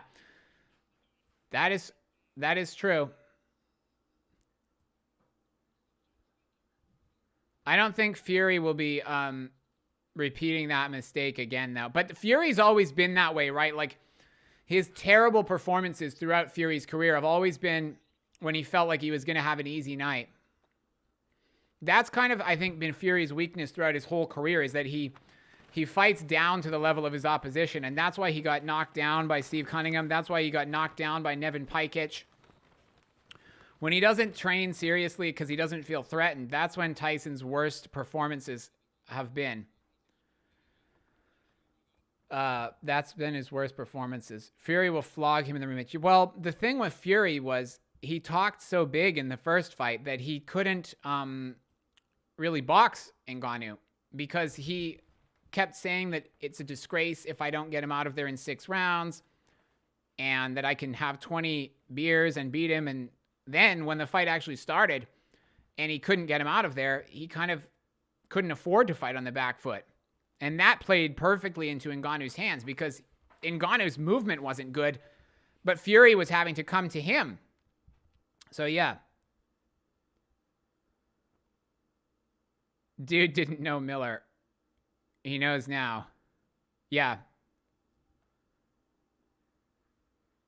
We will see, guys. I personally think that with Miller, his comeback fights have been significantly worse than before his layoff from his PED test failure. I think if Miller had lost maybe about 50 pounds, it will silence everyone when Ngannou beats AJ. You know what? I honestly would not bet against that, truthfully, because I think Ngannou has the power to put AJ down. I mean, we saw that because he put Fury down. I think Ngannou could put AJ down as well. And people forget as well that when Francis started in the UFC, right, like his skills were nowhere near the skills of his opponents, wrestling-wise, jiu-jitsu-wise. Like, he got away with being a lot less technical because of his power. So it's nothing new to him in boxing that he's not very skilled, relatively speaking, compared with his opponents. But, I mean, yeah, obviously I'm not going to pretend I picked Ngannou to win that one. I did not. I will be surprised if Dubois gets the knockout early. But the scenario where I could see Dubois getting the stoppage is going to be if Miller gets really tired, basically.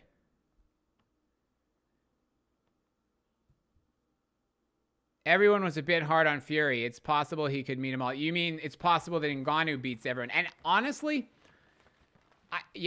I would heavily favor Usyk to beat Ngannou because of the movement. But I would give Ngannou a very good chance against AJ and against Wilder, potentially. And who knows, maybe even against Usyk, because in the UFC, Stipe Miocic was a much better wrestler than Ngannou. He was a much better mover than Ngannou. And that's why he won the first fight. But in the second fight, when Ngannou won the heavyweight title, I mean, he put Miocic down. And so it's possible that he would do the same thing to Usyk. I mean, he's a much, much bigger man. The thing with Ngannou is that unlike... I suspect Ngannou has a much better chin than Deontay Wilder. I could be wrong, but his legs are like tree trunks. I mean, he's 60 pounds heavier than Wilder, and it looks like it's mostly muscle. So honestly, I am not sure that, or rather, I think Ngannou probably has a better chin than Deontay Wilder, truthfully. But I mean, guys, Miller, if you look at him warming up here, I mean, he's looking slow, even hitting the pads in the back. I don't know, guys. I don't know. I'm hoping we get Dubois on points here. So 10 rounds. The other thing, too, is if Miller really is clean for this fight, which honestly that we don't know for sure. If he is clean for this fight, that's going to affect his stamina in a negative way. And I think that realistically, the reason why he had a lot of stamina in his last career before the suspension was, I mean, it was due to the drugs, right? If it wasn't for that,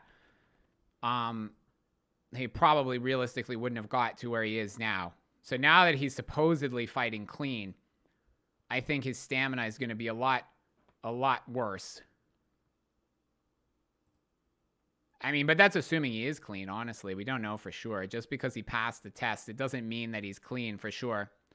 Just means that he doesn't get caught. And that applies to everyone on the card, right, as well. I doubt Miller is the only fighter on this card that is either currently or has in the past taken PEDs. I highly doubt that that's the case. I highly doubt that that's the case. Yeah, no kidding, right? I mean, it could be. Miller is a big guy. Miller is a big guy. But I honestly think Miller could have lost 50 pounds easily and still been absolutely fine weight-wise, which I would have liked to see him do. I would have felt a lot more confident picking Miller if he had lost significant weight before this fight. I don't know what the hold up is with this one as well, guys. This has been the longest intermission between fights that we've had so far. The Jai fight ended over half an hour ago. Or not the Jai fight, the Makhmudov one. Ended over half an hour ago. I'm guessing we probably have another, probably 2 to 3 hours to go in this show, just because we've got 4 fights left. And I think that the Bivol one has a good chance of going to points. That's what the odds favor anyway.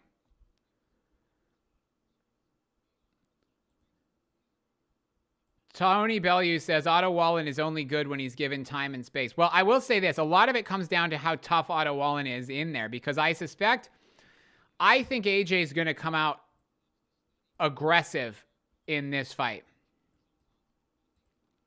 I think AJ is going to come out aggressive here, especially if Wilder gets the knockout victory early. And I think a lot of the outcome of the Wilder AJ fight, or the AJ Wallin fight, is going to be how can Wallin stand up to AJ's power and AJ's aggression. And if he can, yeah, maybe that's what's going on. Miller, it's not, I think, out of the question that, I mean, Miller, I don't know, guys. I've got it all bet on Dubois here, but it's not out of the question Miller wins. I really could see a variety of different outcomes in this fight. I could see Miller winning by KO. I could see Dubois winning on points, and I could see Dubois winning by KO. The outcome I think is least likely is Miller winning on points, because I think that if he can do enough damage to Dubois, that Miller's low punch output is enough to give him a points victory, then I think Dubois gets KO'd. So I really can't see Miller winning on points. If he can hurt Dubois, because Miller's punch output, number one, in his last fight, in his last 3 fights, is very low. It's like 8 punches a round. It's very low. If you watch him even warming up, he's very, very slow-handed. So Miller is not going to have the volume to win the rounds. He only wins the rounds if he manages to hurt Dubois with a couple of punches, big shots per round. And if he does that, I don't see how he wins on points. I don't see how he's damaging enough with 1 or 2 shots around that, you know, he's winning those rounds, but then he doesn't get the knockout. I think that's very unlikely. So I think Dubois points, Dubois KO, or Miller KO. I really don't see Miller points being a very likely scenario at all. I would say that's the least likely. But yeah, I think Wallin is a tough guy, though. I do think there's a chance that it ends early, but I also think that Wallin is a tough guy. It sounds like the AJ camp, because Eddie Hearn's bigging it up, it really sounds like the AJ camp is hinting towards the possibility of a knockout early on. So it's going to be interesting what happens if AJ tries to go for the early knockout and it doesn't work for him, right? What happens if he goes for the knockout, it doesn't work? What does he do?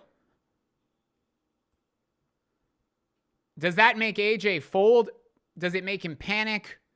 But I think the key to this fight is going to be whether Wallin can survive the early onslaught from AJ. And if that happens, what does AJ do? But to me, that's the key factor, guys. What happens when AJ actually tries to put it on him?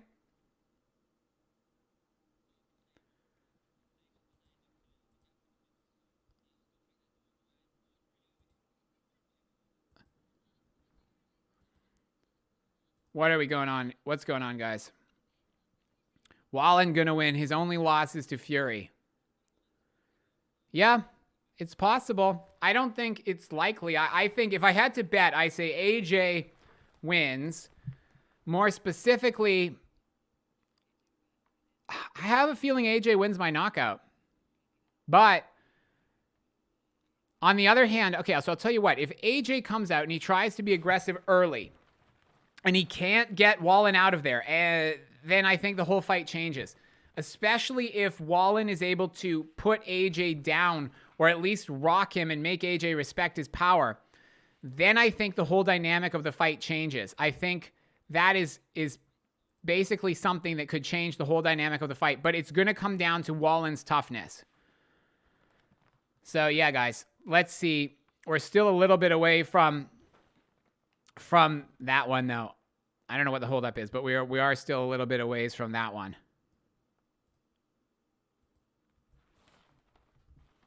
I will be happy for Wallin if he wins, though. I will say that. But if he does, then I think Miller, or rather Miller, I think if Wallin wins, then AJ probably should consider retirement at that point. Wallin is a more powerful Usyk. Interesting. Wallin is a more powerful Usyk. I don't know. I think Usyk's movement is significantly better than Wallin. But Wallin must have a chin, right? Because he fought Tyson Fury, and that was pretty much a war. So I don't know. I think AJ and his team honestly believe that Wallin is a very safe opponent. I think they've picked Wallin. I think they've been chasing Wallin for years. I think they picked him because AJ is heavy on the front foot. Wallin will score a win by uppercut. Hey, if you call that critical mindset, then good on you, because that would be the upset of the night by far. I mean, we've already seen Kabayel. Kabayel, I will say, was, I believe, a bigger underdog against Makhmudov than Wallin is against AJ, if I'm not mistaken. They've pursued this. It could be, because the thing is this. They've already made 2 big mistakes with AJ, right? So the first was Ruiz. The second was Usyk. And Eddie Hearn actually said he now considers taking the Usyk fight to be a mistake because apparently, well, the way Eddie Hearn tells it anyway, people had told him beforehand that taking the Usyk fight was a mistake. They told him that it would be better for Anthony Joshua to vacate one of the belts rather than fight Usyk when Usyk was the mandatory. So the Usyk fight and the Ruiz fight were kind of like strike 1 and strike 2 for AJ as far as the matchmaking goes. But this could be strike 3. We'll see. They're very confident. I think they honestly do believe that AJ wins this fight comfortably, and I think they do believe that AJ is going to get the knockout. But they've thought that twice before, and then he's gotten beat. I personally think Wallin is a very safe opponent for AJ in the sense that he's not a great mover. How did they chase Wallin when they chose Helenius instead? They avoided Wallin until Wallin became number 2 with the IBF. Well, that is, so he did fight Helenius instead of Wallin, although I believe at that time Wallin had the fight against Gassiev lined up, if I'm not mistaken. I'm not sure, but the reason why I say they chased Wallin is that after Wallin beat Gassiev, I think they had him on the short list of opponents straight away for AJ to potentially fight in December, even before this card was announced, because Eddie Hearn was talking about AJ fighting in December 23rd. He talked about this date a while back, and then before this card, there were rumors that it was going to be on in London, potentially, either headlining his own show or on the undercard of the Conor Ben Eubank Jr. fight that never materialized. And then there was also rumors that it would be on the undercard of the Eubank Jr. Conor Ben fight in UAE, which again never materialized. But ever since Eddie Hearn was talking about those, Otto Wallin was mentioned as a potential opponent. And I think also because they have got 2 wins. Wallin has 2 wins over, or AJ rather has 2 wins over Wallin in the amateurs as well. So, and Wallin talked about, so I don't think AJ was interested before because I think they saw Wallin as being a risky fight relative to where he was at that point in time. But you're right. I think they chased him once he had the IBF ranking. But I do think that Wallin was still considered to be a safe opponent for AJ for this one. Because the other thing is, I think personally, they are going to go for that IBF title shot as opposed to going for Wilder. That's my opinion. AJ himself kind of said that, unless I misheard. I thought I heard AJ say this week that he wanted to go for the IBF title shot over Wilder. I think it's more Eddie Hearn. Does Bivol, John Kelso, Brendan, has Bivol already fought? No. So Bivol has not. We're waiting on Miller against Dubois. And then after that, we should get into Bivol. And then after that, Wilder. And then after that, AJ. So we got 4 fights to go.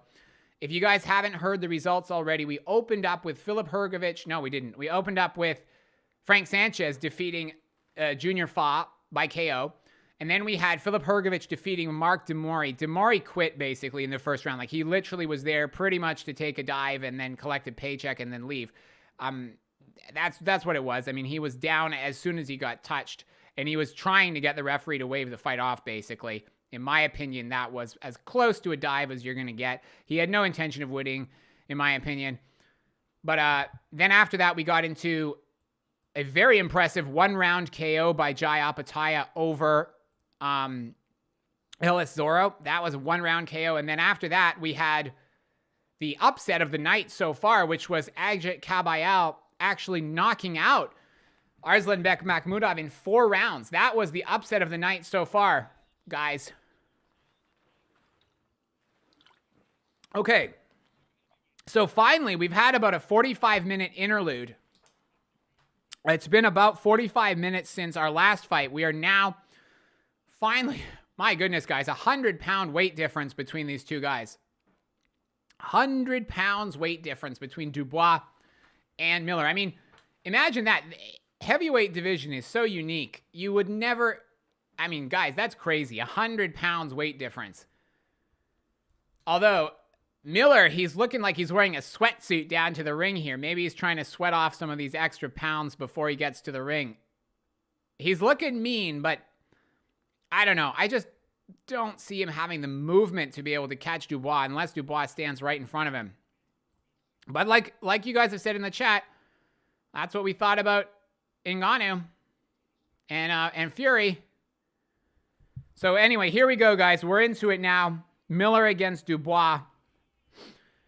The one I'm most nervous about because all 3 of my parlays rely on Daniel Dubois winning this one. I'm hoping we get Dubois on points would be the ideal situation. I'm wearing my Union Jack flag because I'm rooting for Dubois here.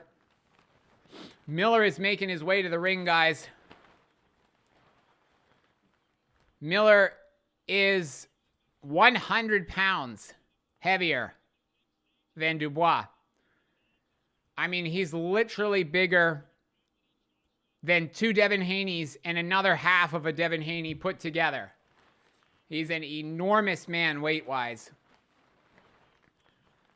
I do not think Miller is as good as he once was at all. They're saying that on the commentary. Here's the problem with Miller as I see it.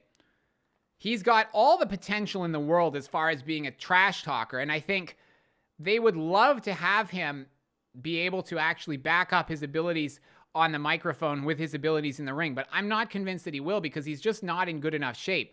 But if Miller was as good of a boxer as he is a talker, if he was as in shape as he could potentially be, and if he hadn't had lost time through suspension for his cheating, then Miller could be the face of the heavyweight division, really, because with his ability to talk, if he was as good in the ring as he is on the microphone, Miller could legitimately be the face of the heavyweight division.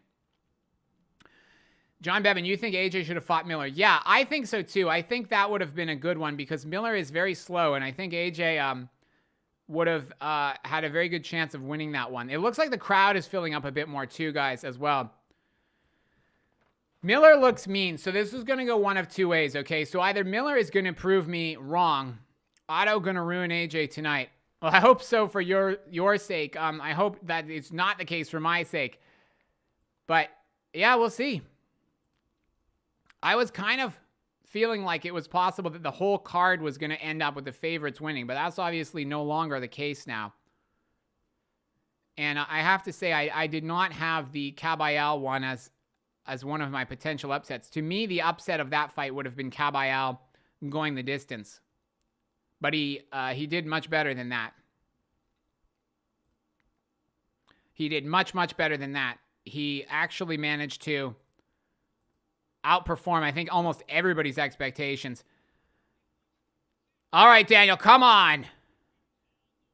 He did some trash talking finally at the press conference. Dubois is a minus 265 favorite to win outright. So I've got 3 parlays on the line here, guys. I've got Dubois to win on points for one of them, and then I've got Dubois to win outright for the other 2.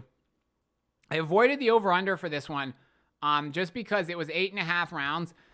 I figure if we get through to 8.5 rounds, there's a decent chance it goes all the way to points. And I think if it goes to points, it's almost a guarantee that Dubois wins. If it goes to points, I think it's very unlikely that Miller beats Dubois up enough.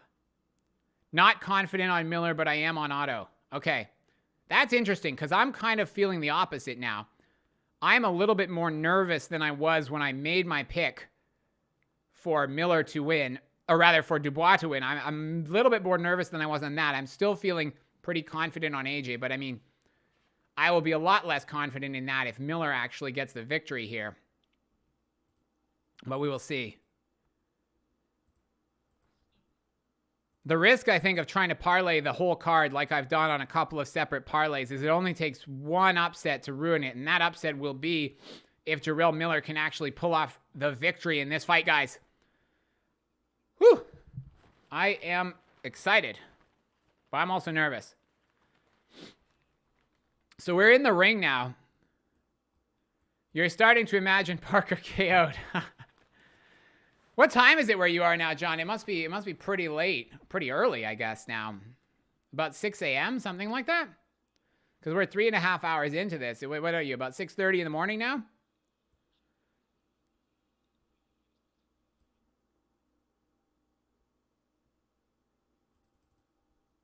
I will be surprised if this one ends super early. I'm not expecting, because I think Miller is going to have a chin even at his huge weight. Well, maybe even extra because of his huge weight. I think Miller is going to have a chin. So I'm not expecting this one to win early. 6:10 in the morning. Wow.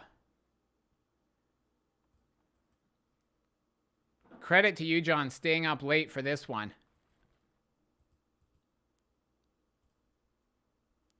So Dubois, I guess we're just right before Christmas as well, but yeah, that is a big time commitment. It's 2 o'clock in the afternoon for me, which is unusual. Most of the time these cards are on late in the evening. Mr. Turkey here. Mr. Turkey, the one that you have to thank, I think, every time you speak at the press conference. Mr. Turkey has to be mentioned. It's a rule, I think. They should actually offer beer money. I think they actually should offer over-under on how many times you have to thank Mr. Turkey in the press conference. Whew, guys, let's go. And by the way, guys, if my stream's a bit behind, like if there's any significant developments in the fight, any knockdowns, if the fight ends, let me know in the chat, because I might miss it, or you might see it before I do if my stream is, you know, behind yours. I'm just seeing the introduction still. Both guys are in the ring. Dubois looks psyched up. Don Charles is psyching Dubois up. And I didn't realize, is that Nazim Richardson, the old trainer of Bernard Hopkins, with Miller? I did not know that. Huh. Unless I'm confusing it with someone else. Maybe my brain's not working. Maybe it just looks similar.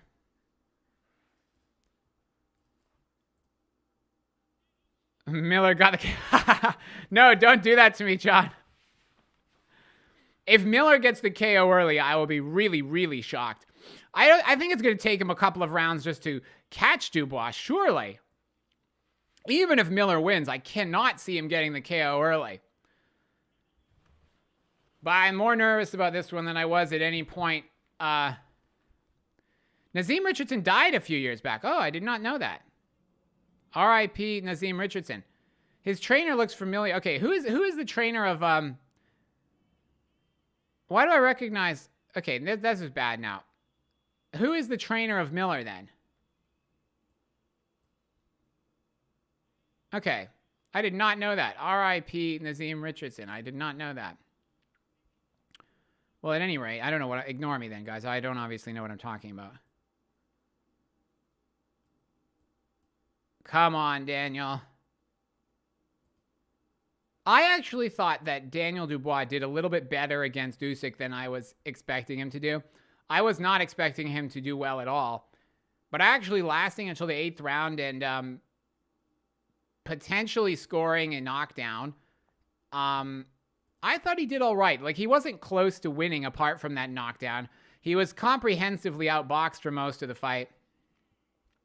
McDonald's.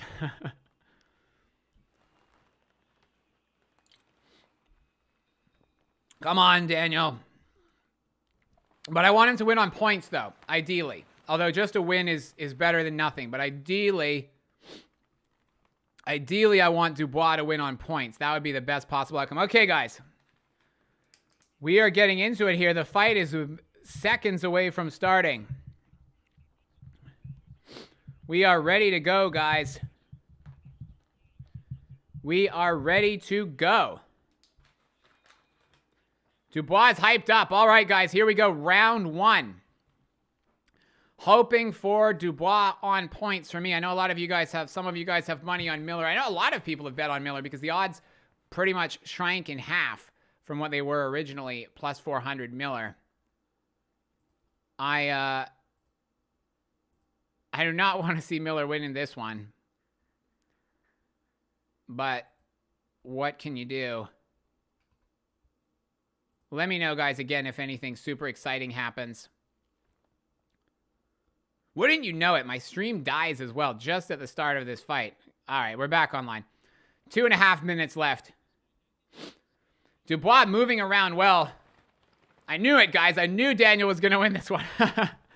But he's managing actually to stay on the outside. Daniel's doing something which I don't like, though. He's kind of standing and trying to back Miller off with the jab, which I don't like that. He's got to move around him and attack from angles. That's what I want to see from Daniel. I don't want to see him just standing in front of Miller. Do not do that. Do not do that, guys. Or do not do that, Daniel. Come on, Daniel. Move around the ring. Move your feet, guys. Do not stand right in front of Miller. He's too heavy. Come on, Daniel. You got to move your feet. Otherwise, he's going to get hit. He can't go in there just trying to prove that he's tougher than Miller because that's when he's going to get in trouble. And he's moving. He's landing combinations, but he's letting Miller get too close to him. He's also trying to push him off as well, which I don't like that, guys, because the reality is Miller is just so heavy that it's going to sap Dubois' energy just to be pushing him like that. It doesn't even matter if he's, managing to do it. Just having to push Miller off when he weighs 330 pounds, like, trust me, it is going to be, it's going to be a tough task. If you've ever played rugby or if you've ever played American football, trying to move a guy who weighs 330 pounds, and it doesn't really matter how fat he is or how muscular. When it's that much weight, it's like trying to move a refrigerator. So it's going to sap Daniel Dubois' energy if he keeps trying to push Miller off him. So far, Dubois is winning this round. Make no mistake about it, guys. But Miller is just blundering forward. Miller's barely throwing a punch, but Dubois, in my opinion, he needs to keep moving. Otherwise, Miller might hit him. But Miller's getting tired here, guys. It's looking good for my man Dubois. I'm telling you what, guys. Dubois, come on, Daniel. I'm telling you what, guys. Dubois, I'm feeling so confident now that I think Dubois can go on, and I think he can beat Wilder and AJ tonight on the same card. I think he can go back and he can beat both of them after this performance, guys. I'm telling you, it was that good of... Okay, it wasn't. It wasn't that good of a first round. Miller is just really slow. But I'm pleased because I've had too many energy drinks now, guys. I'm delirious. But it wasn't that good of a first round. Miller is just slow. 1-0 Daniel, I think. Yeah, I mean, he looked all right. He didn't get put down. He didn't get caught with anything. He didn't get rocked. His defense wasn't, like, so bad like Makhmudov. So, in that sense, pretty good, I think. If you guys bet on Dubois... I mean, I'm pretty happy with what I saw in the first round for the most part. I don't want to see him standing in front of Miller, but yeah, overall, if I was betting on Miller, the thing I would be concerned about is how slow he looks and the fact that he looks tired. It must be the morning in Australia. Yeah. So I'm not in Australia. I'm in the U.S., just to clarify. I'm just wearing my, if you're talking about me, I'm wearing my Union Jack flag just to cheer on my man Daniel Dubois here. So he can win this fight and help me out with my parlay. Plus, I like Daniel Dubois. I like Miller as well. I like his trash talking, even though he's a cheat, a 3-time cheat. I do like his trash talking. I find it entertaining. Unfortunately, so far, he's not backing it up in the ring, guys. That's where he's being let down. He's a great talker. He's not very well conditioned. That's the bottom line. But he's not doing so hot right now. But the thing is, Daniel's got to be careful just because Miller... Yeah. So I'm in the U.S. I'm just wearing my flag here. But we do have, I think, some people here. I believe John Bevan is in Australia, if I'm not mistaken. I think we have some other people as well that might have said they were over... over? Yeah, I guess over in Australia. Man, guys, if you were watching this, this is quite something with Miller just coming forward. Dubois on the back foot. Miller just leaning in. Not a lot of action going on here, guys. Miller is barely throwing a punch. And Dubois, though, he's letting him get too close for my taste. So we've still got a minute and 40 seconds left in the round. Dubois, I don't know why he keeps going on the inside against Miller. Yeah, he might consider taking on stand-up comedy. I will say this. I think Miller would have been a great... Am I Australian? No. Under in Australia. Yeah, under in Australia. Am I Australian? No. I am not. I'm in the States. But yeah, guys, this is quite the performance from Miller so far. He's barely thrown a punch, but at the same time, I don't like how Daniel Dubois is letting him get so close to him. I think Daniel... Did something happen there? Was there... No, I don't think so. Okay. My stream kind of cut out for a second there. In this fight, again, it's a little bit not so hot. But... So I got 40 seconds left in round 2. Miller is managing to actually land a few shots and lean on Daniel. Oh, Miller caught Dubois on the eye there. Come on, Daniel. You got to move more than this. What is he doing? I do not like this game plan at all. Trying to push Miller off of him. This is not smart from Dubois. Like, you can see with the head movement from Daniel that he's managing to avoid Miller's shots, but he's still getting caught more than he needs to here. It's turning into a bit of a slugfest. You are right, Restore and Upscale. Daniel is really walking a fine line here, and he doesn't need to. I think he's trying to prove how tough he is here, and I don't like this. I mean, he still should be able to win this fight. So round 2 is over, guys, but we really don't need to be seeing this, and I don't know why. He's trying to... I don't know what he's doing here, guys. I mean, I do know what he's doing. I'm watching it. He's trying to prove how tough he is by standing right in front of Miller, but it's just going to get him in trouble. Come on. You can do better than this, Daniel. It's not going to prove anything to anybody if he gets knocked out. And he did get caught. Because the thing is, if you look on the replay as well, he got caught with a clubbing forearm. It really wasn't even like a fist that landed. It was a forearm.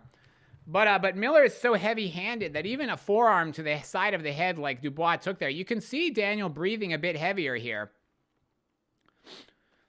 We are starting round 3 now, guys. Dubois managing to back Miller off with the jab. Round 3 is underway. Yeah. That is how Wallin wins as well. Okay, I mean, it could happen.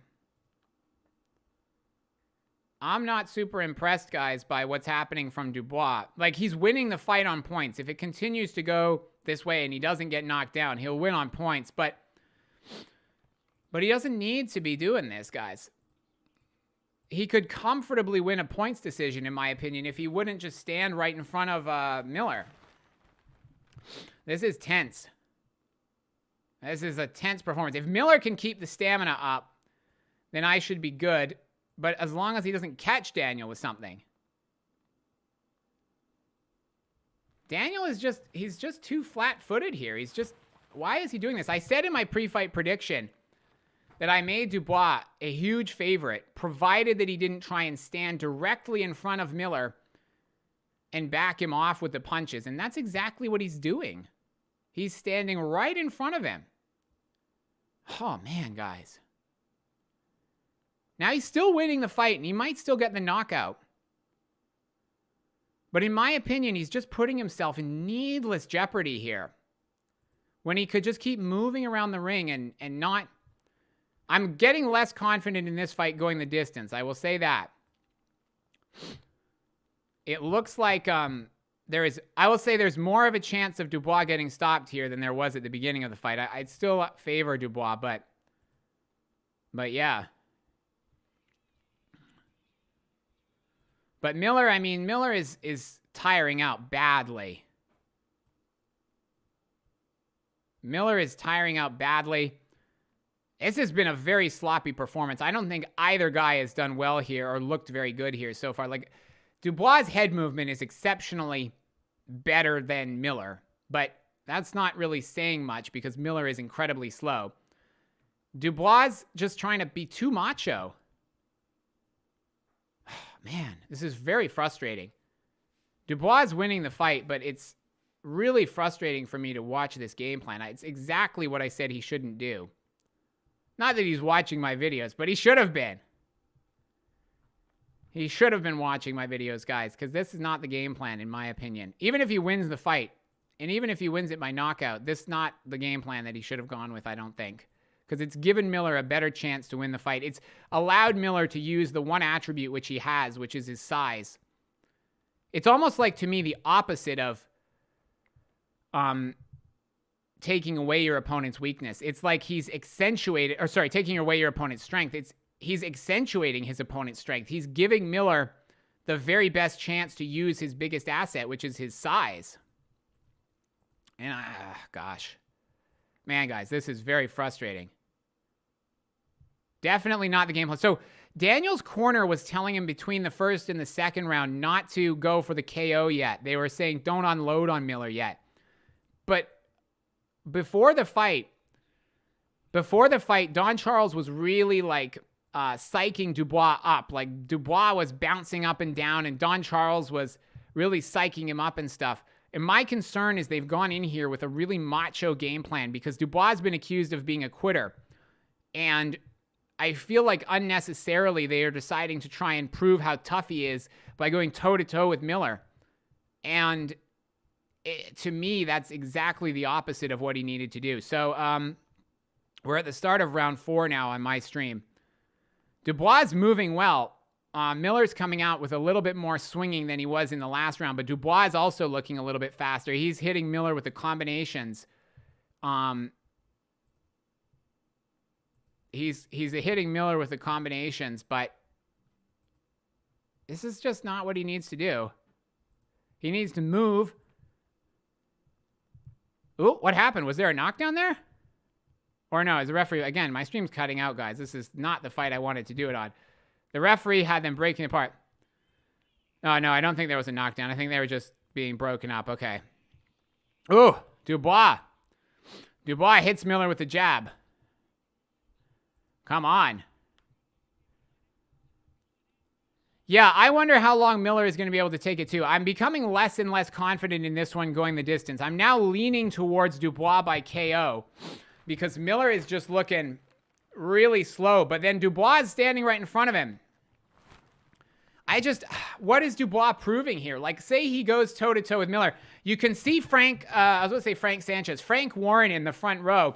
He's sitting next to Eddie Hearn, and he's looking at the Dubois corner, and he's getting kind of agitated. And I'm agitated too, because this is really, in my opinion, a terrible game plan from Dubois. Even though he's winning the fight, even though I still think he probably wins and maybe even gets the knockout, but I can see why Frank Warren is looking agitated.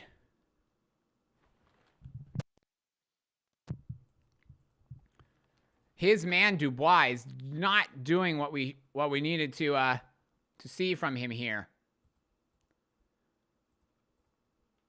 I mean, look, he's definitely trying to prove that he's not a quitter, but he just got tagged with a combination from Miller on the inside. Like, Dubois is showing that he's tough here, okay? But it's just needless. Dubois missed a couple. Yeah, he did. And now he got hit with a couple of combinations from Miller. And Miller is actually unloading. Miller has actually hit Dubois a bunch of times now. There's 45 seconds left in the round on my thing. And Dubois just made Miller miss again, but he's been hit a bunch of times. 30 seconds left in the round on mine. Dubois, he's getting tired, and he's still managing to make Miller miss, but he's just taking needless punches. It feels like we're in the 10th round here, guys, based on the fatigue from both fighters. We're only in the 4th round. Oh, another shot from Miller. This is probably, I think, the first little section of the fight where Miller has put together his most dominant work here, but still, Dubois, Miller maybe won that round.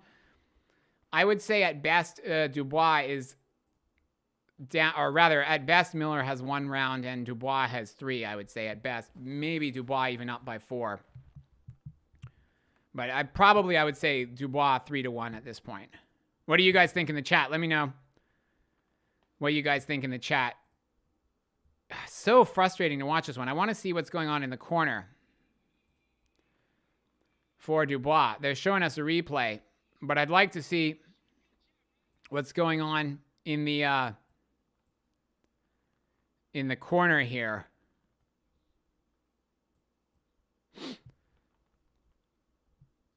What is Dubois' corner telling him? I mean, he got rocked. Like, don't get me wrong. He is showing toughness here. He is showing toughness. Don't get me wrong. Like, he took some massive punches from Miller in that round. Oh, boy. We don't want to see any more of this.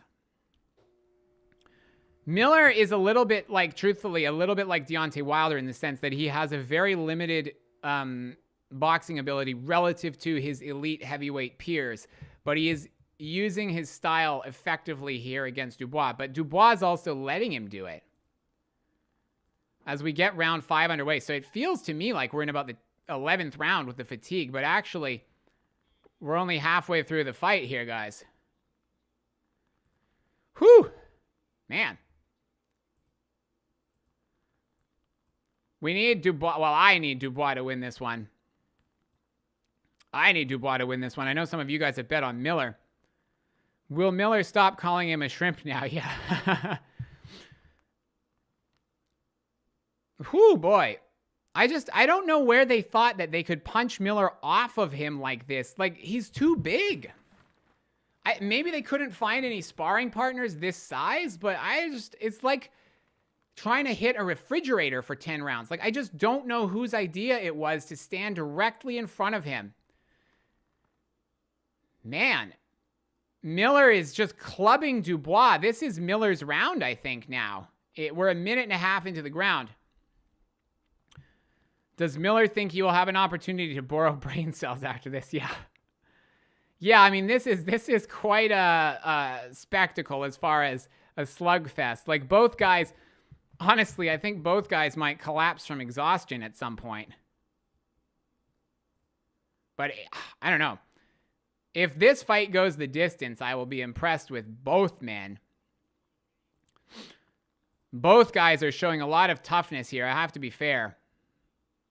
Both guys are really tired here. And it's the more that I think this goes on, the more I favor Miller to cause a massive upset here.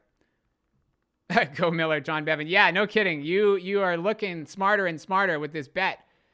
Honestly. I'm so disappointed in what I'm seeing from Daniel Dubois as far as the game plan goes. Toughness-wise, like, really impressive. Hand speed-wise, body movement. Both of those areas, he's better than Miller. But game plan-wise, I mean, I would give this one like a 1 out of 10 on the game plan scale as far as they pretty much did exactly, as far as I can tell, the opposite. They literally gave Miller his best chance to win this fight here, and it's kind of ridiculous in my opinion. I think Dubois' game plan has really let him down here. And I think this is a Miller round, to be honest. Dustin Nichols would have been a great sparring partner. Well, whichever sparring partners they had, I just don't think they realized how hard it would be to actually push Miller off of him. Or maybe they did and they just thought, we're going to show how tough we are. I really don't understand. Like, because the whole point of agreeing to Miller as an opponent surely was how slow he is. But yeah. I don't know what to say. I mean, you guys are watching it too. What do you guys think? Like, what are they thinking here? Whose fault is this? Is this Don Charles? Did Don Charles come up with a bad game plan? Wilder is preferring bigger and bigger glasses. Yeah, that is true, actually. But yeah, what do you guys think is the problem here? Was it Don Charles with the bad game plan? Did Don Charles have a better plan and Dubois just gone off the script completely and decided to try and exchange with Miller? I mean, we are like halfway through the fight, and every round I keep saying, can this even go like another 1 or 2 more rounds? And surely at some point the fight is going to either end Or both of these guys are kind of going to take a round off and they're going to like recuperate for a second win later in the fight. So I'm just getting underway round 6 here, guys.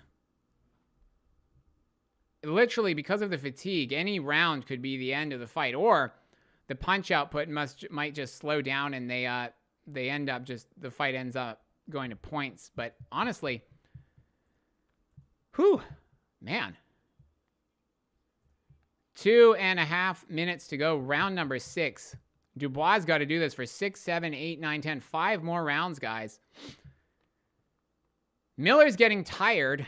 I mean, I think you're going to see one of two things happen. I think you're going to see the fight either end in a stoppage in this round or the next round, or I think you're going to see a round where basically both guys kind of take a round off and try and recuperate for later on in the fight. Because they're both exhausted here. We got 2 minutes left now. Dubois landing on Miller. Miller landing on Dubois. They're both leaning in. See, Dubois got to get out of the clinch here, or he's going to get worn down. I got 1 minute and 50 seconds left. Dubois misses with an uppercut. Man, stop trying to push Miller off you. Okay, so Dubois manages to get out of that clinch situation. He's landing the jab on Miller. His jab's been pretty effective in the sense that it's not backing Miller up hugely, but it is meaning that Miller actually at least has to shake it off and he can't just walk straight through it. So the jab, the most effective punch from Dubois has been the jab and then circling around the outside. And his head movement as well. But as long as he keeps his feet moving... Yeah, I agree. Wilder looks like he has become a hippie. 450 pounds, Dustin Nichols. Yeah, that would have been a good sparring partner for Dubois in this one. Honestly. Miller versus Valuev. My goodness. That would have been quite something. That would have been quite the spectacle. Not necessarily in a good way, but that would have been quite something. I think the ring might have collapsed in that fight. Honestly. Oh, boy. Now, both guys are getting tired here, which is kind of good for me in a way, because I want this fight to go to points. I don't even know who's winning anymore, guys. Who have you got winning on the cards on this one, guys? I say probably, I don't know, 4 rounds to 2, Dubois, something like that. It's kind of hard to keep track, honestly. I would say Dubois, maybe 5 rounds to 1. I think Dubois is up on points. Maybe Miller has won 1 or 2 rounds. What do you guys think? What is the scorecards for you guys? I say maybe 4 rounds to 2, Dubois. Let's go with that. Anyone actually have Miller ahead on points? John Bevan, do you have Miller ahead on points? I figure that Dubois probably wins if it's a close decision, given that he's the Frank Warren fighter. Wow, guys. So we got 4 rounds to go. 7, 8, 9, 10. It's honestly, to me, looked like they were both going to collapse from exhaustion from about the 3rd round. But that one, I think, was a little bit... They started to rest a little bit more in that one. Restore and upscale. Dubois lost 1 round in your book. Okay, yeah. You're listening to me, John Bevan. Okay. All right. So, yeah, in my book, I would give Dubois all of the rounds. Okay, so I think Dubois probably has won all of the rounds, save for 1 or maybe 2 to Miller. So I would say, at best, Miller is down 4 rounds to 2. But quite possibly Dubois is up 5 rounds to 1. I would have it very difficult to say that Miller is winning the fight on points. I think that is very unlikely. So I think if Dubois manages to continue, if Dubois can survive till the end of the fight, I think he will win the fight on points as it stands right now. Miller, I think, probably needs a knockdown at least to be able to actually win the fight on points. And even then, if Dubois can survive, yeah, I would say 5. I'm going to go 5 rounds to 1 for Dubois at this point. There's 4 rounds to go. But we got 2 minutes left in the 7th round. Both guys are looking a little bit more rested in this one. Or rather, they're fighting at a slower pace to rest a little bit more in this one. It's looking a little bit like they're less like they're going to collapse. So for what it's worth, the DAZN scorecard has Dubois up 58-56 at this point. So they've given Miller 2 rounds, the 4th round and the 5th round. And I think that's the best case scenario for Miller. I think at best he's won 2. Personally, I think 1 round for Miller. But the DAZN scorecard, they have 2 rounds to Miller. And the way it's going, I think that Dubois wins on points unless Miller gets at minimum a knockdown. Hopefully Dubois gives up. There were moments in the early rounds where I was worried about that. I'm feeling a little bit more confident again now. Dubois is doing a little bit better with a minute left in round number 7. I'm a bit more comfortable now feeling for Dubois to win, but I was very nervous. I say that, and then you get hit a couple of times on the chin by Miller. Dubois is showing toughness. I will say this. His game plan, in my opinion, has been incredibly backwards, but he has shown toughness. If his game plan was to try and show how tough he is while taking the maximum amount of punches from Miller, then, you know, well done, I guess. But a game plan aside, Dubois has shown a lot of toughness in this fight because he got hit clean with combinations from Miller multiple times that I think could have put him down. So I think if Dubois wins this fight, especially on points, people need to reassess the quitter tag that's been attached to him going forward. Like, he obviously still quit in those last 2 fights, but he has taken some real punches from Miller here and not gone down so far. So there's 3 rounds to go now. We're just about to end round 7. So assuming that Dubois gets out of this round, he's going to have to survive 3 more rounds to win a points decision. Now, the over-under on this fight was 8.5, at least with the bookmakers that I'm using. So Miller's corner is telling him that he's losing the rounds at the end, which, yeah, I mean, the problem with Miller is that he's just too slow. At this point, it's not looking like Dubois is going to quit. I think what's going to need to happen for Miller is he needs to hit Dubois with a combination, and then he needs to be able to put him down on the canvas at minimum. And then from there, I think he might actually still have a chance at stopping the fight. I still think it's very unlikely Miller wins on points. I would have Miller down 6 rounds to 1 at this point. So that means with 3 rounds to go, he can't win on points anymore without a knockdown. So we're now into round number, what are we? Round number 8. Excuse me, guys. Round number 8. Jarrell is coming out and trying to walk Dubois down. Dubois is landing some combinations on Miller. But so far, I'm feeling pretty good about my pick. Dubois on points. He's just got to be super careful because Miller is such a heavy guy that even if he puts a forearm on him, I will say this, Miller, yeah, Dubois is unloading, but I will say this though, right, guys?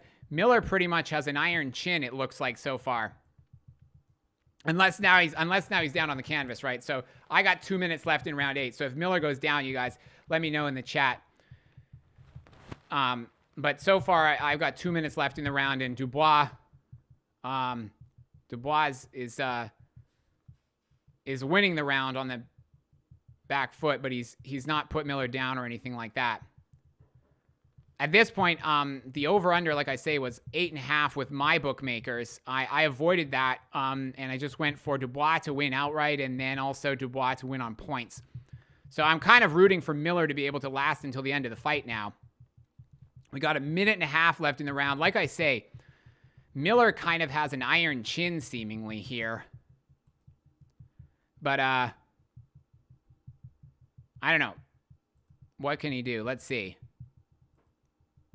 We got 1.5 minutes to go, and then 2 more rounds.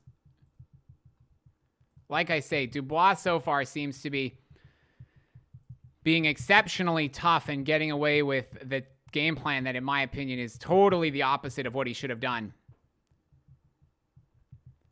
But he's moving. I think Dubois is managing to actually take advantage of Miller's fatigue a little bit more now. Like, this has been one of Dubois' more comfortable rounds on the back foot.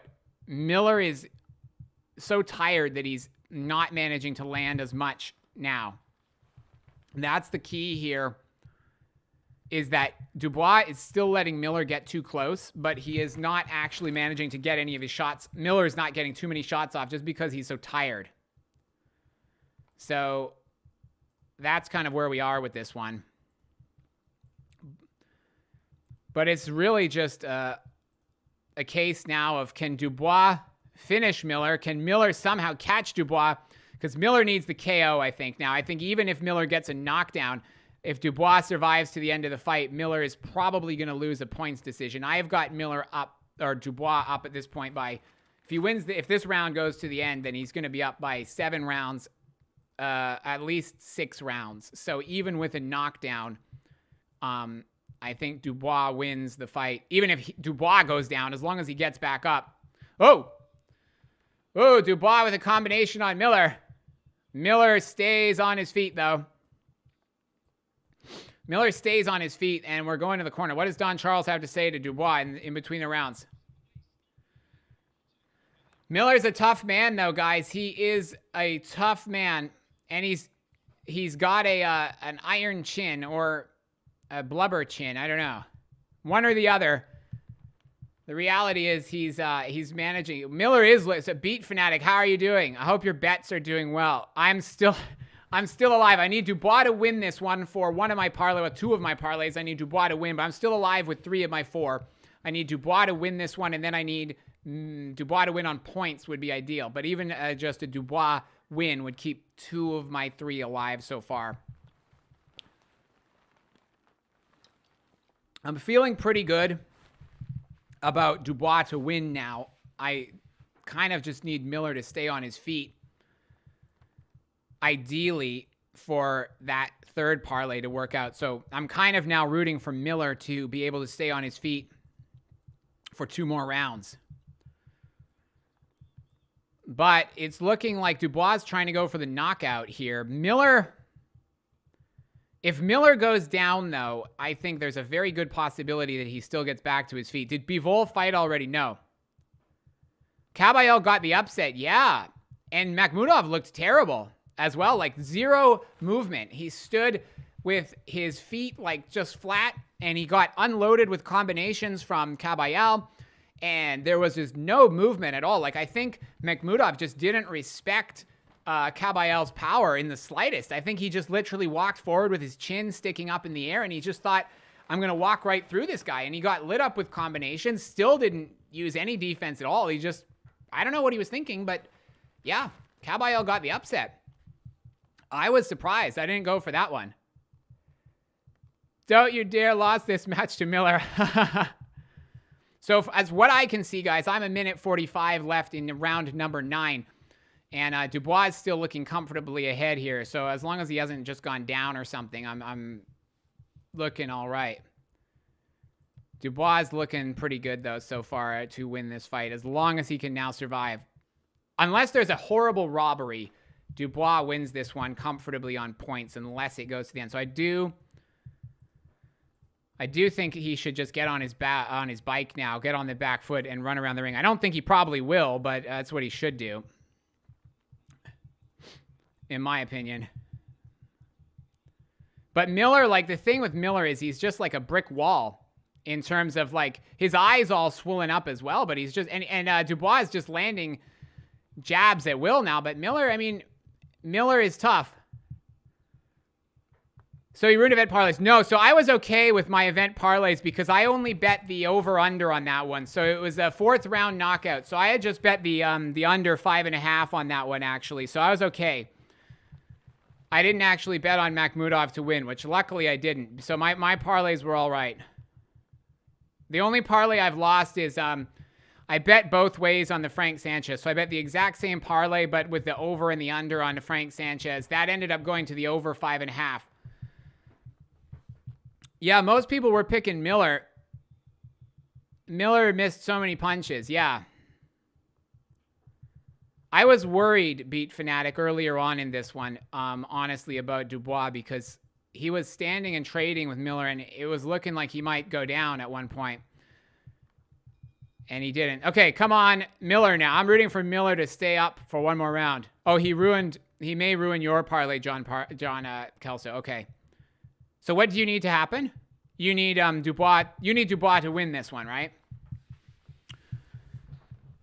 So come on, Miller now. I need Miller to stay on his feet for this round. And if he does that, then all my parlays, or 3 of my 4 parlays, are still alive and will be good. This was the fight I was most nervous about. So I'll be the most confident. After this one's over, I'll breathe a little bit of a sigh of relief. I'm hoping Miller, don't ruin this for me at the end, Miller. So what do yeah, just a double checking, guys. I said, so I've got 3 parlays still alive. Dubois win on one, Dubois win on the other, and then Dubois points on the third. So I'm hoping that Dubois points can stay alive here, and then we'll be all good. Well, at least I will be all good. All right, guys, one more round. I am impressed that it's lasted this long. When we were in round 3, round 4, I thought, man, there is no way these guys are going to stay on their feet. So for whatever it's worth, the DAZN scorecard has Miller down 88-83. In case you guys are wondering and you're not watching this. So basically, Miller needs a KO to win this fight on that scorecard as well as on my scorecard. They're kind of standing and trading in the middle of the ring, which with 2 minutes and a half left in the round, I am not thrilled to see that from Dubois. Like, Miller is, again, being handed a life ring here. Like, it's like Dubois is almost trying to give Miller his best chance to win. Miller, you're tired. You can barely stand up. Okay, well, I'll stand right in front of you and trade. Miller's got impressive stamina. I mean, to be honest, at his size, the fact that he's still, like, coming forward. 1 minute and 50 seconds to go. Dubois just needs to get on his bike now. Like, forget trying to stand in front of Miller. Like, forget the knockout. You've proved your point here, Dubois. I'm biased, obviously, by the way. Whew. So you got 1:42 left. I can't lie. I'm super biased. I'm not even British, but I've got my British flag on here because I want Dubois to win, even though Miller's the American. 1:24 left in the round, guys. If Dubois can just hang on, he will win the fight comfortably on points. If Miller can hang on, then I will be all good. 1 minute left in the round, guys. 1 minute left in the round. Miller is not looking super, super wobbled. I would be surprised. I don't want to speak too soon, right? Famous last words. I will be surprised, though, if Miller goes down at this point. But Dubois is trying to unload with combinations. Miller is inviting him forward, which is not a super good sign. Miller is now sagging against the ropes and inviting Dubois forward. There's 40 seconds left in the round. Miller is trying to tie him up. The referee is separating him. I'm hoping Miller can be smart here and try and survive till the end of the fight. 30 seconds to go. Miller is against the ropes. Miller KO'd. Really? Are you kidding? No. TKO. No way. With 22 seconds left? You're trolling, right? My stream's literally gone dead. Anybody else chime in who's actually watching this? My stream literally died with 20 seconds left. No. I mean, I'm pleased in a way, but so close to getting Dubois on points. Did Miller really get KO'd with 20 seconds left? So what happened, guys?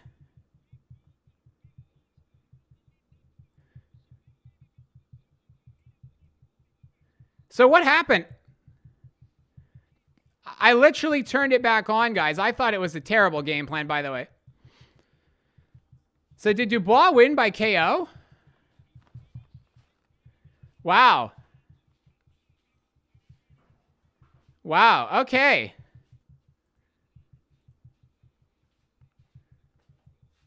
Wow, guys. Okay, so it actually did. I appreciate that. Wow. 10 seconds left. Wow. Okay, so that kind of killed my hopeful parlay about $10 to win 484. So that one's gone. But I still do have a second parlay still alive where all I need to happen is Wilder to win in under 8.5, and then AJ on the over 7.5. So that one's still good. And then I've still got my 3-leg parlay on Dubois wins, so that's fine. Wilder by KO, and then just AJ to win outright. So I've still got 2 still alive. Man, thanks for nothing, Miller. If he could have only stayed up for 10 more seconds. But still, a very impressive performance. Wow, guys. Crazy. What a performance by Dubois. Whew. I did not see that. The pistol shrimp. Man, I did not see that coming. I honestly thought that Miller was going to laugh.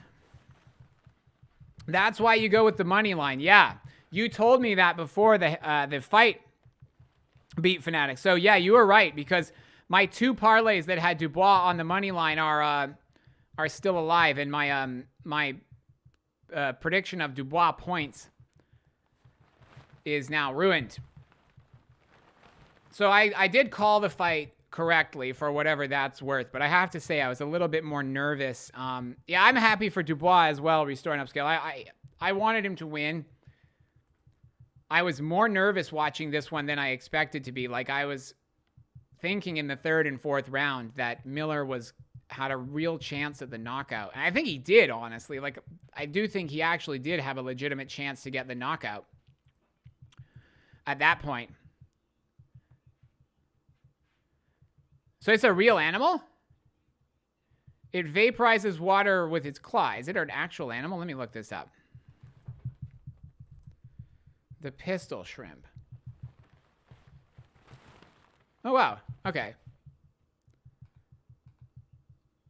Okay, so that's cool. So this is an actual real animal. I did not even know that. Yeah, that is now what Dubois' nickname should be. He should call himself the pistol shrimp. And it's Miller's fault. Wow, I think Frank Warren, though, is probably breathing a sigh of relief, because I was worried. Frank Warren was worried, too. You could see him in the crowd. He was looking pretty... Yeah, so... Meow Meow. Bivol is next, that's right. And then we have Wilder, Parker, and then AJ last. Yeah, that's correct.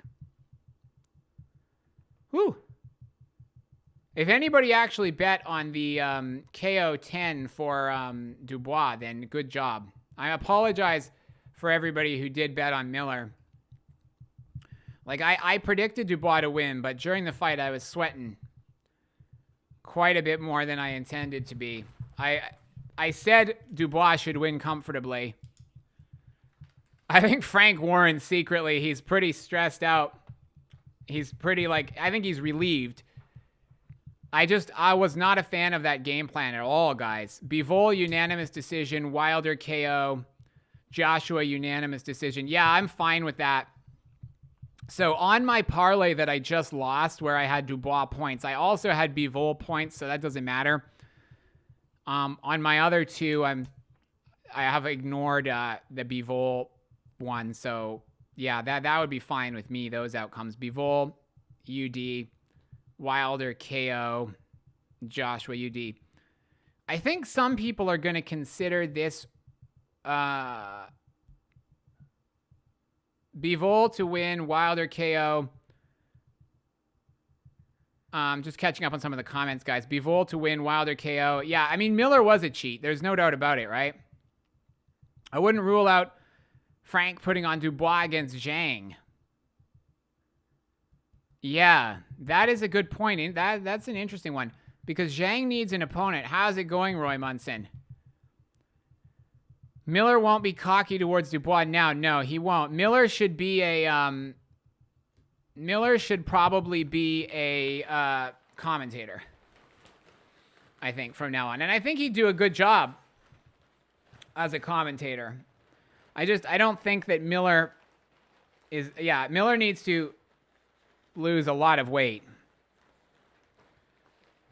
as well. I was sweating that one to the very end, partially because that flag was hot when I was cheering for Dubois, and partially because I was nervous for that one.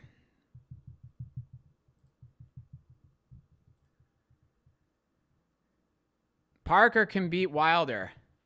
Could, I don't think so. I think Wilder is going to KO Parker, but I also think that this fight showed two kind of really surprising moments. There was two really surprising moments in this pay-per-view so far, in my opinion, which was number one, Kabayel getting the KO over Makhmudov. And then secondly, the KO by Dubois actually coming with 10 seconds left in the fight. I did not see that coming either. So those are the two big surprising moments.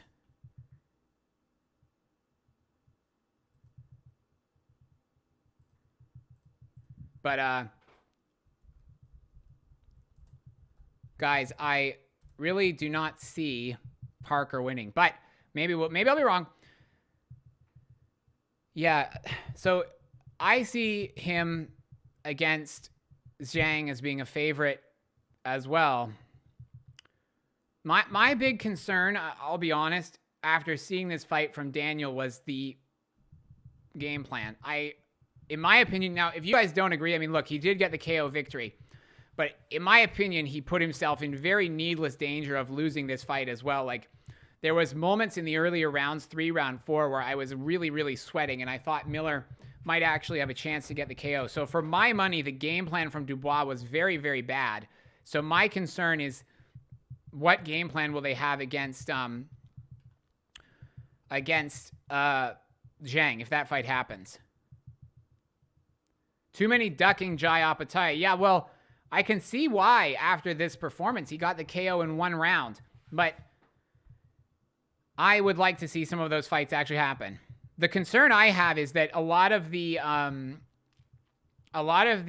cruiserweight contenders are with Ben Shalom, and then Jai Opetaia is at least co-promoted by Matchroom. So I don't know if, given how dominant he is, if we're going to see CBS or Richard Riakporhe or Isaac Chamberlain or any of those guys fighting Jai Opetaia. So I don't know how likely those fights are to take place now. I would love to see them, though. I would love to see Dubois against Zhang. I think that's a good shout, Roy Munson, actually, because Frank Warren has a kind of guaranteed back-to-back Usyk Fury paydays, doesn't he? And then he also co-promotes Zhang. So he's got to do something with Zhang, and he can't really put him in there for a third time against Joyce. So, yeah, maybe Dubois against Zhang. I mean, maybe they're going to do what Matchroom has kind of done with AJ, which is just put him in tough fight against, or, you know, back-to-back, like just put him in against basically like pretty much whoever, no matter how tough they are, if it's the biggest event they can find. Apparently they turned down, I can't remember who it was. Anybody put it in the comments if you can, if you know this, but apparently there was originally a different opponent offered for Dubois for this one, which wasn't Miller, and they turned that down.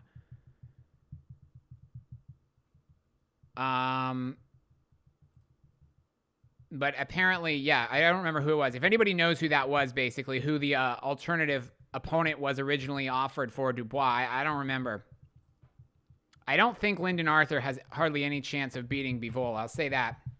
But I haven't even bothered to bet on that one, apart from Bivol on points on one of the parlays, just because, number one, the odds on Bivol on the money line were not even worth it, in my opinion. Like, you had to bet a lot more than I was willing to risk, put it that way, just to get any money out of Bivol on the money line. And then even as far as parlays, at least with the books that I was using, it really didn't add much to put Bivol even like on the money line. It didn't add anything significant. So I've just left him out of my 2 parlays that are still alive. So I've got nothing riding on this one. I just need Wilder to win by KO and then AJ to win.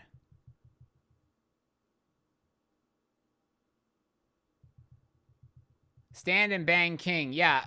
I don't know. I think that to my eye, the Parker Wilder one is a little bit like the Dubois Miller one in the sense that a lot of people seem to be picking Parker to win, but I heavily favor Wilder, just like I thought Dubois was going to win this one. But a lot of people were picking Miller. The money line cut in half because of the money coming in on Miller, but I never really saw it as being that close of a fight. Now, when it was actually going on in the ring, yeah, I was sweating. But yeah, I don't know. We'll see. We'll see. But I'm feeling as confident as you can be before a heavyweight fight that Wilder wins.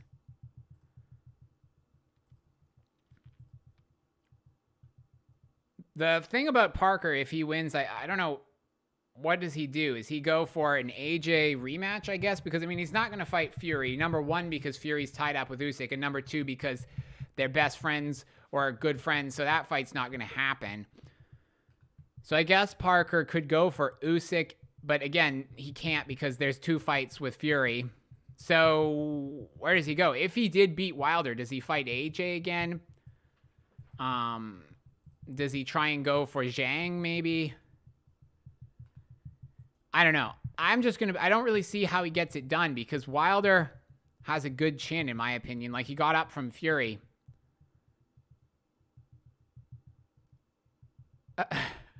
Yeah, I just can't see Wilder not landing clean either. Like, I watched, before I came on the stream, I watched Parker's last fight. And then I also watched Wilder against Helenius for all 2 minutes that lasted. And I don't know. What can Parker do to stay away from Wilder the whole time? I don't think he can. And I don't think he can knock Wilder out either. But, well, we'll see. The thing with Wilder as well is that I believe personally his movement is going to be a little bit better than what it used to be. I think that in the 2-year layoff, he's actually managed to work on his mobility a little bit. They were talking in the pre-fight.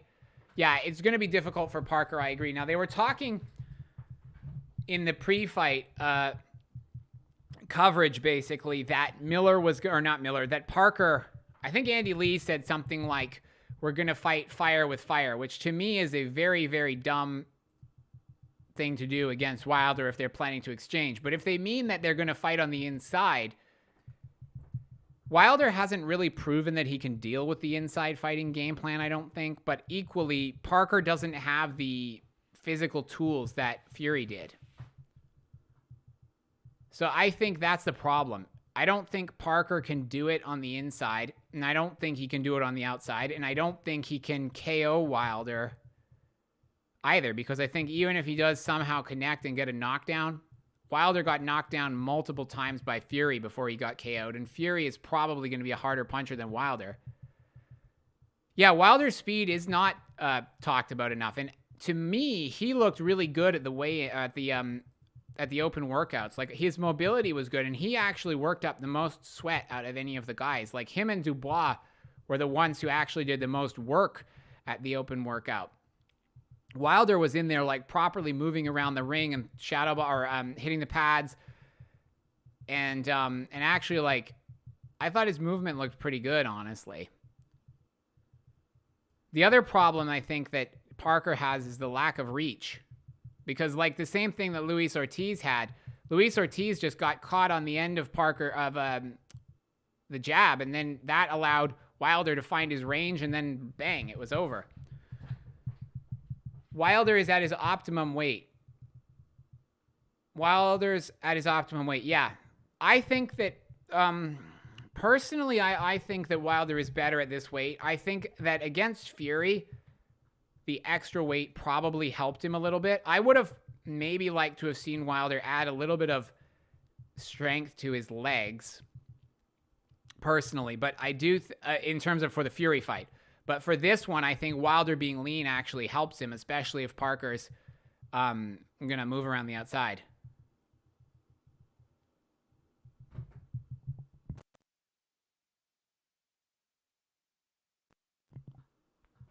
Klitschko KO'd Wilder in sparring, apparently. Well, I mean, Klitschko has supposedly had exceptional punching power. I mean, I believe Emmanuel Stewart always said he was a harder puncher than Lennox Lewis.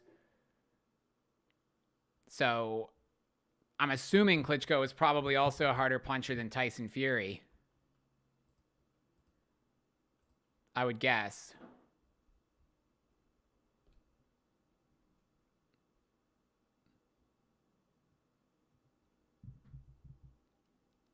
Stavern went the distance. That's true, but I do think Wilder has improved. Did Stavern go the distance? Actually, I thought Stavern got knocked out. No. I mean, that was a few years ago now. Did Stavern go the distance? Yeah, I guess he did, actually. Let me look this up on BoxRec, or you guys can tell me in the chat if Stavern went the distance with Wilder.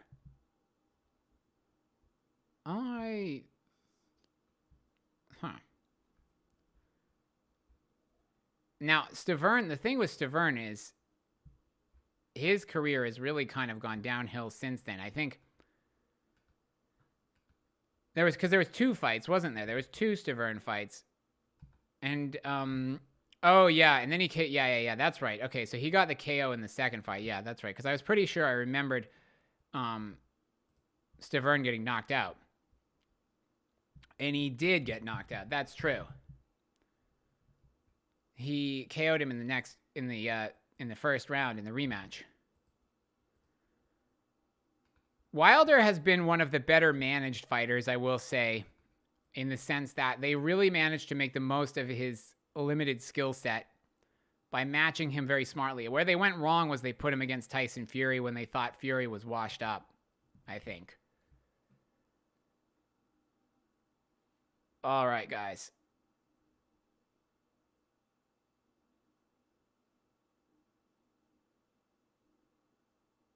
Wilder, oh, that's great. So that's interesting. I did not know that. So Dubois supposedly KO'd AJ in sparring? Oh, that's interesting. I didn't know that. That's the rumor anyway. Then KO, yeah, so that's right. Yeah, Stavern has been on a tough run. I mean, I'm assuming his career is essentially over. How has Wilder actually improved? Well, in my opinion, I think he's improved his footwork a little bit. That's what I think he showed in the open workout. I thought it looked like he was moving around a little bit better than he used to, and I also thought he showed a little bit of that in the Helenius fight for as long as it lasted.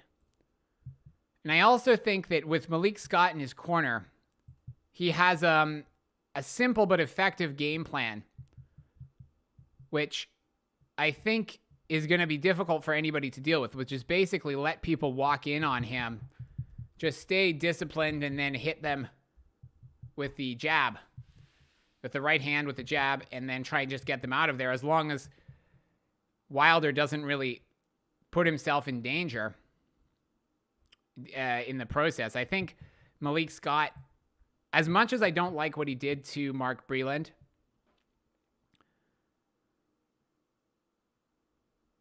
Justice Hooney. Okay. Where is he from?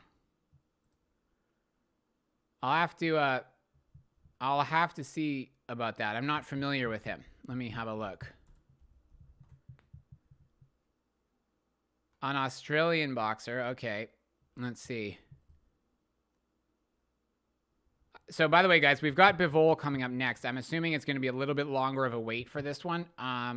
than it was for some of the undercard fights. They got those ones out one after the other, but then we had 45 minutes between Jai and Dubois. So I'm assuming there's going to be a little bit of a longer wait with this one. 8-0 with 4 KOs. Okay, I'll follow him on BoxRec, and I'll check out some of his clips after the after this stream. Okay. What does he do well? What kind of a fighter is he? Justice Honey or Honey? How do you pronounce that?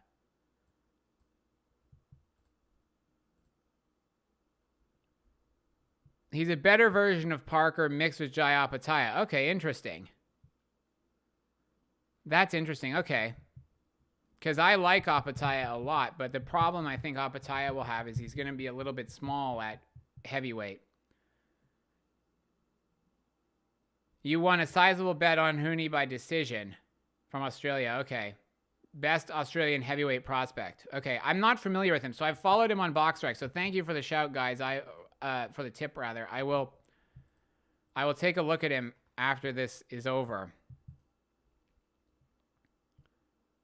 Does anybody think that Lyndon Arthur actually has some possibility of the upset here? I mean, I will be absolutely shocked if that happens. To me, the question is whether Bivol actually gets the KO. And I think there's a possibility of that. I felt like there was a chance Bivol was going to get the KO. I don't know if they have ring girls on this card in Saudi Arabia, truthfully. I am pretty sure they probably don't. I haven't seen any. I do not think that they have any ring girls in the Saudi Arabia card. They did for the UFC and the Abu Dhabi, but I do not think they do for this one.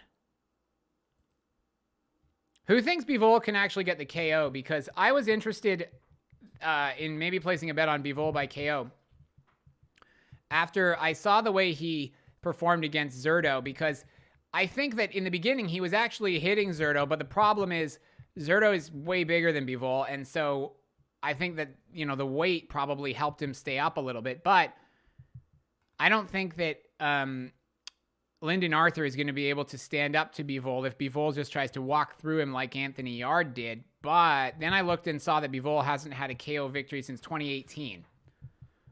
So that's kind of why I stayed away from that one. I think there's a decent chance Bivol can get the knockout, but I don't know if he will bother to go for it.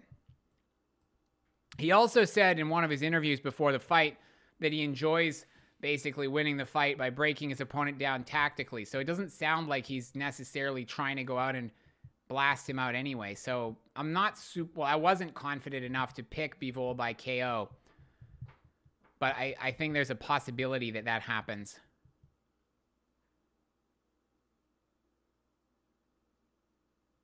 Okay, so Honey, you think he's one of the better heavyweight prospects out of all the heavyweights, not just from Australia. Okay. Not even Sonny thinks Arthur will win. No. Yeah, I don't think there will be any ring girls on this card, Roy Munson. I do not think so. I would bet the under on that one if we were betting the over-under on the number of ring girls that we will see here. And I think there will be 0. Mr. Turkey at ringside here. Mr. Turkey is wearing a big coat. That means, is it like freezing cold in the arena here? I honestly wonder if they're making any profit on this shows or if they are just losing money. I know that they've just got seemingly endless amounts of money, but like, what is the point here? Are they just putting on these shows because they can? Here's Ronaldo coming to sit at ringside. Oh, Conor McGregor as well. Ronaldo and Conor McGregor sitting with Mr. Turkey here.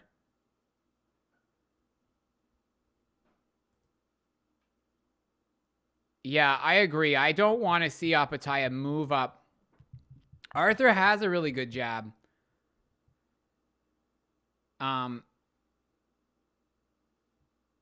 Yeah, that's the thing. So, Beach Fanatic, that's what concerned me also about Bivol, was just that he just doesn't seem to be that bothered about getting the knockout, honestly.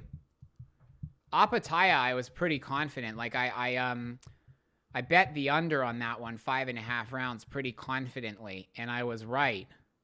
But as part of a parlay. But Bivol, not so sure. There wasn't, to my eye, there wasn't a ton of value on the Bivol fight, just because on the money line, he was a huge favorite. And then I personally wasn't that confident on KO or points. But that's my take on it.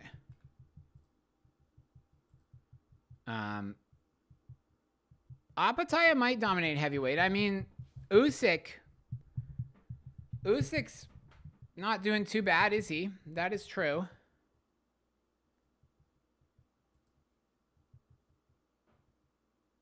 Yeah, that's the thing. Like, I really, really do not think Lyndon Arthur can win the decision here. I think that's nearly impossible unless Bivol is like on drugs or something. But he looked focused in the build-up, so I don't see any chance. Back in a bit, Roy Munson. Okay. Enjoy the Bivol fight. Yeah. I'm sort of hoping, like, I don't mean this in a bad way to Lyndon Arthur, but I kind of hope that the knockout comes early here, in the sense that 12 one-sided rounds is going to drag this card out even longer. Here's Bivol warming up. Be crazy if none of the fights went to a decision. Well, we were that close to Dubois winning on decision, and then we didn't get that. I say the most likely to go to decision is this one, because we've only got 3 left. So I say this one. Okay, so Honey is fast. Okay. Interesting. Yeah, I mean, if he is a heavyweight that can move like Opetaia, there's a lot of good fighters coming out of Australia at the moment. He's massive and throws like a featherweight, so he's kind of the opposite of Miller then, who's massive and throws like a, I don't even know, a dump truck. Not even like a heavyweight. I mean, his punch output is bad even for a heavyweight.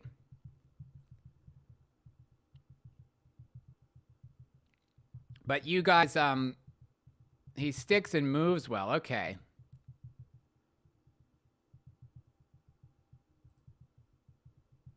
Does he have any amateur background? Not that that really matters. I'm just curious. Does he have any, was he in the Olympics or any kind of amateur tournaments, you guys know? Or just pretty much straight to the pros? Bivol, Crawford, Usyk, Stevenson, the best technical boxers, but Bivol is the least aggressive, so he won't take unnecessary risks. It didn't sound like he was planning to go for the knockout. I'll say that. He seemed pretty, what's the word?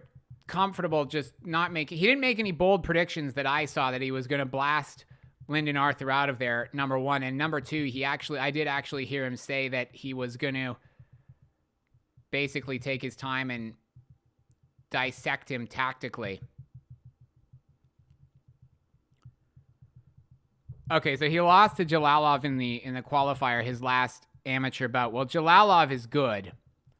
I like Jalolov a lot, so okay, I wouldn't necessarily hold that against him too much. He lost. I think Jalolov has a very good chance of winning the gold medal in Paris as well. You never know in amateur boxing, though, because, I mean, you could end up with a French fighter at home getting a gift decision. Yeah, Jalolov is a beast. The problem that Jalolov will have is that he comes from a country that unfortunately does not have, realistically, I don't know how good his English is. So he needs to be, he's going to basically depend on his opponents in the sense that in order for him to get his profile up, he's going to have to beat some of the top guys either in the US or in the UK. Yeah, he's still doing amateur as well as pro, yeah. He's with Top Rank as well. So Top Rank has a bunch of heavyweights now. I hope that we get a situation. Although, having said that, Makhmudov just lost. They still have Makhmudov, but he lost. He was Juan Anderson, Jagba, Jared Anderson, and Richard Torres. But I think Jalalov is by far the best out of that group, in my opinion. He has a win over Richard Torres in the amateurs. Okay. So essentially, he lost to the gold medalist, and then he beat the silver medalist. Okay, so that's impressive then. So by the way, guys, if you aren't watching this, we're getting into the Bivol fight now.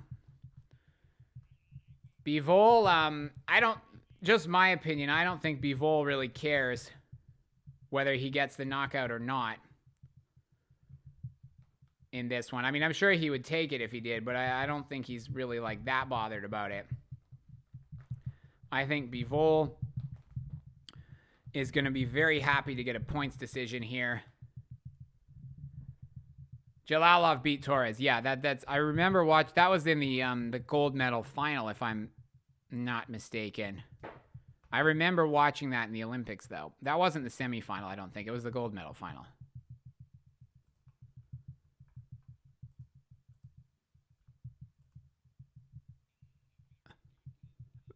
Lyndon Arthur, I will say, he's talked a good talk in the build-up to this fight, but I don't think he's going to win. I mean, his last performance against Suarez, Suarez is way, way worse than Bivol, and in that fight, Lyndon Arthur didn't even look good. I mean, his Lyndon Arthur is, I know that people say he's at his best, he's really good, but I think the problem is that he hasn't shown his best enough.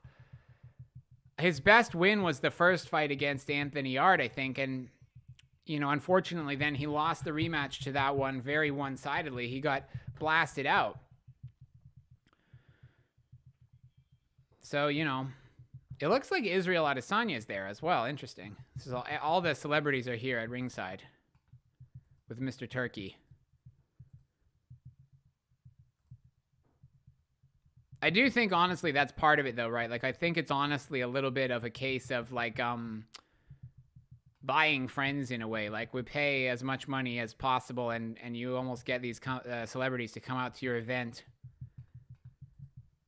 and be your friend and take pictures and sit next to you at the thing. Like, I think it is honestly a bit like that.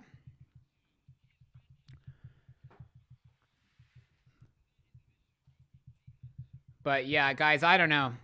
I really don't see any possibility of the upset here. Especially because it's light heavyweight, not even heavyweight. I mean, so there's not even the punching power thing. This, to me, alongside the Opetaia fight, was the biggest lock on the card. It's just that the odds were not even worth betting on. So I didn't really bother.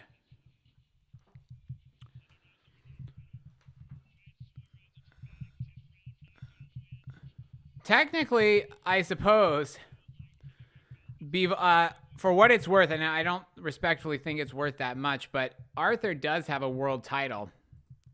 So I guess that would make Bivol a unified champ. Well, not really, because the IBO title isn't really considered, a proper world championship. I don't know. What do you guys think about the fact that Chris Eubank Jr. is supposedly going for the IBO title instead of going for one of the other proper belts at middleweight, rather? I was disappointed in that. I was very disappointed because the thing is, the champions at 160 are not like super, super strong right now. So I was thinking that Chris Eubank would actually have a chance against some of those guys, but I was very disappointed. Oh, Adesanya is friends with AJ. Okay. So, yeah, Arthur used it well in the first fight with Yard, then got sparked up in the rematch. Yard is a heavy puncher. Yeah. The IBO title is a very prestigious belt, right? No kidding. I don't really get it. Like, what... I'm not in the ring, but what's the point of ducking a proper title to go after that one? I don't really understand why Eubank would do that. I mean, does it even add that much of a payday? Like, are people going to really be wanting to see him that much more because he's a IBO champion? I mean, I don't really see it, but yeah, guys. So Bivol and Beterbiev needs to happen. I don't know what the holdup is. There was talk that it was because Bivol is a Russian fighter. But, I mean, that fight needs to happen. It's a stepping stone sort of title. Yeah, I agree, Beat Fanatic. But I feel like if he's going... Well, we'll see. I mean, if Chris Eubank actually does go for one of the main belts, then fair enough. I'm just concerned that he's not even going to get that far. I wonder if he's going to keep the IBO title and then not bother going for the other ones. But maybe I'm wrong. Maybe he will. I just don't see any way that Lyndon Arthur wins this fight. I mean, is he going to knock out Bivol? Does he have enough of a punch to knock out Bivol? Is IBO a notch better than the WBFF? And yeah, I think most people probably consider. Yeah, now Ben is fighting someone else. I don't even know who that is. Honestly, the name of the opponent escapes me. That's early February, isn't it? I don't think, correct me if I'm wrong, but I don't think that the opponent is anybody special, is it? I mean, you never know, because his last fight, Conor Benn fought an unknown Mexican who was brought in as a late replacement, and the guy was very tough and durable. And even though Conor Benn won that fight comfortably, it ended up being a little bit tougher for him than it probably was expected to be beforehand. But, yeah, I don't think Conor Benn's next opponent is anybody super amazing, if I'm not mistaken. I think most people do consider the IBO title to be the fifth title in terms of legitimacy. So I think it is considered above all of the other ones.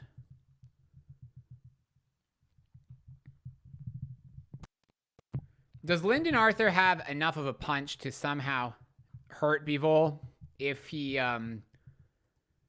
does actually somehow connect with him? Arthur has a 70% KO, but against lower tier guys. Most of his higher level fights have gone the distance, so that kind of worries me.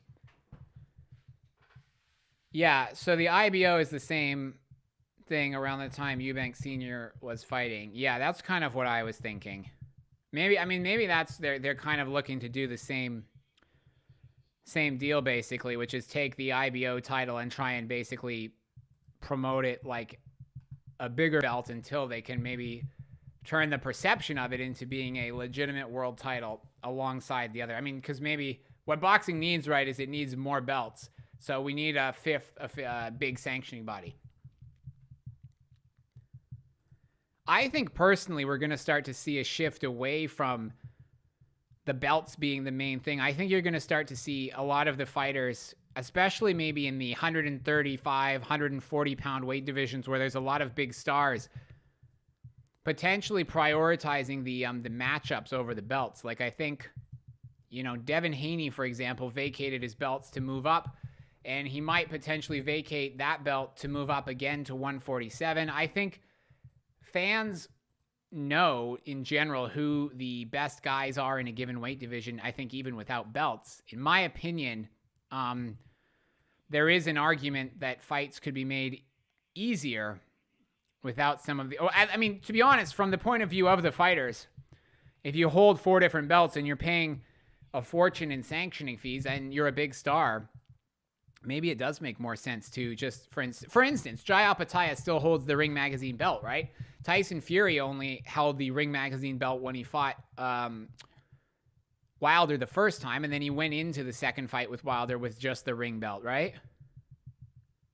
Yeah, that is interesting. WBO wasn't really recognized until Klitschko. Yeah, and Calzaghe, that's true.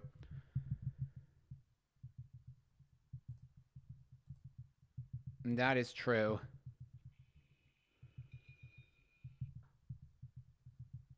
Lyndon Arthur's a hard one to read, though, because he always seems very stoic. So even in the fights that you'd think he has a really good... like, his demeanor, to me, doesn't seem too much different in this fight than he was in the build-up to his last fight against Suarez, even though, presumably, he's like a well, he is a way bigger underdog here. His demeanor seems pretty just level the whole time. Stoic, or, I mean, if you're being unkind, it seems a little bit almost disinterested, but I don't think that's what it is. I think he's probably just stoic more so than disinterested.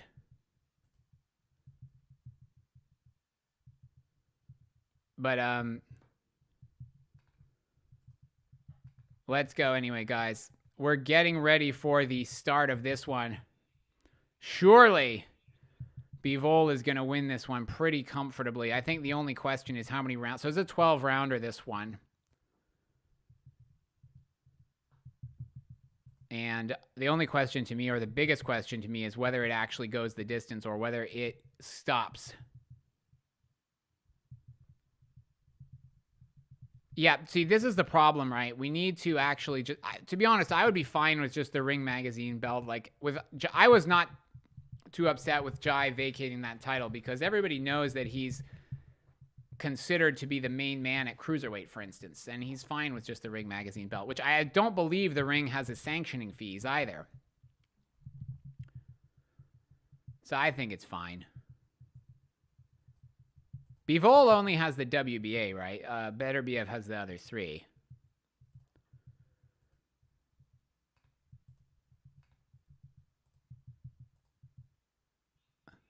All right, guys, here we go. So we're actually underway, by the way, round one. Let me know again, guys, in the chat if we actually get anything happening here. If Bivol, I think Bivol getting the upset or getting the KO here is the closest that we're going to kind of get to an upset in this fight. I said before, like, I think Bivol has the ability to potentially KO Lyndon Arthur. I don't think he will. I put Bivol points on one of my parlays, but I'm not super sure either way. Oh, nice jab from Arthur, though. He did actually hit Bivol with a nice jab. I mean, it didn't do any damage, but still. Bivol's going to have to be careful of the jab. Like you guys are saying, it seems to be Arthur's best weapon. Boxing is like Oprah handing out belts to everyone in the crowd. Yeah, no kidding. What killed me was when they couldn't even put the WBC on the line for Ngannou, right? But then they created a separate Riyadh season belt for that one. It's like they literally... That's, to me, is like the worst, when they literally just invent a belt for a specific event. Like, they've done that for Canelo. They've done that for Floyd Mayweather. They did that for Mayweather-Pacquiao. Like, they just make up belts for some of these super fights so they can get another sanctioning fee. I don't know why some of these fighters go along with it, honestly. Like, why not just... Bernard Hopkins turned down some of the belts in the past. I don't know why more fighters don't just turn down some of these made-up belts that they create for these big events. It's basically just like a tax, really. Less belts means the contenders are more likely to fight each other. Yeah, exactly. Well, I mean, speaking of contenders, Makhmudov is presumably not going to be in the top of the WBC rankings anymore because he got knocked out. Bivol's looking pretty sharp, though, here.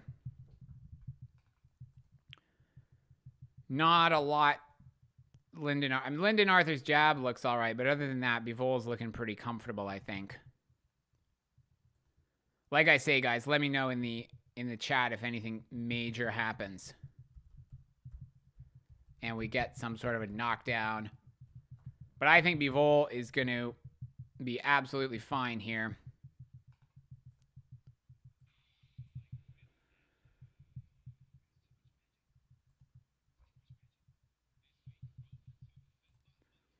Like I said before, the first time I saw Bivol was against Joe Smith Jr.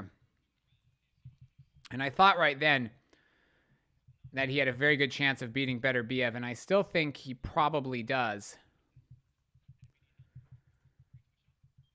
But we will see, guys, if and when that fight actually happens.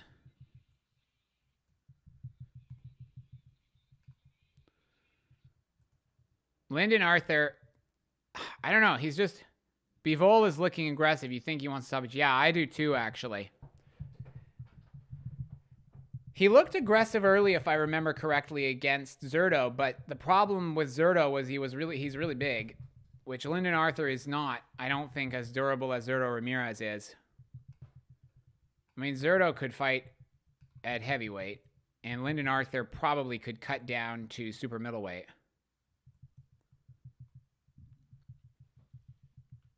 In my opinion, anyway. If Bivol gets the stoppage, I think that's the closest we're going to get to kind of like an upset here, especially if he gets it early. Because there is no way Lyndon Arthur is winning this fight. Bivol's aggressive, though. By the way, we're in round 2 now, guys. Bivol's aggressive, though. He's coming out, and I think you're right, Beat Fanatic. I think he's trying to get the KO here. I think he is trying to go for the KO.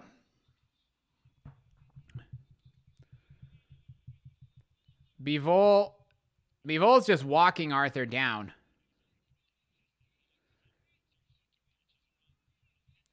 Arthur's jab is not keeping Bivol on the outside so far. And Bivol is actually being aggressive, which he doesn't need to be, probably, because I don't think he's going to be able to even lose the fight on points if he tried, but I think he wants to get the knockout. Probably so that he looks more impressive going into a potential fight, either a rematch with Canelo or a fight with Beterbiev. Ooh, Bivol. He misses with a hook. But Bivol and Jai, guys, were the two ones that I was most sure about. And, I mean, what can you say? There's not really anything here to suggest that we're going to get an upset. Yeah, Arthur can't hurt him. That's what I'm thinking, right? Yeah, they couldn't put they couldn't put the WBC up for Fury's last fight. I kind of get that. My main issue is that they then just made up another belt for that one. Oh, look at Bivol, guys, with the combinations. He's looking very focused. Ooh, Bivol. Coming out aggressive, and he's landing these combinations. Couple of seconds left in the round here. Bivol. Wow. I'm glad he's coming out aggressive, though. I think it would have been kind of a waste of his time to just sit on the back foot and box around the outside when I don't think Arthur really has the power to hurt him anyway. And Bivol is, yeah, he's looking good here, guys. We're in between rounds as well. What do you guys think's been the performance of the night so far? Kabayel? Jai with the round 1 KO? What about Dubois stopping Miller?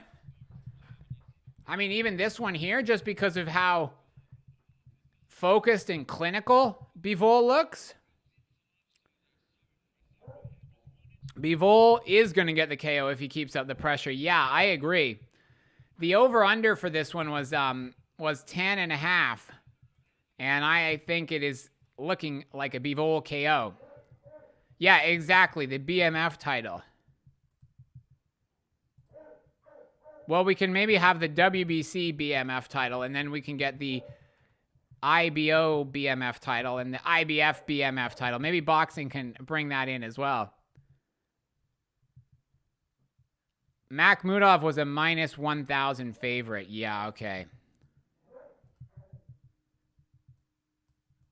I thought Opetaia's knockout was impressive just because it was a one-punch KO in round 1. But you're right. I think Kabayel, given the fact that Makhmudov was such an overwhelming favorite, In the third round now, by the way, guys. Bivol looking very aggressive. Whoa. Oh. Bivol. Do you guys think Canelo is going to rematch Bivol? Do you think that fight ever happens? Ugh. Come on, Bivol. I'm rooting for Bivol here to get an impressive win because I'm hoping we'll get to see him against Beterbiev next.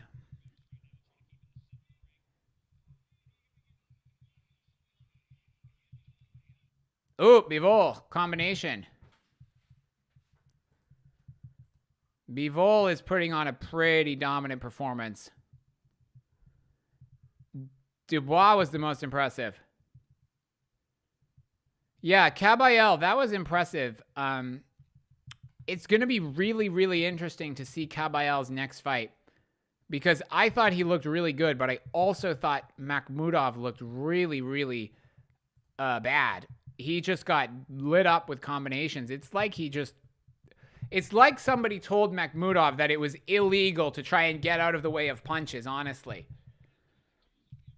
I just don't think he respected Kabayel in the slightest. So Makhmudov really had the most underwhelming performance as far as I'm concerned.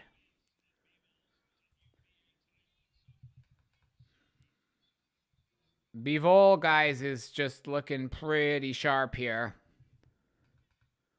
He's patient as well. Like, the thing is, this is an example to me, guys, of a really smart game plan. Like, it's not the most fan-friendly in the sense that Dubois got the KO, but he also put himself needlessly at risk of getting knocked out himself. Whereas Bivol, I don't know if you guys find this to be boring or what, but Bivol is being very ruthless in his own way because he is literally dismantling Arthur, but he's also not putting himself... Yeah, exactly, Beat Fanatic. Nice combinations, but he's not taking unnecessary risks. So I think... Excuse me. I think the thing with Bivol that makes him ruthless... Calculated aggression. I like that word. And that, to me, is what makes Bivol ruthless in the sense that he doesn't care about entertaining the fans. He's there purely to win. At least that's what I think. At the weigh-in, at the press conferences, like, there's no attempt to entertain. I think to him, it's just like purely a sport. It's like he's playing tennis. It's like, it's not about entertainment at all. I think it's literally there to win the fight, to give his opponent the least chance to win possible, and to give himself the best chance to win. So in his own way, I think Bivol is as ruthless as anybody in the sense that he doesn't care about entertaining. He doesn't care about taking risks just to get the fans excited. And I think that makes him a very dangerous fighter and a very tough fighter to beat. Because when you combine his skills with, like, being very calculated... Yeah, he's dangerous. And I think Bivol beats Beterbiev.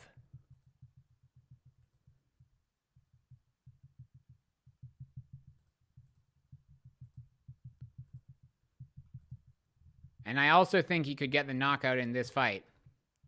But I also don't think he absolutely needs to. Like, I think if he dominates every single round... I think he beats Beterbiev and becomes undisputed as well. My problem with that is that I hope the fight actually happens because I don't know what the holdup is right now.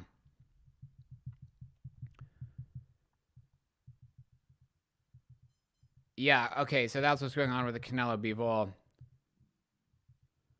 To face Opetaia at cruiser, that would be a fight I would love to see. I mean, if we got Bivol, I agree. Bivol is a special fighter. If Bivol beats Beterbiev and unifies 175, and then he moves up to cruiserweight, I'd probably favor Jai. Whoa, nice combination for Bivol in the fourth round, by the way. If he moves up and actually beats Jai, I mean, then you'd be looking at a pretty special fighter, truthfully.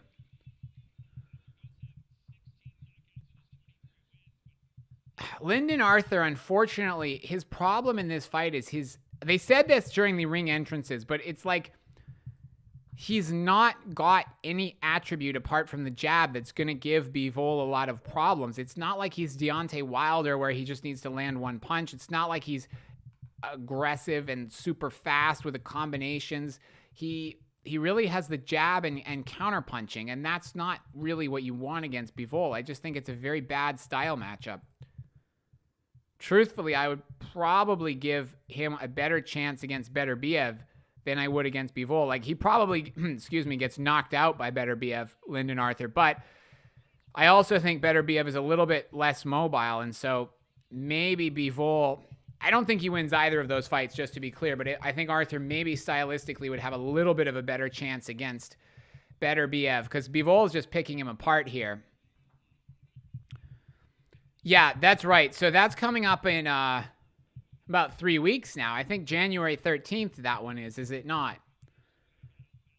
The other unfortunate thing with Bivol, or Beterbiev rather, is that he's still lacking a lot of big fights. Truthfully, even at this point in his career, he hasn't had a lot of big fights, right? So, I don't know. I think we need to get that one on sooner than later. Now, if Beterbiev wins in January, I'm assuming it probably won't be until, let's see, February, March, April, May time at best. Maybe May we could potentially get that fight, depending on how Beterbiev doesn't get injured or something. I mean, assuming there's not an upset as well, because that's not out of the question. But all right, guys, if you are not watching this fight, you are missing a pretty much one-sided masterclass dismantling of Lyndon Arthur by Bivol. Now, just to be clear, Bivol is not looking like he's about to get the KO or anything like that, but it's pretty much just a one-sided dismantling of Lyndon Arthur by Bivol. So Bivol is going to either, cruise to a points decision win, or, Lyndon Arthur is going to have to pull something out of the hat here because, yeah, guys. Bivol versus Opetaia at cruiserweight would be fantastic. Yeah, that is the thing with Beterbiev, though, right? A little bit like Wilder. He can be losing every round and then get the knockout.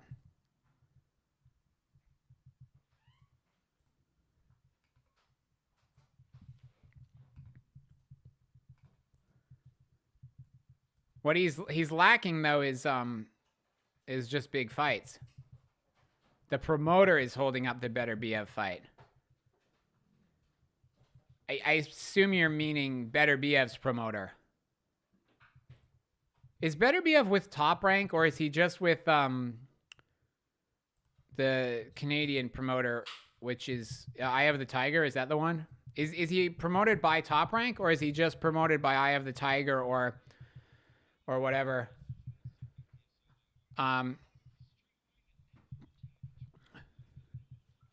Whew.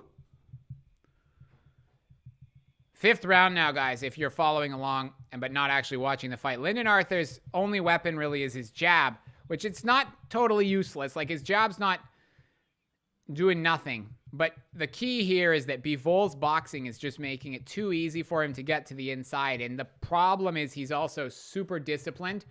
So he's not actually able to, or he's not allowing Arthur to have any openings, basically. That is the problem here for me.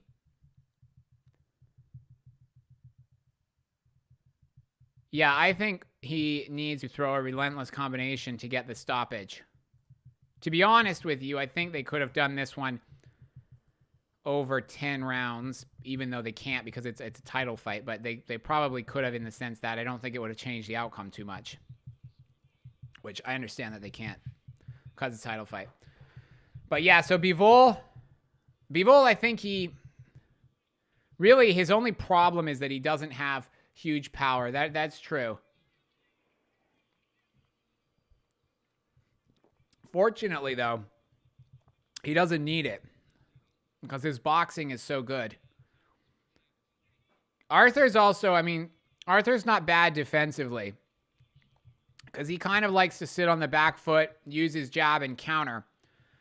So he just escaped a couple of combinations there from Bivol, Arthur. Like, his evasiveness is not bad, and especially against a fighter who doesn't have devastating power. I think one way that this matchup kind of actually does favor Arthur is just the fact that he can probably survive till the end of the fight using his back foot boxing and his jab. I think his survival skills are not terrible, unless the opponent literally walks straight through him like Anthony Yarde does and have a lot of power. So to me, I agree with Beat Fanatic. I think that it's looking towards Conor McGregor at ringside with Cristiano Ronaldo.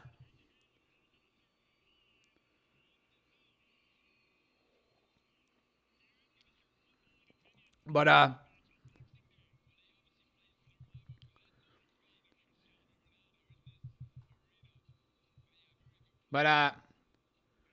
guys, Conor McGregor, I gotta say, does not look like he is leaning down for his UFC comeback. I don't know what weight he's gonna come back in the UFC, but he doesn't look like he's leaning down much. I don't know if any of you guys follow UFC, but it doesn't look like Conor is leaning down for his UFC comeback. So we're about to get into the start of, not the second half of the fight. We're almost into the second half of the fight. But I think Lyndon Arthur now, if you're betting, I'm not sure what the live odds are. I don't have them in front of me, but I think Lyndon Arthur losing a one-sided points decision in which he loses every single round is probably the outcome I would bet on if I was betting on the live odds for this one, which I don't have them in front of me.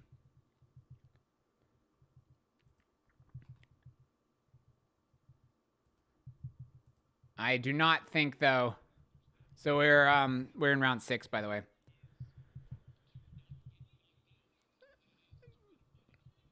Bivol is just like really the one who's in the driver's seat in the sense of how this fight plays out. Because if he decides to really let his hands go with a massive combination, he probably can get Lyndon Arthur out of there. Because there's really very little offense coming back. Arthur's game plan is just to sit on the back foot, throw the jab, try and follow up with the right hand, and then maybe be able to get some other punches off if Bivol comes forward and goes lunging in. But Bivol's too disciplined for that. He's not just blundering forward. He's managing to be very, very disciplined.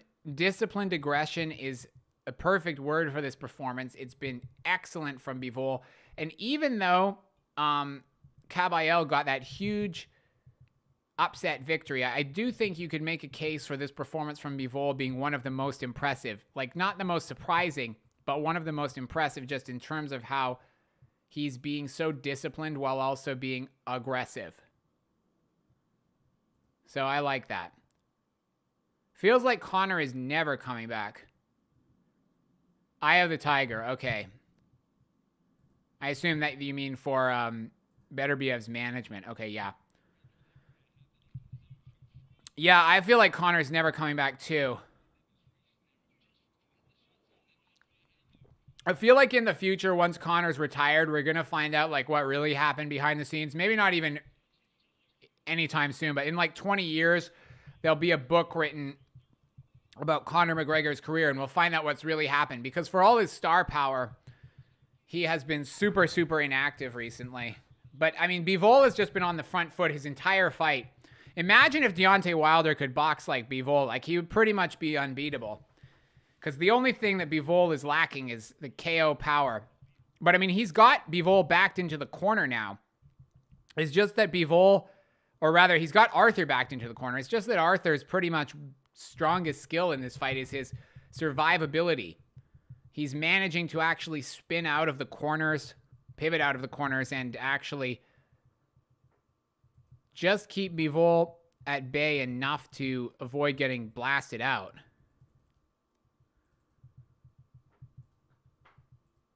I'm so glad that Bivol got the Canelo fight.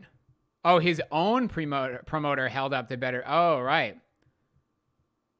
Bivol's own promoter held up the Beterbiev fight. Huh. That is such a weird thing, though.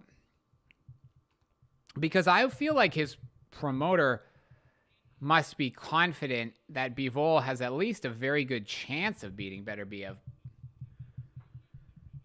We're seeing Wilder warming up backstage, by the way, for what I'm expecting to be a dominant victory over Joseph Parker. But we will see. They've got a stretcher or like a physio table set up next to Wilder, and I think they probably need to be wheeling that to the ring for Joseph Parker after the fight. Like, I think it's going to potentially be that one-sided. Yeah, I would not want to get in the ring with that guy. I mean, I wouldn't want to get in the ring with Wilder or Bivol anyway, but Wilder's power and Bivol's boxing. It would be extremely difficult for anybody to beat that guy. So we're in round 7 now, guys.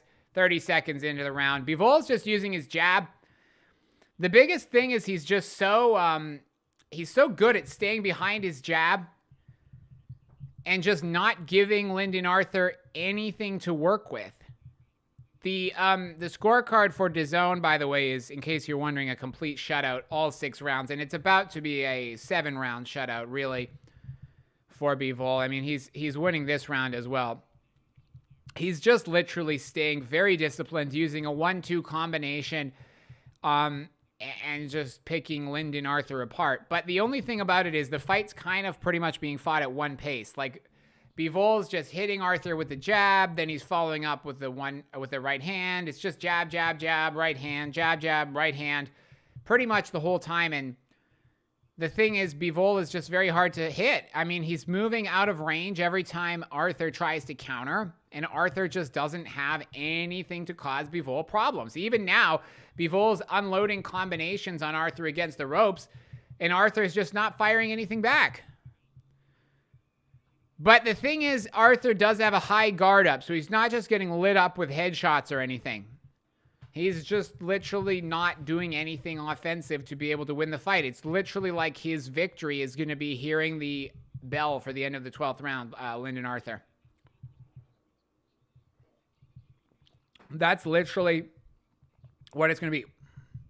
The other reason why I do like Jai Opetaia maybe a little bit better than Bivol is just that Bivol is so good at range control, but Jai Opetaia's range control is also quite good, in my opinion. It's just that I like, personally, Jai's offense as well. I think that adds a little bit of a dimension to his game that Bivol lacks.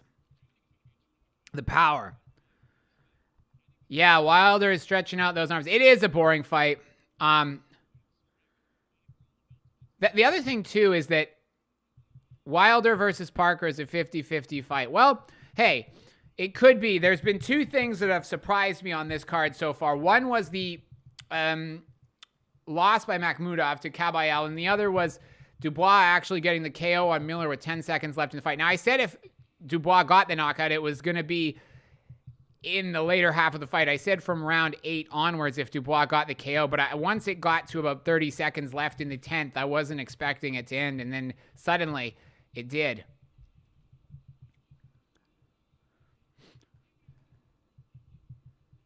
But yeah, I mean, it's kind of a weird fight in the sense that we're in between rounds now, and it's kind of a weird fight because both guys need to step on the gas if they want to get a stoppage, because Bivol can cruise to victory, absolutely win every single round. So it just depends whether he wants to send a message or not. But this has been the most clinical performance, but it's also been, like, yeah, realistically, the least exciting. I agree, Mankey Crazy. I think Arthur is just trying to survive here. I think he's trying to survive, and he's gonna probably survive. I don't know if he gets like a bonus just for lasting the 12 rounds or something. I mean, obviously he doesn't want to get knocked out. Like, I get that. But, yeah. So round 8, by the way, is just getting underway, guys. Bivol just doing the same thing he's been doing the other rounds. Jabbing, right hand, alternating the jab, head and body, and just being super disciplined while he's doing it. Lyndon Arthur literally is just trying to survive. He is not making any attempt to go for it here. It's literally just, can I avoid getting stopped? Can I hit Bivol with a few shots? And that's about it. Bivol, I think Bivol probably could get the stoppage if he was just to walk forward and unload combinations. I just don't think he wants to take the risk. But it's just the jab here. And I mean, Arthur has a good jab, but it's been completely neutralized by Bivol because he just doesn't want to let it go in case he opens himself up to a counter. This was kind of similar to why I thought that Regis Prograis was going to get dominated by Devin Haney, in the sense that you have a fighter who's very good at using the distance against one who likes to use feints and try and bait the opponent to come forward. And in both cases, the guy who's using the distance better is just having a field day with the other one. Nice body shot from Bivol. But, I mean, Lyndon Arthur's still looking pretty steady on his feet. We got a minute left in the 8th round here, guys. Bivol with a nice combination to the head. But, again, Lyndon Arthur not really shaken up too badly. It looks like Bivol's getting a little bit more aggressive. Like, he's fighting. He's trying to come. He is coming forward to the inside more now. But yeah, guys. Ooh, nice jab from Bivol. Another nice jab. Bivol. Ooh. Arthur did actually manage to connect. Now, Bivol's hurt. Bivol looked like he hurt his shoulder maybe there. He backed off after Arthur hit him with a jab. It was a jab to the body. And then Bivol was backing up as though he was either hurt. He is hurt. Yeah, Bivol's hurt to the midsection, guys. Bivol is hurt to the midsection. He's been hit twice in the lower left-hand portion of his abdomen. And Bivol backed up twice, and he dropped his left hand in order to shield his abdomen. He got hit twice. Now, he's still winning this round, but that's something to note. Bivol now going after Arthur. I think Bivol's hurt here, guys, and I think he's trying to get Arthur out of there. He went after Arthur a little bit more aggressively with a combination. And my favorite fighter currently is Usyk. I really like Usyk's in-ring skills. I like his mentality. I like his personality. I like the fact that I think he's one of the mentally strongest fighters out there. So my favorites probably are Usyk, number one. I like Bivol a lot as well. Style-wise, Teofimo Lopez as well. I like Teofimo Lopez. I do like Shakur style-wise. I know he's boring to a lot of people. I like Devin Haney as well, style-wise. $1 million for this fight. Wow. Yeah. I think you're right, Roy Munson. I think Bivol might have a cracked rib, too. We'll see if he's more aggressive. So the round 9 is just starting. Bivol is getting hit with a jab from Arthur. Arthur's actually using his hands a little bit more. Bivol, I think, is going to want to try and potentially back Arthur up now. He's doubling up the jab a little bit more. He's being a bit more aggressive here, and I think that's because he is hurt. I think Bivol is hurt here, and he's trying to make sure that Arthur can't target the body anymore. I think you guys might be right. It might be a cracked rib because Bivol is being a lot more aggressive here. He's alternating to head and body with combinations against the ropes, and I think basically he is trying to make sure that Arthur can't just pick apart the injured rib now or whatever injury he has on his abdomen. But I mean, Arthur managing to try for another hook to the body, and it looked like, again, Bivol kind of winced there. Bivol is getting hit a little bit more in this round. I still think he's winning this round, but this has probably been the worst round for Bivol so far, I would say.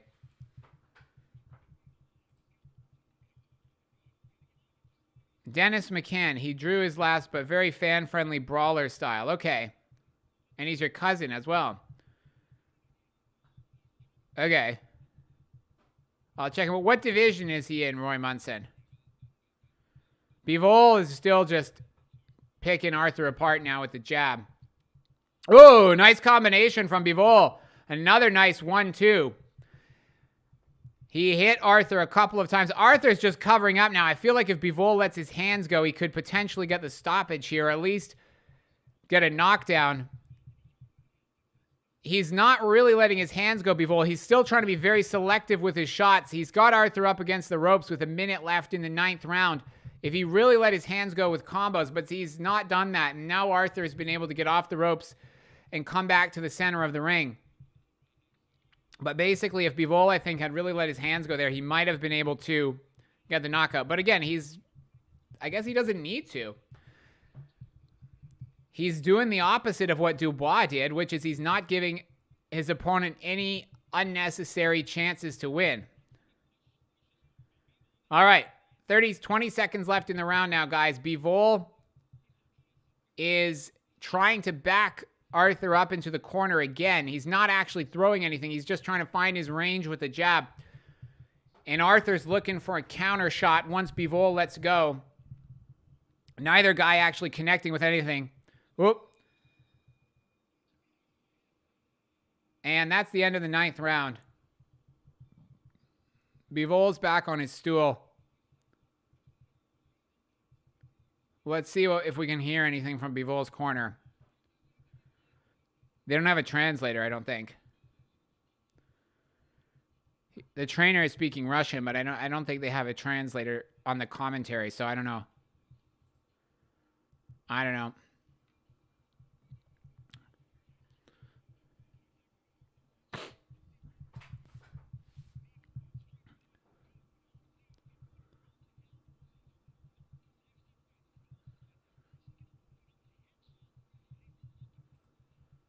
Come on. We've got 3 more rounds, guys. Roy Munson, do you believe what John Fury is saying about Tyson's camp being bad right now? Because there's talk that Tyson Fury's camp is like bad. At least that's what John Fury is saying.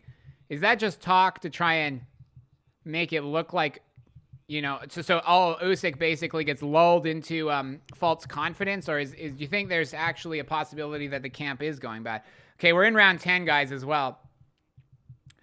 Bivol's just using the jab again. Whoa, but he hits Arthur to the body there with a nice right hand. I don't think that Bivol has lost a round in this fight. And if he's now winning with a bruised or broken rib, it's even more impressive. Bivol is in the center of the ring. He's just still trying to pick Arthur apart, look for an opening. Arthur trying to use his jab. Lyndon Arthur, if he really is being paid £1 million for this fight, I think you guys might be right. I think he's just getting beaten by a much better fighter and doesn't want to take any unnecessary risks and getting knocked out. And so he's just take his money and go home, I guess.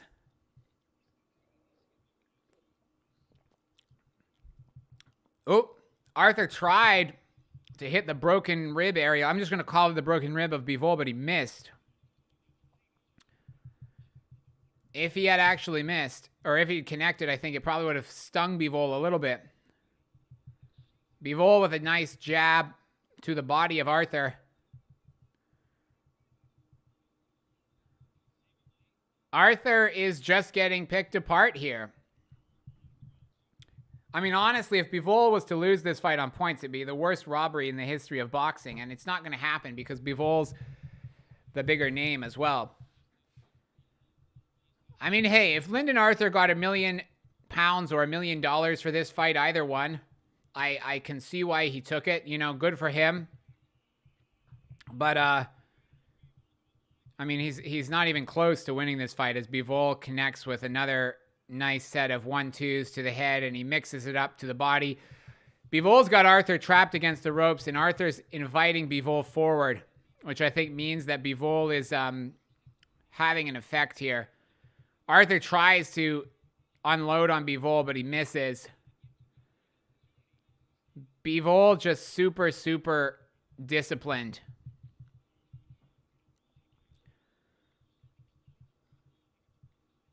$20 seconds left in the round.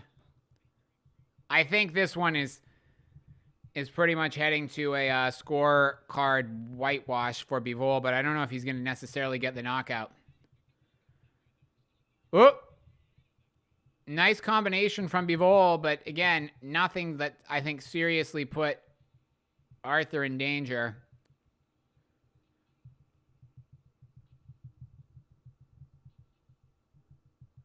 Okay, so there actually is a rift going on between John and Tyson. Okay. Well, I don't personally think that Tyson, I don't know. I mean, I keep saying Usyk will win the fight, but you know, the other thing is Tyson does his best when he's probably the underdog. And I mean, I'm guessing he was probably pretty embarrassed after. So I'm guessing that kind of means he's blaming his dad for what, I guess, not getting him prepared properly or just causing trouble. No man alive. Yeah, I mean, I made some videos before the fight where I said I didn't think John Fury was helping Tyson because of the way he was acting at the press conference and stuff. No man born from... Yeah, exactly.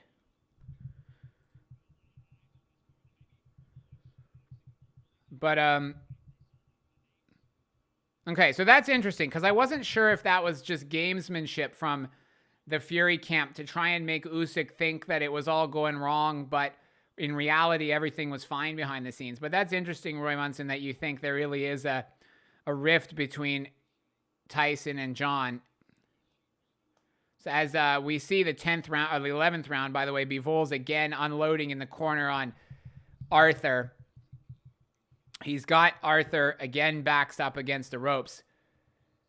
Bivol is really doing everything that he needs to do apart from getting the knockout. I mean, there's literally, apart from getting hit in the ribs with those 2 shots and not getting the KO, there's really not much that I think Bivol could have done differently to make this a more one-sided performance than it's been.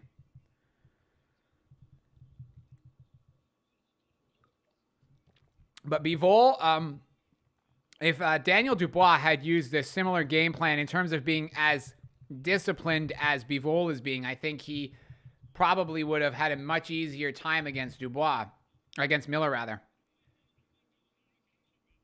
The jab from Bivol is just getting through the guard of Arthur now, and if he wanted to put his foot on the gas, I think he would be able to do that. Ooh, nice counter. Nice. I mean, the jab from Bivol is so good. It's completely neutralizing the jab coming back from Lyndon Arthur. Lyndon Arthur, who has a good jab in his own right. But it's just useless against Bivol.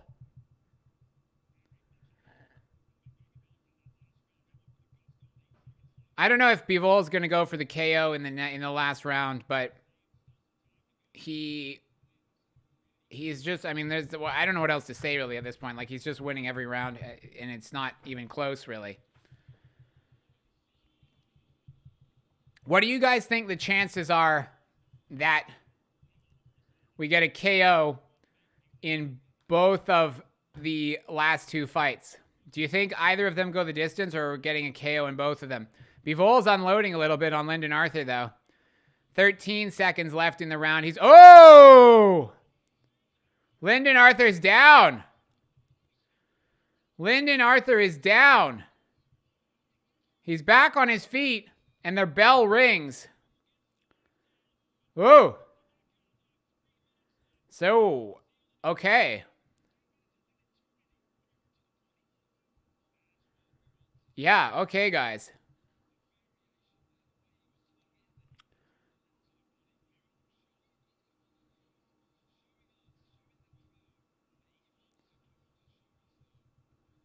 It looks like we might actually get the KO here, guys, from Bivol. Wow.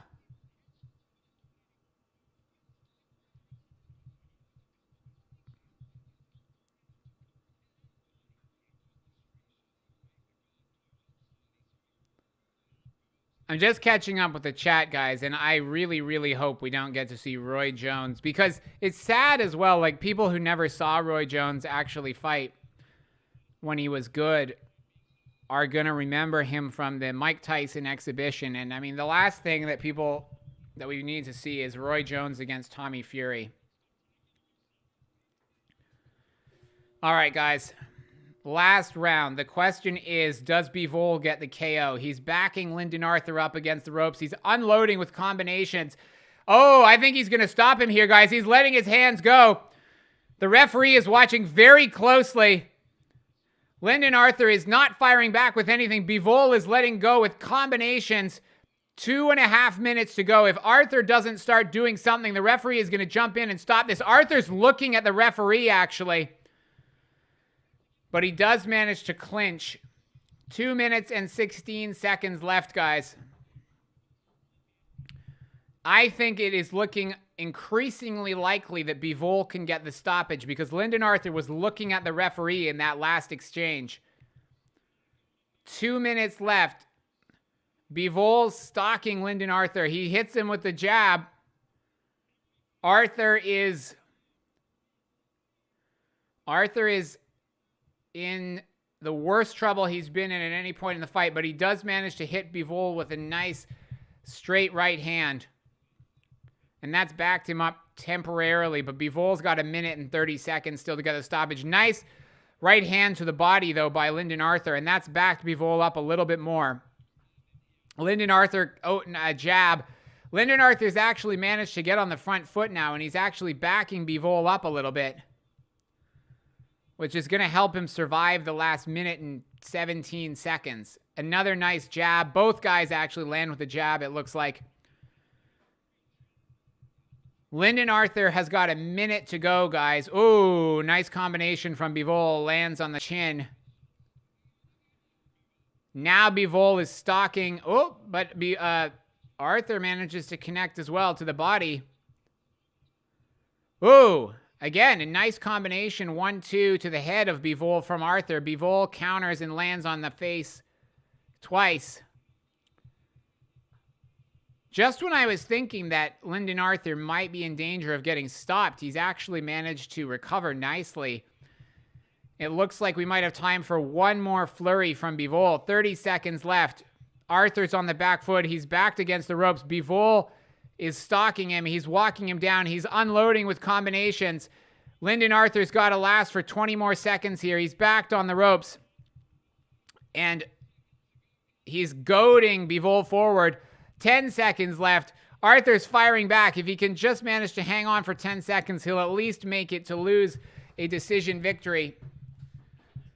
He'll lose a decision, rather. And yeah. So Lyndon Arthur, dang.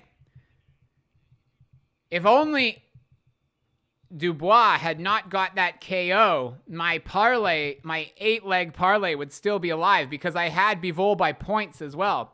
So literally, if Dubois had managed to hold off on that KO for 10 more seconds. So I've still got 2 more parlays alive, though, which is good. All right.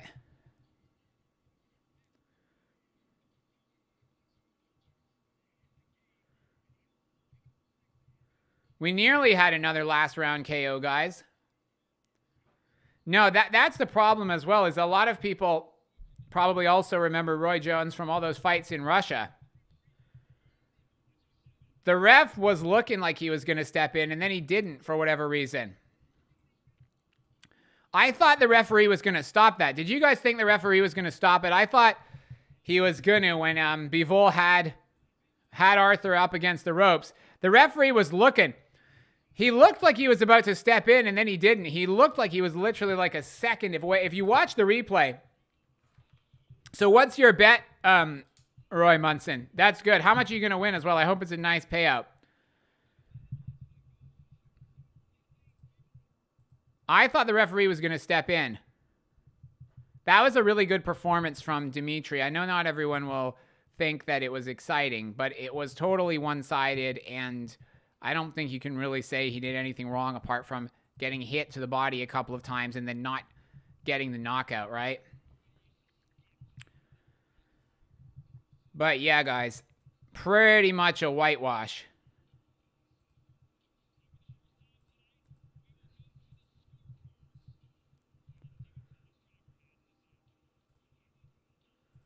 All right, guys, so we're going to the official announcements on the scorecards.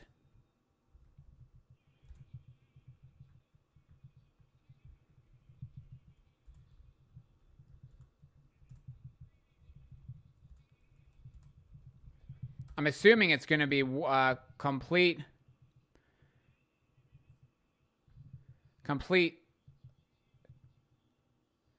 120-107. Yeah, so he won every round. Which, I mean, he deservedly won every round. All right. So we are a mere 5 hours and 49 minutes into this stream, guys. Thank you all for sticking with me. Who did you... Yeah, Roy, who did you pick in the last two? So I've got Wilder KO in one and Wilder under 8.5 on the other. And then just AJ to win on both of... Or AJ to win on one and then... AJ by the over on the other one. So, yeah.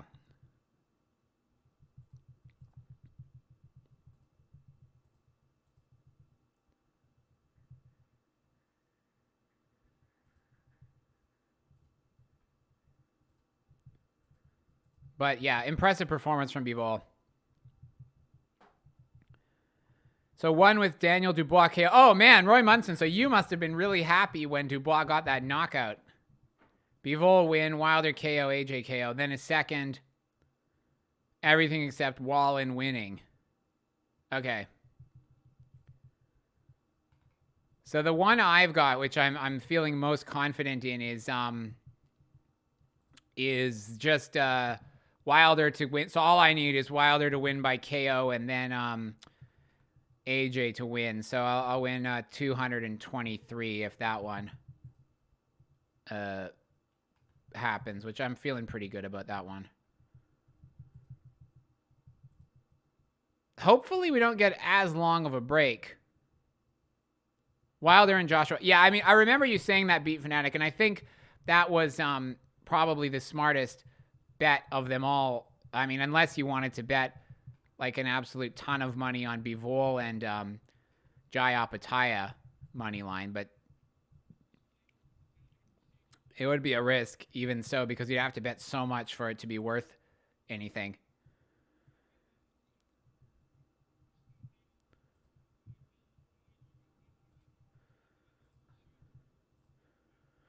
So Bivol says he didn't push himself too much.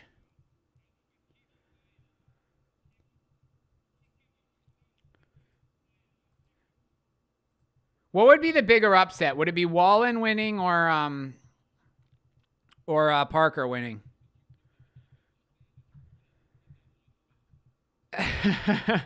Yeah, I agree. I hope we can get the Wilder-Joshua fight.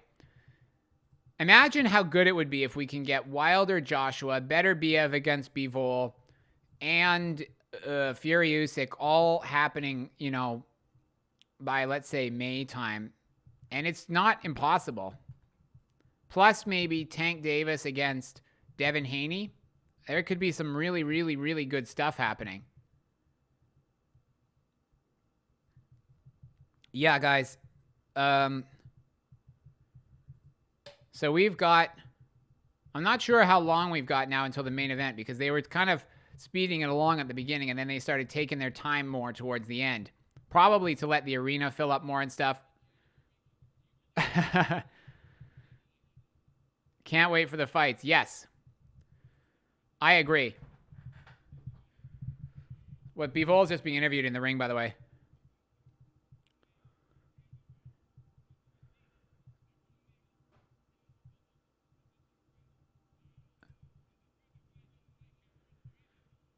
He's saying he wants the undisputed fight. He's saying they want undisputed in light heavyweight, which obviously everybody does, but hopefully that will happen. I don't know what is holding it up, whether it's Bivol's promoters, whether it's Better BF's promoters, whether it's the WBC. Bivol's saying he wants it.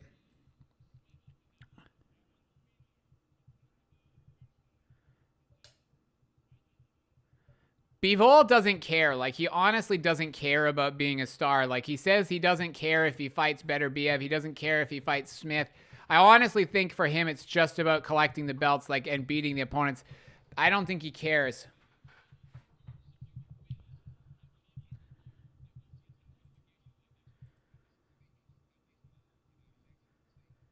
Eddie Hearn. So they're asking him whether he thinks...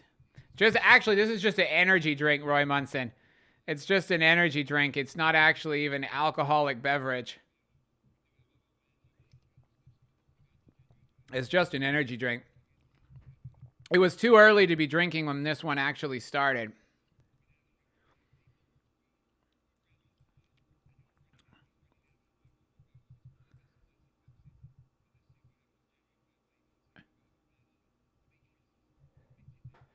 So they're just interviewing Eddie Hearn, and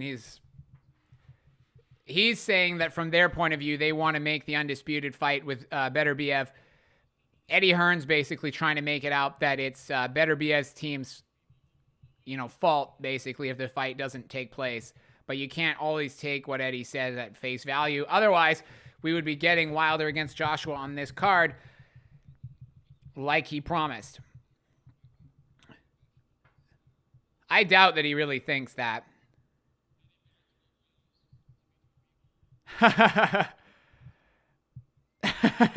Yeah, exactly.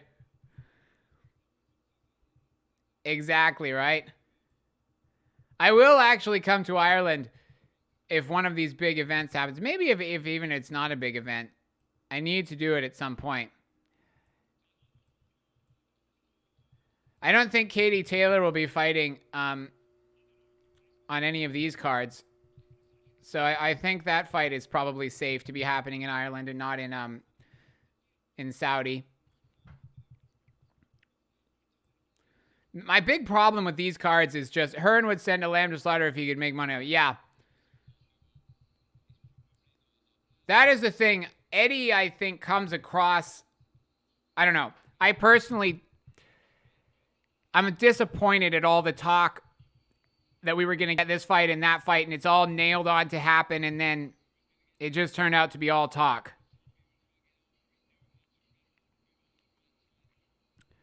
It turned out to be just empty words for the most part. We never got any of the fights pretty much that Eddie was promising for the Christmas time. And we got this card, but I don't think that was anything to do with Eddie Hearn. I think that was all just to do with, the Saudis more than Eddie Hearn. So I'm just going to take a quick break, guys. I'm just going to go to the bathroom. I'll be back in about a couple of minutes, 5 minutes. But stick around. I'll be back in about 5 minutes, and we'll be getting into the two main event fights now. So I'll be back in about 5, guys.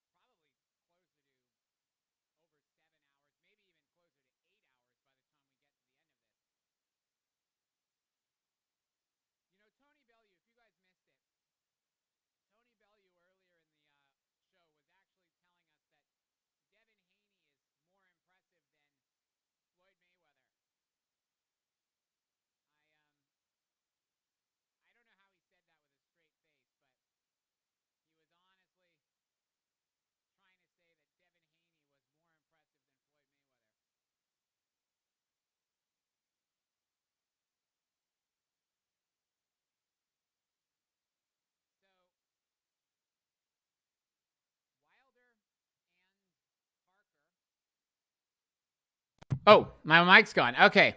Yeah, I hadn't turned it on. Thank you, Roy Munson. All right. Yeah, so I am back, guys. Yes, I did wipe the seat down. My wife's actually gone out of the house, so she didn't have to listen to me on here for 6 hours, 7 hours, 8 hours, whatever length this card's going to be. Now, I was just saying about Tony Bellew. He actually said with a straight face earlier on in the card that Devin Haney is more impressive than Floyd Mayweather. And I don't know how he can say that with a straight face. But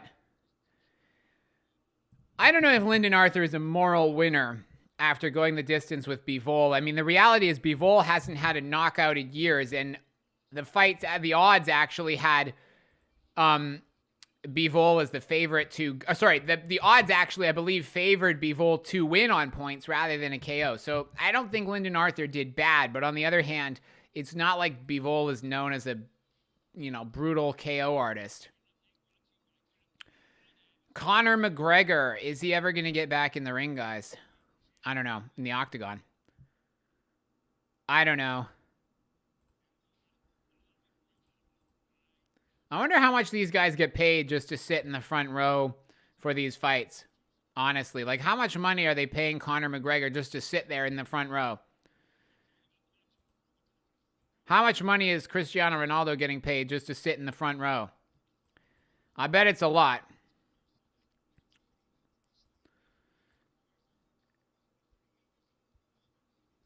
Yeah, Tony Bellew, he does seem to say some strange things as far as when he's calling the fights. Like, I don't know if he says it like knowing that it's stupid and he's just saying it, to try and be controversial. That's one thing. But if he actually really thinks that Devin Haney is more impressive than Floyd Mayweather, I don't know.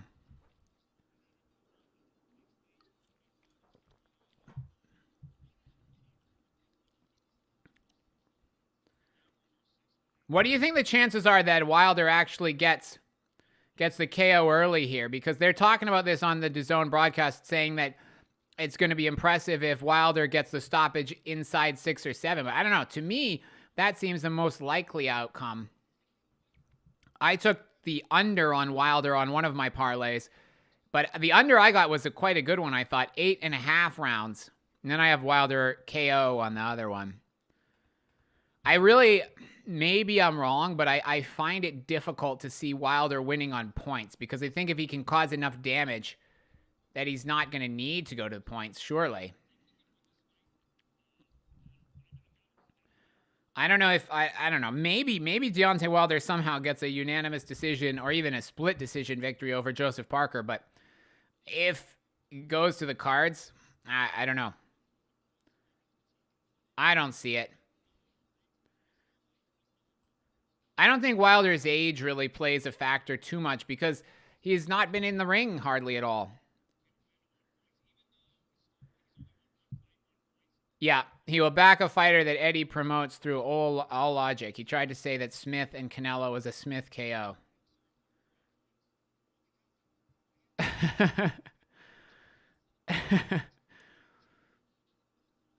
Yeah, okay. That makes sense. I think that's part of the problem, I think, in my opinion, with the DAZN commentators is that they've got too many guys on there that aren't great commentators. I think they're just put on the show because they're Eddie Hearn's friends. We're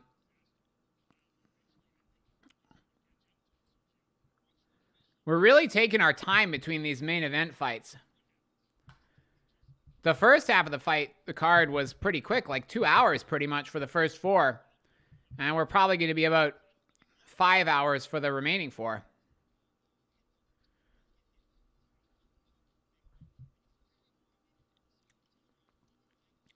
By decision, plus 800. By knockout, plus 1,100.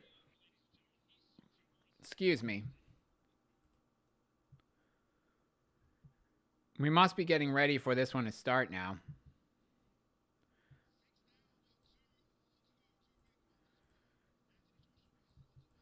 Come on, guys. Frank Warren now.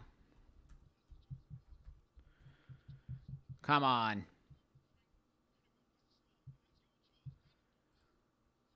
What does Frank Warren think? Frank Warren was sweating. Frank Warren was sweating, by the way, during that Dubois fight. The guy who knocked out Gary Cully, yeah, I think he is. I think he is, yeah.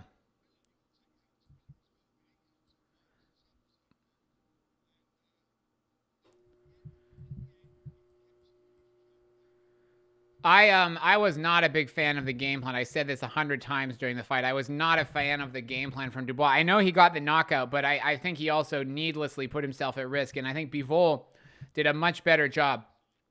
Daniel showed a lot of heart, though, and to be fair to him, Miller showed that he can really take a punch, to be honest. I think Roy's pick... Really? Wow, I didn't know that. Minus 3,300. Wow. Huh, I did not know that. Boxing is crazy, yeah. That's why I'm not 100% sure in these picks, even though I'm feeling pretty confident Wilder by KO and AJ winning, at least at the minimum. I'm feeling pretty confident, but I'm not 100% sure. Come on, guys. Let's get to it. They're stalling for time here.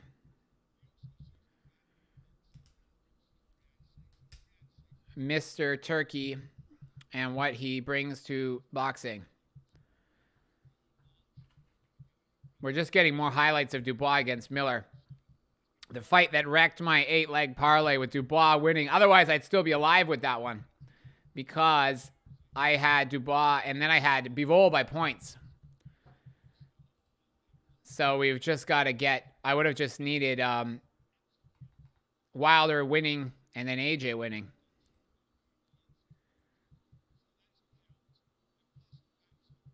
Come on, guys.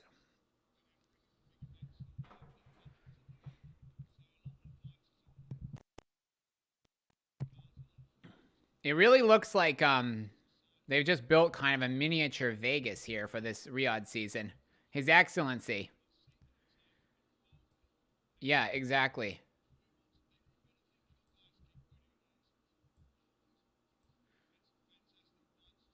What's weird about this card, though, is that there's so many belts in boxing, and yet there's actually no world titles on the line in either of the two main events. Which is kind of funny. You wouldn't have thought a couple of years ago that you would have a big AJ Wilder card where they're not fighting each other. They're both in the ring against separate opponents, and none of the 4 major belts are on the line. But yeah. I still don't like, even if... Yeah, I agree with that, Kraft Costanza. I really don't understand what's the point of this card from the point of view of the Saudis, because looking at the production, it's not making me want to go. It's great for... That's true. That's the thing. Like, it's great for the fans watching it at home, but it's not making me want to go to this fight live in Saudi, for sure. It doesn't look like a good atmosphere at all. I would much rather it was happening somewhere else. And I doubt they're making a huge amount off of ticket sales, and I doubt that they're making... I mean, because realistically, they're paying a lot of these fans, celebrities, to appear at ringside. I mean, they're probably paying Conor McGregor. They're probably paying Cristiano Ronaldo. They probably paid a lot of the people that were at the Ngannou fight. I don't know where they're making the money off of this one. I mean, that's the thing for me, that how long will they keep doing this if they're not making any money off of it? I don't know.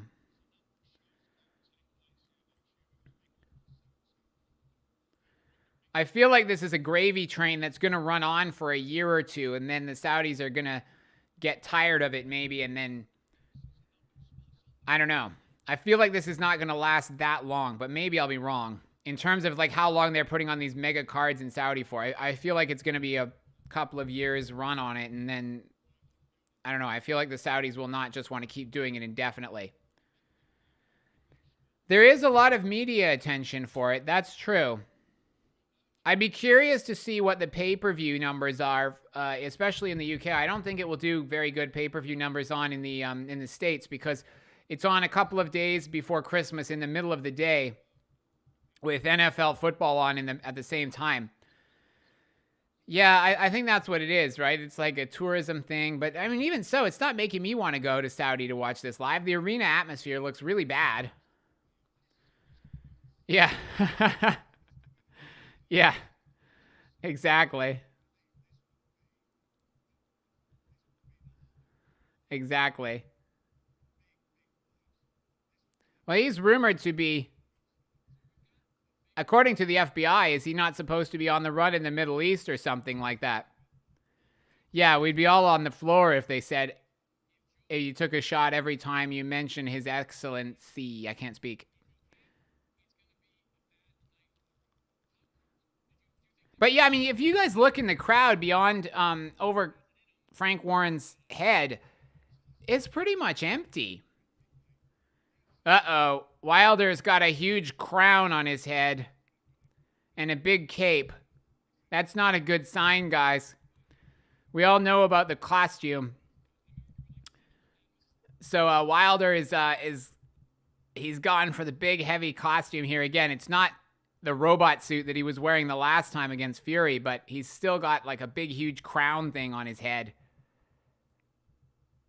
We all know how that worked out for him last time. But the good news is it looks like Deontay is getting ready to make his ring walk any minute now. Hopefully he gets that crown off of his head quickly so he doesn't tire his legs out.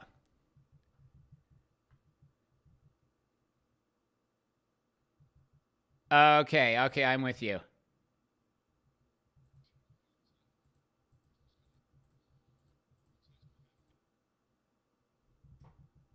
That is such a weird situation. Like, I don't know how many...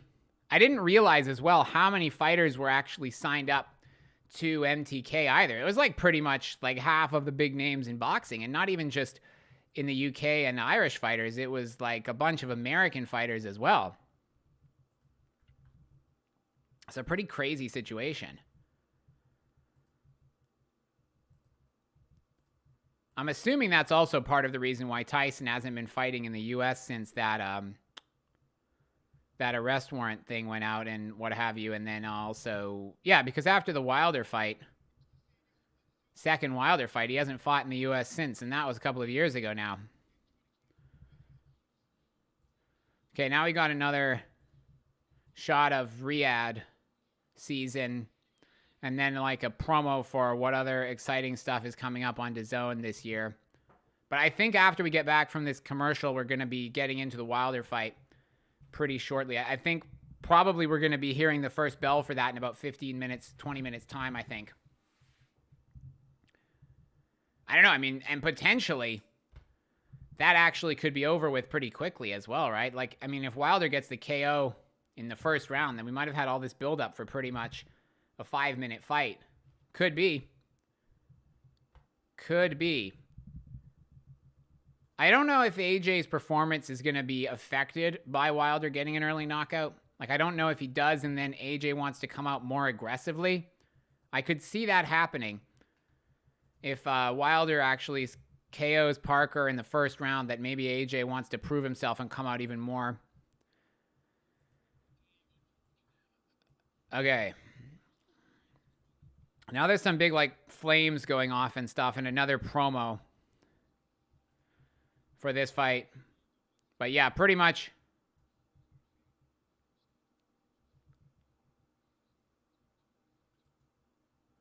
Let's go, guys. Come on.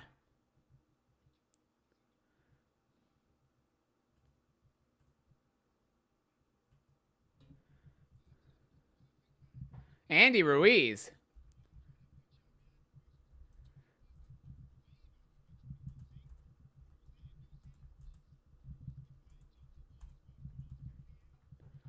Andy Ruiz. You would have thought he would want to be on this card, really. I hope he doesn't start calling out Deontay Wilder, though, because he could have had that fight a while ago.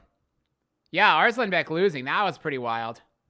Ruiz looking slim. Well, maybe he can get back in the ring soon then. Because the thing is, there's so many guys out there now.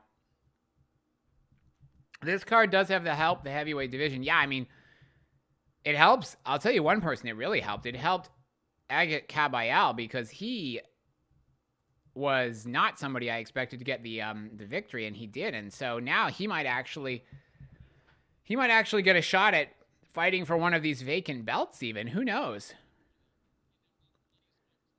Who knows? I think he might be potentially a win or two away.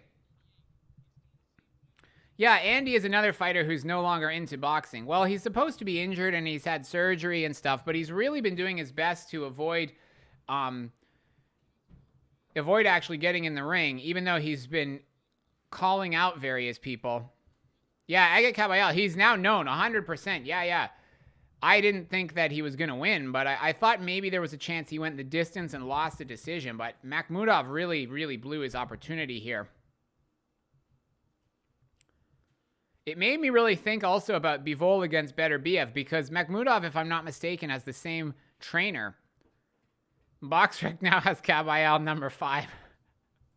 I love the BoxRec rankings. Like, they don't even make any sense. Like, for instance, they have Chris Billam-Smith, if I'm not mistaken, ranked actually above Jai Opetaia. And I think they actually have Zorro Ramirez ranked above Jai Opetaia as well, if you correct me if I'm wrong. I'm pretty sure they have Jai ranked below Zorro Ramirez in the cruiserweight division, and he's definitely below Chris Billam-Smith as well.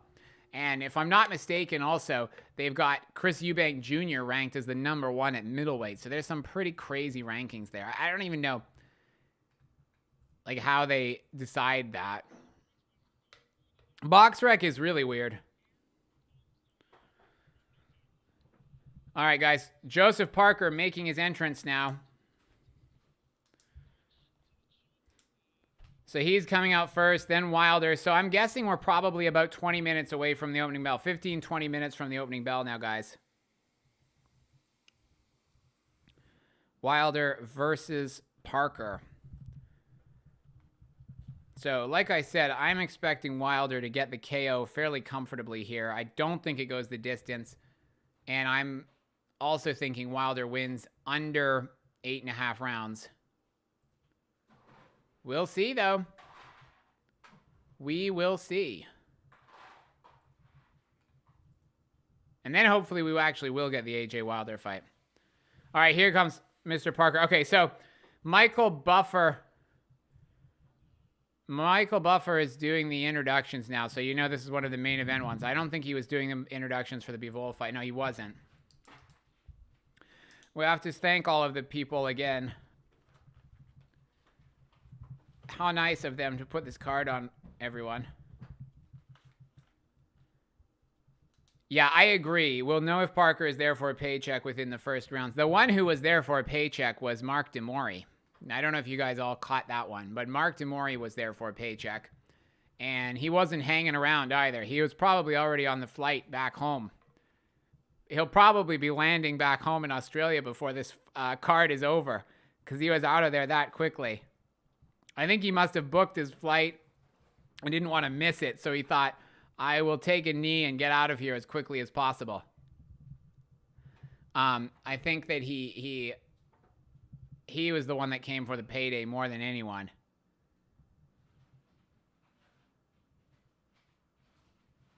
Yeah, it was unfortunate, because Mark DeMori talked in the build-up to the fight about, you know, it's up to him to cause the upset and all this and that. Well, unfortunately, not only did he not cause the upset as Joseph Parker makes his way to the ring, but, I mean, he pretty much, in my opinion, took a dive, essentially. And, I mean, Filip Hrgovic would have won anyway, but...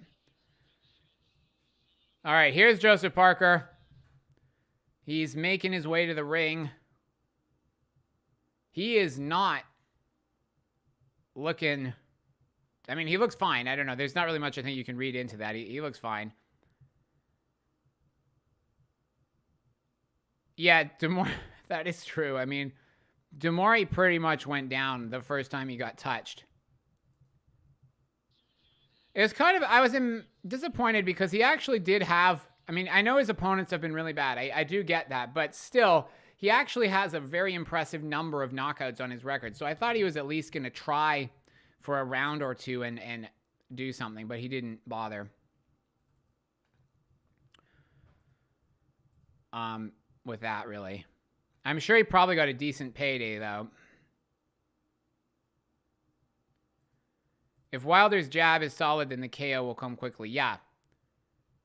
I'm interested in two things. I'm interested to see what's the game plan going to be from Andy Lee. So because of the fact that Parker, I can't remember what was the weigh-in. Did Parker come in heavier or lighter than normal? I remember it was like about a 6-pound difference from his last fight. But now I can't remember, and I don't have my notes in front of me, whether it was he was heavier or lighter than he was last time.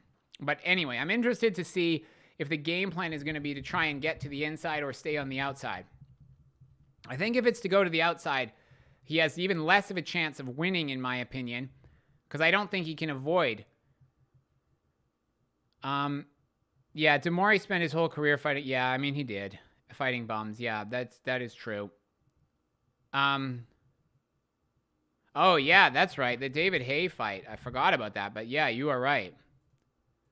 I remember that actually at the time, but I forgot that Mark Mori even did that. So yeah, I mean, he's had 2 big fights, and in both of them, he didn't even last 1 round. Which shows you how meaningless records are in boxing unless you've actually fought somebody good, right? Because if you looked at it on paper and you didn't know anything about boxing, if you just told someone, these are the 2 guys and look at the records, you would have thought Mark Mori was really good because he had 42 wins and I think 36 knockouts. But I think the records, like, I don't know, to me, they're kind of meaningless unless you actually have beat credible names. Because anybody can probably just get 100 KOs on their record if you fight bad enough opponents. So here comes Wilder to the ring. This one could be over at any point, guys.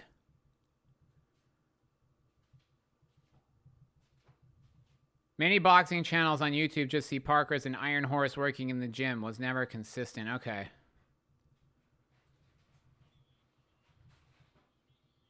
Here comes Wilder with the crown on his head.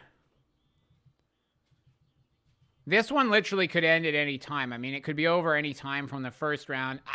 I think it probably ends in the first 6. I would be surprised if Parker lasts that far. Okay, so he's 5 pounds lighter. Okay. So in that sense, I think his game plan is going to be to move to the outside. Move on the outside. Excuse me. And if that is the case, I think he is even less likely to win, in my opinion. I think he might survive a little bit longer. But the problem is Parker's reach is way smaller than Wilder's. So I don't really see how he gets inside without lunging in. Even if he can work his way onto the inside occasionally, I just can't see him managing to avoid the KO for all 12 rounds. Surely not. 255 against Joyce. Right, okay. So he was still almost 100 pounds lighter than Miller.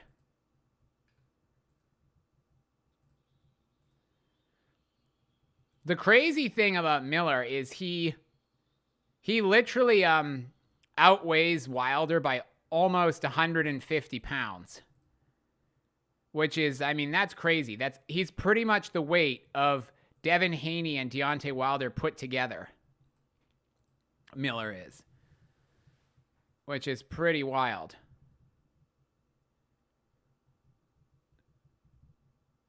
Same weight as against Ruiz. Okay.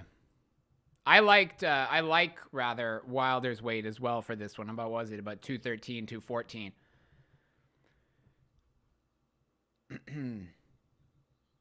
This one, I think it's going to be over quick-ish. Not necessarily in round 1, but I think within the first 6. I know some people were commenting in my prediction video that they think it will be over in under 3 rounds. I will be very, very surprised if Parker goes the distance. But if he does, then he may very well win the fight. I don't think that Wilder is even going to bother trying to go for the knockout or for the points victory. I don't think he hasn't once that I've heard, because in the build up to the Francis Ngannou Fury fight, Ngannou talked quite a bit about being able to win on points. And I didn't take him seriously at the time. I thought he was kind of just saying that. But he really did actually prepare to be able to win a points decision against Fury. I don't think I've heard Wilder mention once the possibility of this fight going to points. I don't think I've heard Malik Scott mention that once either. So in my opinion, they have not even really bothered to think about it going to points. And I don't think it will. Like I keep saying with all the other ones as well, guys, let me know if anything substantial happens, just in case my stream is a little bit behind yours. There might be a knockdown or a KO that you guys see before I do. I'm just seeing Parker bouncing around in his corner during his introduction. They're just literally, Michael Buffer's literally just announcing his name.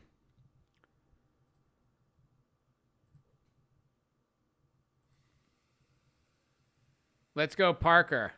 I'll be happy for him if he gets the upset, in a way. I mean, it will ruin my 2 remaining parlays. But I really don't see it. Wilder is being introduced. Yeah, okay, I've got Wilder now as well. So I'm a little bit behind your guys' stream.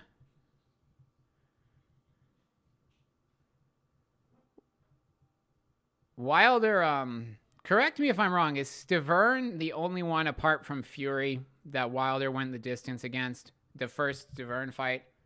Or was there another one?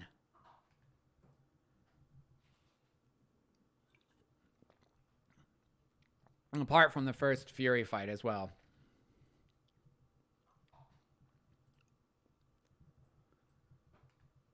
But literally this fight could be over at any point in time. I just hope that we don't get another 45-minute wait before the Anthony Joshua one. All right, guys. Both men are in the center of the ring just waiting for the referee's instructions. We are getting closer and closer. It's just about to get underway now.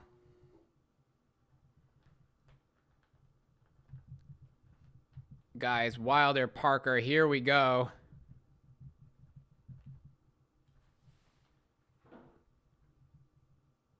Yeah, so, okay, yeah. That's right, okay. So it was just Fury and then Wilder. Yeah, I agree. Tyson Fury, I will say, I think him getting up, especially in that first Wilder fight, was one of the most impressive moments of Tyson's career. I mean, Wilder couldn't even believe it when he did that. I really would be surprised if Joseph Parker does the same thing. To the point that, I mean, I think it would probably surpass Kabayel's upset of Makhmudov. So we're at we're 30 seconds into the first round, guys, if you are, at least that's where I am on my stream. Wilder looks so skinny. Like, his legs are really, really tiny compared to, you know, most of the other guys that you see in there. But it doesn't seem to matter. I mean, his power is just something else, and his legs are sticks. His whole body weight is in his upper body. I mean, he could easily fight at cruiserweight. Here we go, guys.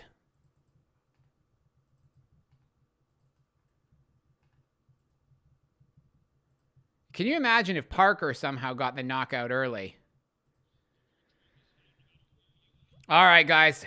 2 minutes left in the first round. Parker, he's trying to control the center of the ring. Wilder is just moving on the outside right now. He's looking pretty calm and pretty patient, Wilder. I think, yeah, it is a snooze fest so far. I think Wilder knows that he can, or I think Wilder believes that he can end the fight as soon as he connects. So I don't think he's rushing in there and just trying to, earlier on in his career, Deontay, they used to call him Windmill Wilder because he would just go on and, like when he fought Audley Harrison, and he would just windmill his punches. But yeah, he doesn't need to do that anymore. And I think he knows that he can get Parker out of there 99% likelihood. We got a minute left in the first round now. Pay attention, guys, because this was the same time when he got Hellenius out of there a minute into, or with under a minute to go in the first round. It's not been a lot of action, but I wasn't expecting a ton of action until Wilder landed something, truthfully. I think Parker is going to stay on the outside and be very cautious about coming to the inside.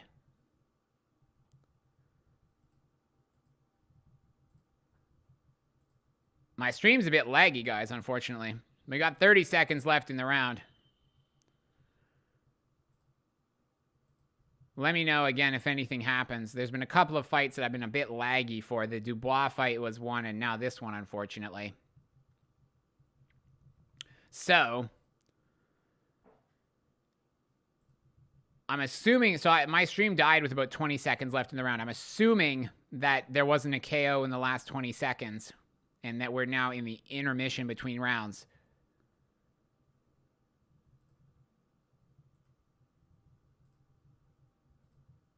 Just refreshing my stream here, guys. Okay, back on. Yeah, okay, so Wilder's in his corner now. Nothing happened. Okay, thanks, Restore and Upscale. Yeah, I see Wilder on his stool in the corner now. I think the odds of a knockout here by Wilder are still looking pretty good. Like, there's not really been anything from Parker that I'm super surprised at in that first round. Like, his movement on the outside, but I don't know. Nothing really so far I've seen makes me think Parker is going to win this one. Like, it doesn't seem like he's brought a game plan that I don't think that's like anything Wilder can't deal with.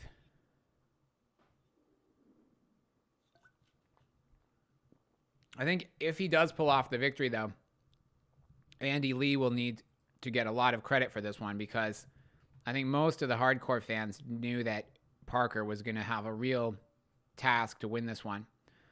So I think Andy Lee's reputation as a trainer will be... Yeah. I don't think Wilder even cares, honestly. I never once heard them talk about the possibility of the fight going to scorecards. So we're just into the second round now here, guys, as well. I honestly don't think Deontay even cares to give away most of the rounds on points until he goes for the knockout. I think that's literally what it is. Oh, Parker. Parker tries to unload with a right hand. It missed, though. Deontay able to get his back against the ropes, but he's pivoted out of range. I mean, Parker's not going to KO Wilder with a body shot, though, is he?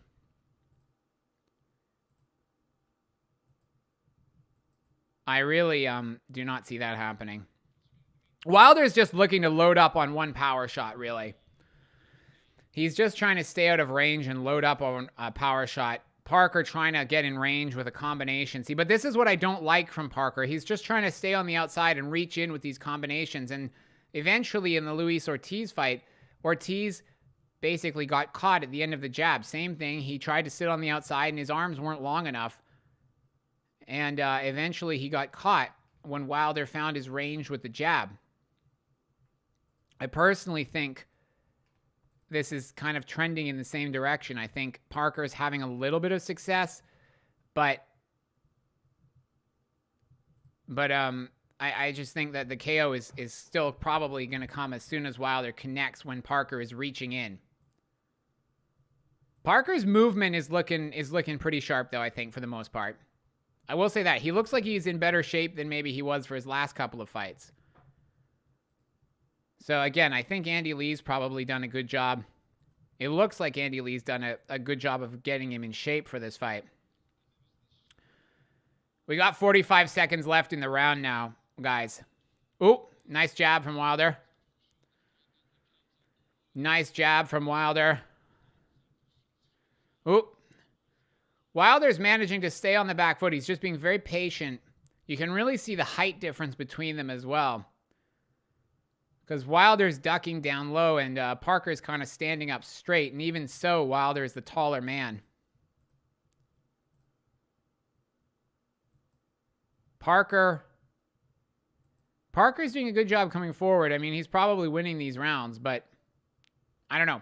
Unless he can actually survive. It's the same. It hasn't really changed anything in terms of how I'm analyzing this fight, because unless he can actually do this the whole 12 rounds, then, you know, the one thing I think that will be interesting is if he somehow get this same performance being repeated up until, let's say, like round 10, because we're in between rounds now.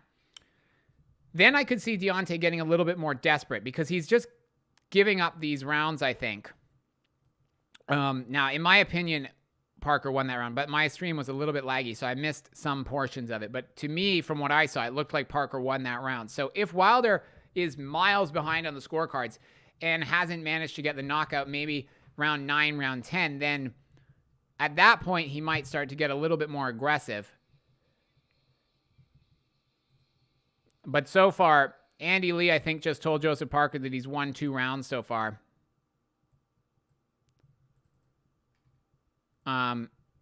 Which he probably has, I think. I just don't think it's going to be enough to go the distance with Wilder. Wilder's turned into a hippie, though, since his last fight, so maybe he's too peaceful to get the KO now. Maybe he just wants to, hard to score a no-contact fight. Well, like I say, maybe Wilder has just become about peace and love now, and he doesn't want to get any knockouts anymore. Maybe that's the thing. We're in the 3rd round now, by the way. Wilder missed with a right hand. But Parker managed to clinch him and stop anything else from happening.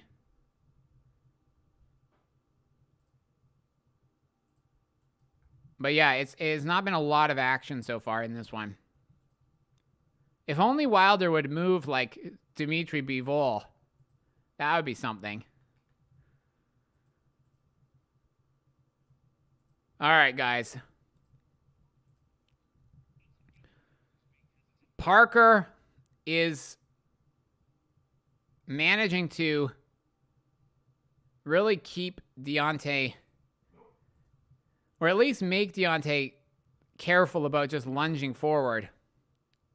I'm surprised how conservative Deontay's being, though, because I would have thought after getting put down by Fury a bunch of times that he wasn't super worried about Joseph Parker's power, because I don't know, he's being very conservative. I know he expects to be able to get the knockout, but Wilder's being very conservative here. He's pretty much just sitting on the outside trying to headhunt, and he's not throwing very much.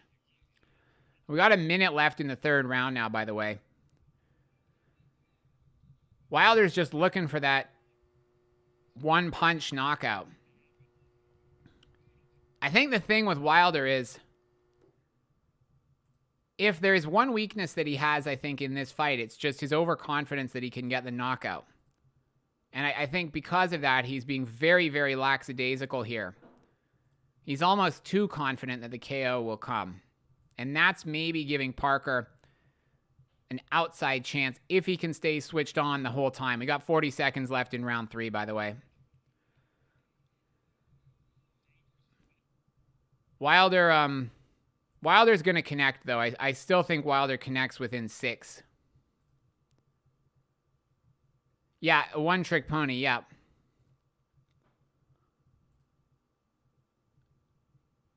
Yeah, it's not a bad round for Parker. The thing is, he is actually doing okay in that sense, but I just can't see it lasting the whole way through, which it needs to in order to get the win here.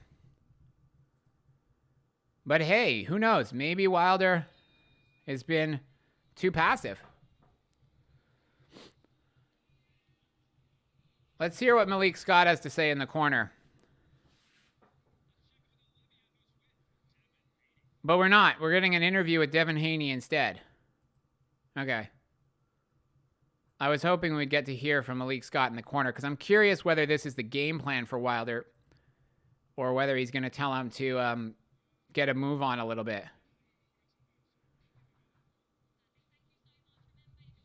I don't know why we had to get to interview with Devin Haney in between rounds here when he's got nothing to do with this fight and doesn't have a fight even coming up or announced or anything. But yeah, so we got, instead of that, we're about to start round 4. We didn't know what's going on in the corners. Parker's probably up 3-0 if you're not watching the fight live. I think Parker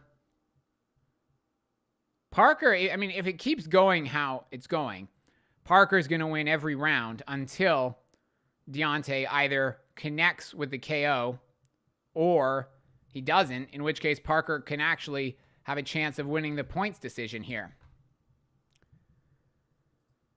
But I'm still not super nervous. I've got, you know, Wilder to win by KO. I'm still feeling pretty confident. Ooh, nice from Wilder. 30 seconds left, or 30 seconds into round 4, I should say. Wilder nearly connected there, and that's the thing that makes him so dangerous, right? All it takes is one punch, whereas it takes hundreds of punches from Parker, really, over the course of the entire fight. Things are escalating. Yeah, it's picking up a little bit, guys. It's picking up a little bit. Unfortunately, my stream is lagging, but they're clinching in the middle of the ring, so it's all right. We got about 1 minute and 52 seconds left in round 4 for me. But yeah, it's starting to heat up a little bit. So I said Wilder probably wins within 6. And I know some people thought Wilder within 3. I didn't feel like that was super likely, but it looks like it's heating up a little bit. So I still feel like Wilder within 6 is possible. We got 1 minute left in round number 4. Deontay on the back foot. He's just looking to find the range with the right hand. It's like Drummer says. I mean, his movement is, I think, improved a little bit. But yeah, he pretty much is just looking for that one shot to end the fight. And that's really all he can do here. Or at least that's all he's trying to do.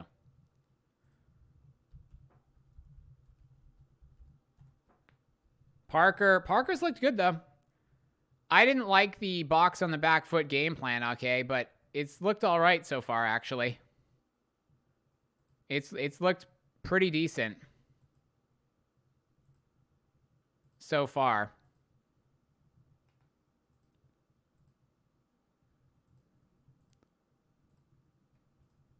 Parker's doing well. I don't know. My stream's just a bit of a mess, guys. I'm trying to find a better one. But yeah, Parker's doing pretty much, I think, the best job that he can do from the outside. That's my take on it so far. I think that Parker on the outside, if that's the game plan that they're sticking with, which I didn't really like it as far as actually winning the fight. But if this is the game plan that they want to go with, then I think Parker's doing about as good a job as he could do with his game plan, realistically. But let me know, guys, what you think. If anything's sort of caught your eye about this. Parker, to me, is still going to have to contend with getting hit at some point by Wilder's power, though.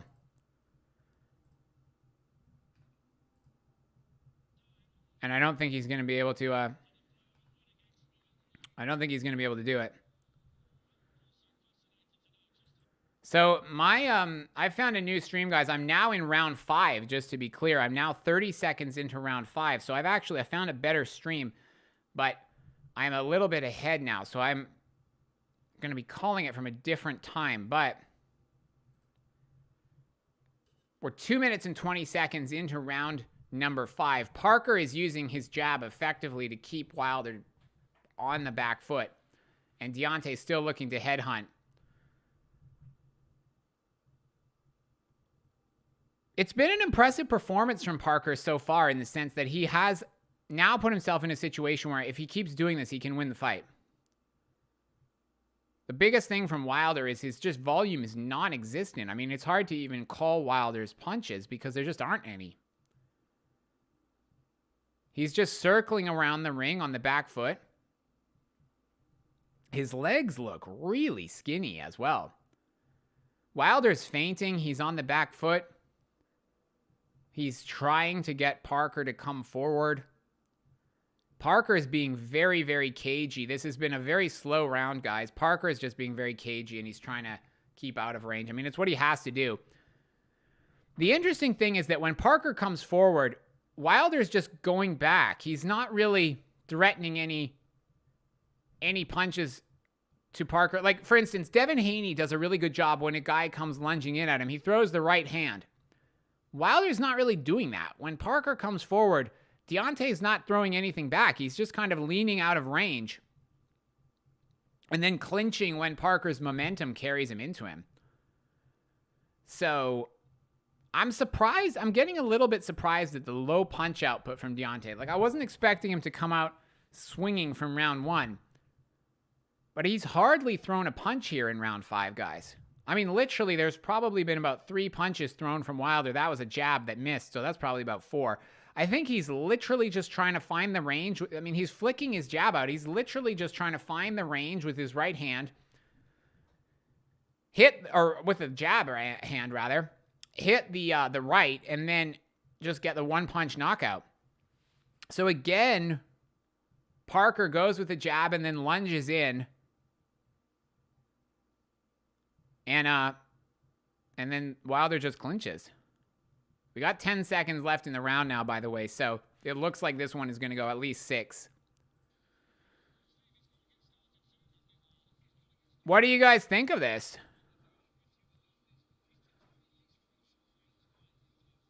Wilder odds increasing. Wilder is... Oh, thank you. I appreciate that, Restored Upscale. I have found another one, actually. Andy Lee, I'm impressed with Andy Lee as well, Roy Munson. I agree. Wilder fighting 2 square needs to open up and be more elusive, less stationary. Well, I agree with you also about Roy Munson, and he needs to work uppercuts too. Yeah. See, that's the thing that I'm kind of mystified here, is that he's being very, very cautious. Even when Parker comes lunging in, he's not throwing anything. But it's going to be fine for the moment. But if he doesn't start putting his foot on the gas, he is actually going to... Because he's 5 rounds down now. Right? Is Wilder done? Very likely. Has there been a knockdown or something like that? On mine, so I'm round 6, about 15 seconds into the round. Wilder's just pawing out with the jab. You still think Wilder only needs to get that 1 punch, but I mean, with every round he gives up, he's at the point where mathematically he needs to start getting some knockdowns. We got some spammers here, guys, in the chat. Not over till it's over, yeah. Well, that's the thing with Wilder, right? Come on, Wilder. Whew. All right, guys. We got 2 minutes left in round number 6. Really nothing happening. I mean, Wilder is just not throwing anything. He tries to land with a jab there, but Parker's doing a good job staying out of range. I've been impressed, like Roy Munson said, with Andy Lee in the corner. I think they've come up with a good game plan, and they've stuck to it so far. Wilder, or one thing Parker has done a good job of is when he's gotten to the inside, he's actually managed to control Deontay Wilder and stop him from landing anything in the clinches. So that's one thing that I've been impressed with from Parker in particular. Wilder landing with a couple of jabs there. Parker's managed to take Deontay's jab a few times. And he's been managing to neutralize anything coming from the right hand up to this point. He's been very good at clinching. He's backed Deontay up into the corner now. We got a minute left in round number 6, guys. Wilder is... he just got to throw something more. He's just not throwing enough at all. It's really been a bit of a strange performance. Oh, whoa, and he misses with the right hand. He really did commit to the right hand there, but he missed. If he landed, that probably would have at least been a knockdown. He missed, but that was nearly big trouble for Joseph Parker. There's 20 seconds left in the round now. Come on, Wilder. Ooh. Parker misses. I mean, none of this looks like it's really having an effect on Wilder.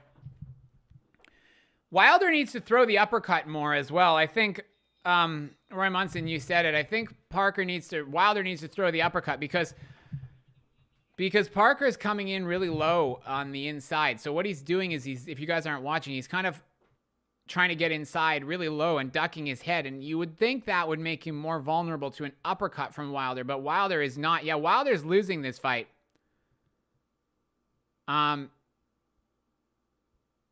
Yeah, I agree. He needs to do something soon. I mean, so what is this? So this is going to be round 7. And at this point, Deontay is really not threatening Parker at all. If you didn't know about Wilder's power, you'd be watching this one thinking Parker is cruising to victory here. It's really... Yeah, Wilder's inactivity might be showing. And Wilder does look a little bit less confident in the corner now, guys. I'll be honest. He doesn't look as confident as he did in the build-up. Parker looks good. I mean, Andy Lee and Joseph Parker, they deserve a lot of credit so far for this performance. For the game plan, I guess, and then Parker for actually putting it into effect. Wilder, so we're just starting round 7 now, by the way. Wilder's really, really just got to start throwing some punches. I mean, I think he can survive a shot or two from Parker anyway, so I don't see what's the harm in at least letting his hands go a little bit. We can't hear what the instructions are. At least I haven't been able to hear a lot of the instructions in the corner from Malik Scott, so I don't know. Wilder using the jab, he connected a couple of times, but really he's just staying on the back foot. Same thing. He's just trying to connect with the right hand, either straight right or over the top. Hasn't really used his uppercuts very well. Hasn't gone to the body very much. That's about it, really. I will say if Parker actually pulls off the upset here, then the people that were picking him and saying Wilder has been inactive, they'll be 100% correct. Because if Wilder does lose this fight, it's been a very, very bad performance from him so far. I mean, I said I think we would see a much more mobile Wilder, and he is doing a decent job of boxing on the back foot as far as staying out of range, but the thing is, he's the power puncher. So, like, he's not really the one that needed to stay out of range as much as Parker did, and Parker is actually managing to come forward on the front foot. Wilder honestly looks like he's feeling a bit sorry for himself in there. But he hasn't even thrown enough to get Parker out of there. You know, really, like, he hasn't connected with anything substantial. So it's not like he's got anything to feel sorry for himself about, because it's not like he's hit Parker with everything he's got and Parker's still coming forward a little bit like Fury. He just hasn't connected with anything. And we got a minute left in round number 7 now. But, you know, the thing with Wilder is it only takes one punch. Parker did a good job there of ducking underneath Wilder's right hand as he launched it over the top, and Wilder missed with a big looping right hand. Parker's game plan to neutralize the right hand by getting in low on the inside would be not as effective if Wilder would use some of his uppercuts, but he hasn't thrown hardly any uppercuts in this fight. 30 seconds left in round 7 now. Oh, okay, there. So Wilder finally threw an uppercut, and he actually connected on the chin of Parker, and he missed again with another right hand. It looks like Parker's at least going to make it to the start of the 8th round. So the over-under I had was 8.5, so I need Wilder to get the KO in the first minute and a half of the next round, guys. Whoa! Parker lunged in with a big shot and he missed, and then he managed to tie Wilder up against the ropes. So guys, I mean, it looks like basically we're heading for one of two things. We're either heading for pretty much a unanimous decision victory on the cards for Parker, or Wilder's going to get the knockout out of nowhere at the end. That's pretty much the way this is going. Andy won't allow an entourage, one voice, and no guys. Yeah. Yeah, that does happen with some fighters. and it kind of bugs me when that happens because I don't know how the fighter is supposed to know what's going on when he's got 3 different people shouting him at the same time.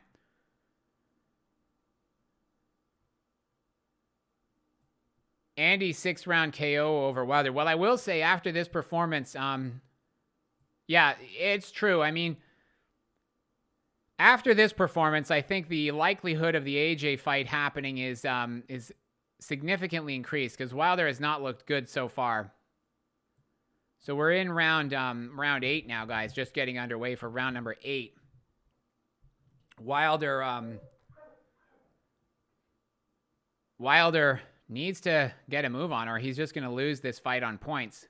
I wonder what his excuse will be is going to be. Legitimately, I do wonder what he will say after this if he loses on points. I still think it's more likely that Wilder gets a knockout, but if not, what is he going to say when and if he loses it, guys? Because it's heading that way now. Wilder's just not throwing enough. It's really as simple as that. He's just not throwing enough punches. At the very least, it looks like this one is going to go over the over-under that I bet on, which was 8.5 rounds. Wilder's got to get the KO. Yeah. Yeah, exactly. Oh! It looked like Parker had Wilder in trouble against the ropes, but then Wilder comes flying back in. It looked like for a minute there might have been some damage done to Parker. Yeah, Wilder's finally letting his hands go. I should delete this streaming link above. Oh, yeah. I don't know. How do I actually do that? Let me see if I can do that. Let me see if I can actually get rid of that. I probably can.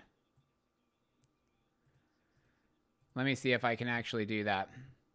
But yeah, Wilder finally looked like he came alive a little bit there, and he's going to need to because he's in real danger of losing this fight. If he doesn't get his act together.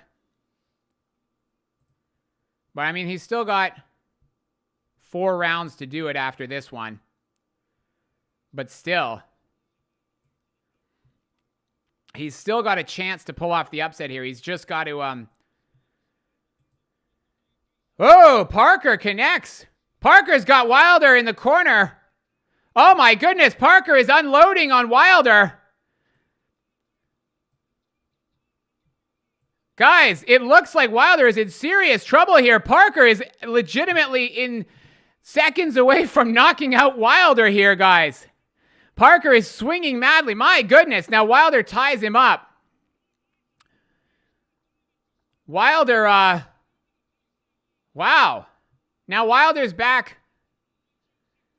Wow, guys. Whoa. Wilder smiles. I think he knows. Wow, guys. Whoa.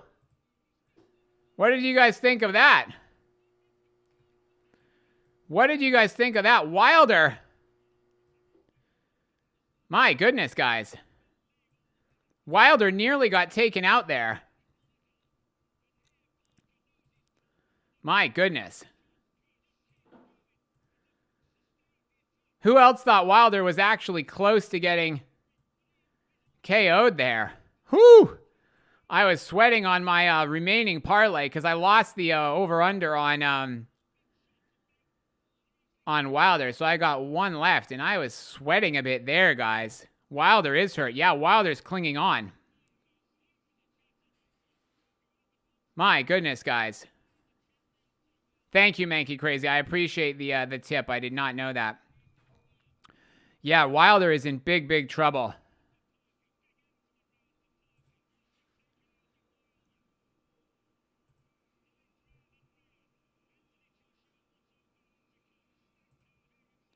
My goodness, guys.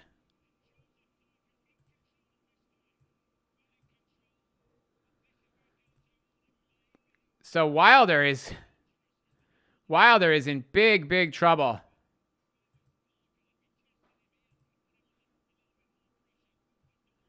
Wilder is in big trouble, guys. But again, I mean, this is where he could also potentially surprise Parker if Parker gets a little bit.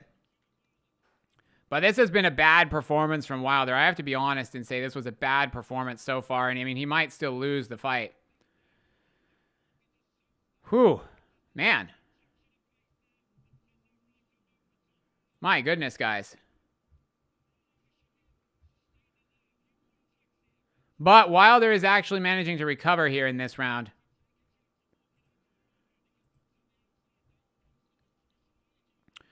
But yeah, guys, I mean, what to say about this? My gosh.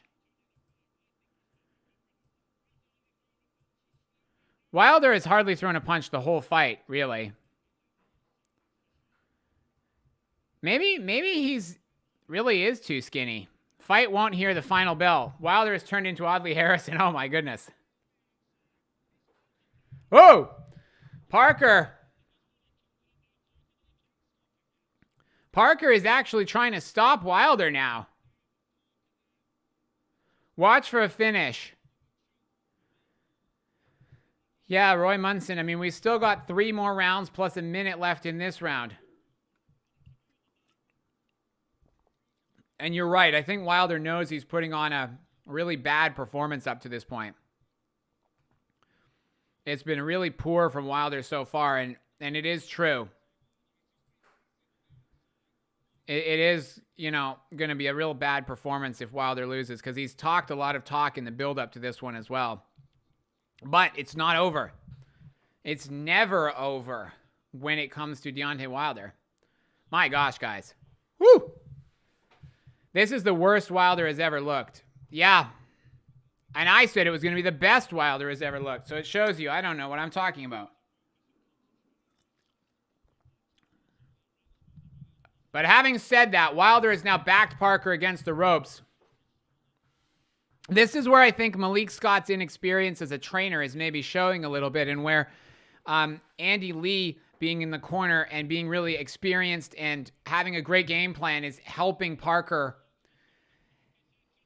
I really would love to see the game or the corner from Wilder and what advice he's being given. He's got 3 more rounds.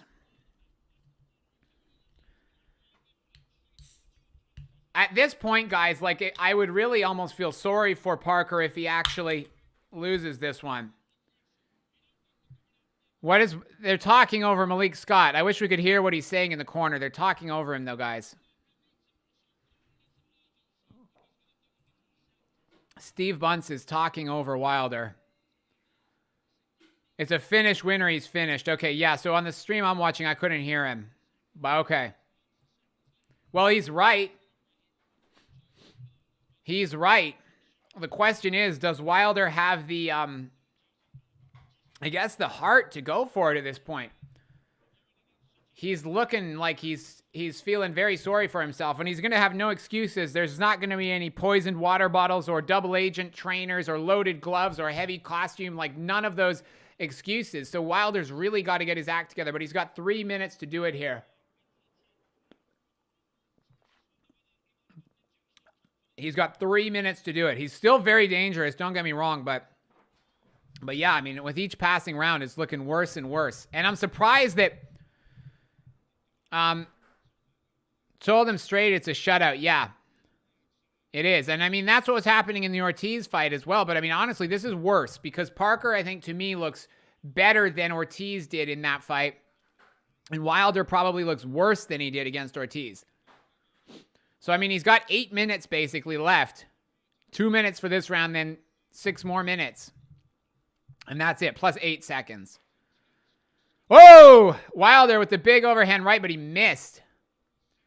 I think that would have put Parker down if he'd connected, but he missed. At some point, Wilder has just got to let his hands go, but he's not. Mid-power overhands with ease, yeah. I'm disappointed in Wilder. I really was expecting him to be improved.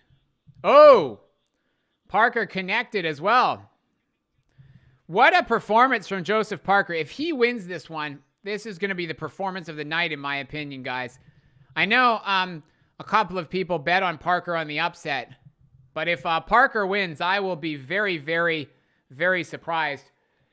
Or at least I will be surprised based on what I thought before the fight. But I mean, wow, I can hardly believe what I'm seeing here. I really, really did not see this fight going this long.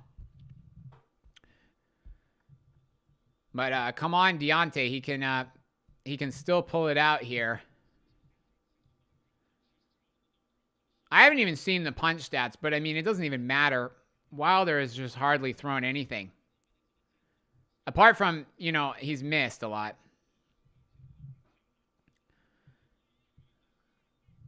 Parker is being very cautious, but I don't know. Come on, Wilder's just got to do something here. At some point, he's just going to have to let his hands go.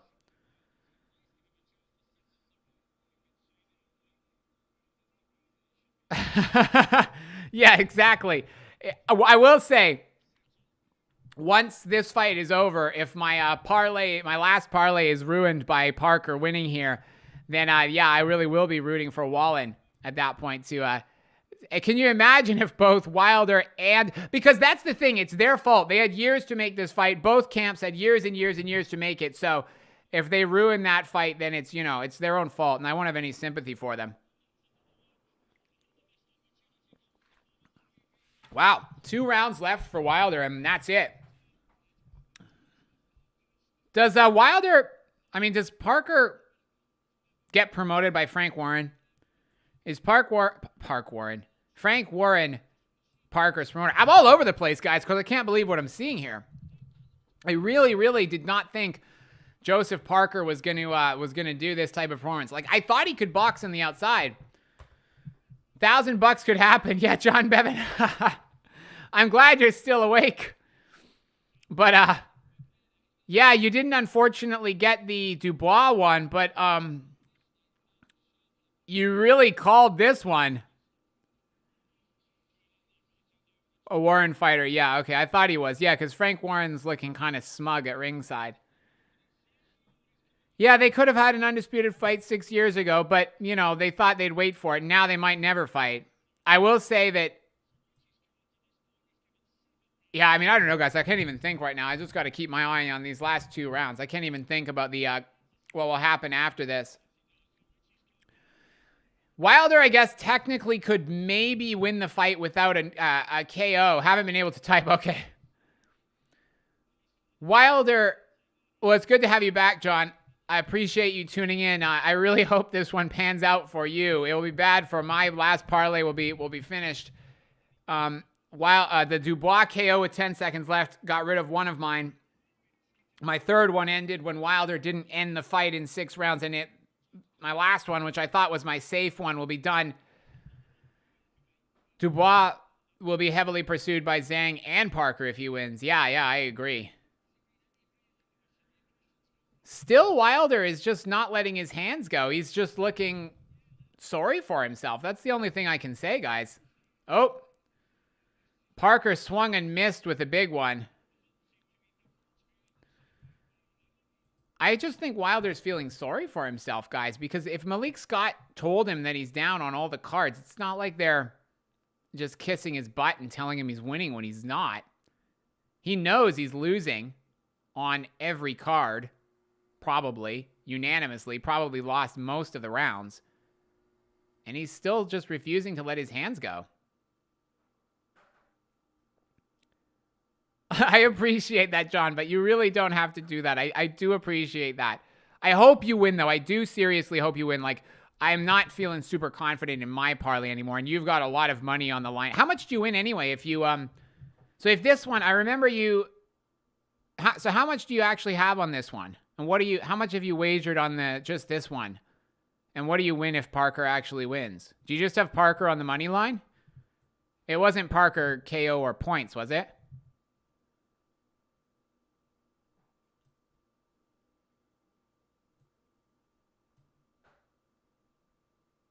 Man, Wilder, what are you doing? I mean, Parker's doing really well, but Otto is going to smash AJ. I hope he does. I do hope that he does. Yeah, restore and upscale. Where is Wilder's?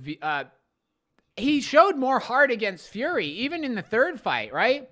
Like, he got put down and he got up and he got beaten up and he was kept going, and he had a lot of heart in that fight. $1,000 each, just the win on both. So how much do you actually pay out then if you get those? If AJ and Wilder lose, they can still fight. Well, they can, but it's going to be a lot less of a big deal if they do.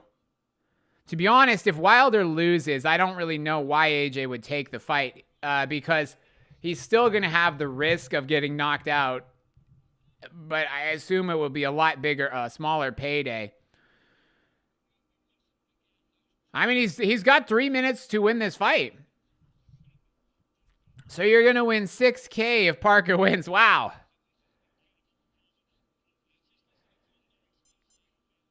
What's Malik Scott saying? I really hope it pans out for you, John. That would be a really nice Christmas payday for this one.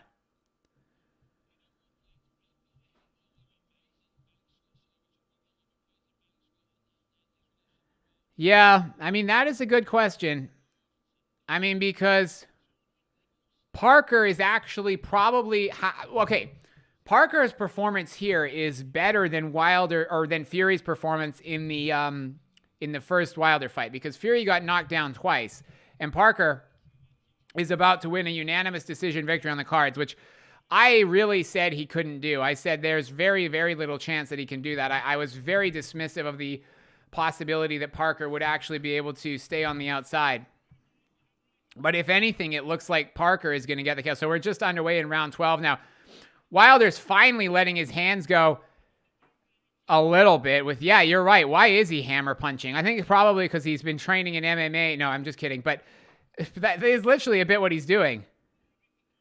I think his game plan was literally, I am going to catch him with a right hand and knock him out, and I don't need to bother winning any of the rounds, and I don't know.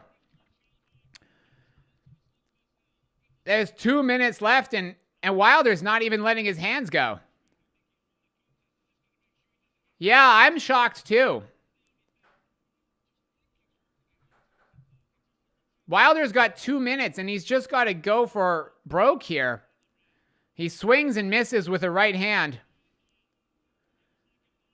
I'm kind of rooting for Parker now, even though it wrecks my last parlay, just because it's been such an impressive performance. I mean, honestly, it might be a better performance than at least the Fury's first fight, or at least Fury's first fight, and even potentially the third fight. Wilder's gassed out. Wow. Everybody who said that Parker was going to win and that Wilder inactivity had caught up with him. Wow. But as we saw in the Dubois fight, right? It can still end. But yeah, Wilder, man.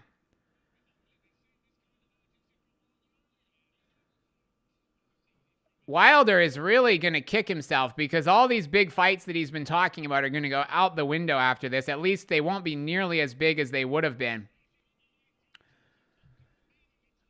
There's seconds left, but I mean, Wilder is got a minute left to find the stoppage here. And I mean, unless he knocks Parker out cold. Vincent Montgomery, you had Parker for the upset as well. Okay.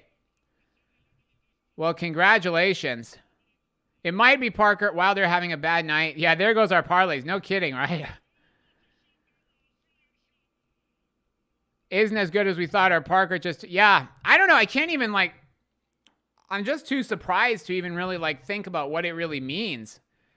You got 20 seconds left now. I mean, Parker's going to win this one. Wow. Huh. Wilder... It was just, I mean, you have to take your hat off to Joseph Parker. What a performance. The crowd is actually standing up and applauding Joseph Parker, and he's going to win this one, guys. Yeah. Wow. Joseph Parker is actually going to win this one on points, guys. Wow. There goes our parlays, Beat Fanatic. Yeah, no kidding, right? Wow. Holy cow. It was the thing that I don't get about Wilder was, I can understand why he didn't throw any punches in the first couple of rounds, because he thought he would get something later on. But I mean, boy, even at the point where Wilder had been told by his corner that he was losing every round, his demeanor just didn't really change. Yeah, no kidding, right? Wilder is going to regret declining the $100 million from DAZN. No kidding. No kidding. Wilder, I don't know, like maybe he literally did turn into a hippie. I mean, I honestly don't even know what to say about this, guys. I don't even know what to say about this, guys. What is Deontay going to say, guys? Is he going to take this loss and admit that he did a bad performance? Or is he going to actually come out here and make a bunch of excuses? Wow. Okay, but here's the thing, right? Maybe just maybe somehow Wilder actually wins this fight on a horrible robbery. And even though I have put Wilder to win on the parlay, I hope that doesn't happen. My goodness, though, guys. What a performance. And Andy Lee, yeah, you did. You did, Meow Meow. You did tell me. I didn't listen. Look, I got this one wrong. So everybody who said Wilder was going to have a chance to win here, or rather that Parker was going to have a chance to win, I was completely wrong. I dismissed the idea the whole time that Parker could actually outbox Wilder over the 12 rounds, to the point where I literally said he shouldn't even bother with that game plan. He should try and actually fight on the inside. And the truth is, I didn't think he could do it. It's not that I didn't think Wilder could possibly be outboxed on the outside. I just didn't think Joseph Parker was good enough to do it. And I was completely wrong. Yeah, restore and upscale. You never understood Wilder's hype. Well, I did. I understood Wilder's hype in the sense that he could end the fight with one punch at any point. But the reality is he hardly threw one punch in this fight. But I don't think you can really take it away from Parker. I don't think you can just say Wilder was crap. I mean, he was, but it was a fantastic game plan by Andy Lee. It was fantastic work in the corner. Andy Lee is a great trainer. I mean, hey, Roy Munson's right. Andy Lee deserves... And you know, Drummer, you might be right as well. I mean, because Wilder didn't change his game plan the whole time. Like, even after Malik Scott told him that he was just losing every round. I mean, and Malik Scott, I have to say, like, he has to take some of the blame here as well. Wilder versus Miller. Yeah, Tommy Morrison would destroy... I don't know what they're going to do with Wilder after this, right? Because the Fury fight has always been put up as Fury is an exceptional fighter, and that's why he lost. But, I mean, this basically means that Wilder's only good win is against Luis Ortiz, right? Yeah, Wilder is going to be right up for this one. Well, look at Wilder. Does he actually think he win? Does Wilder actually think he's won? Wow. Joseph Parker, guys. Yeah. Yeah, guys. I mean, I've got to give it up to Joseph Parker. Like, that was an impressive performance.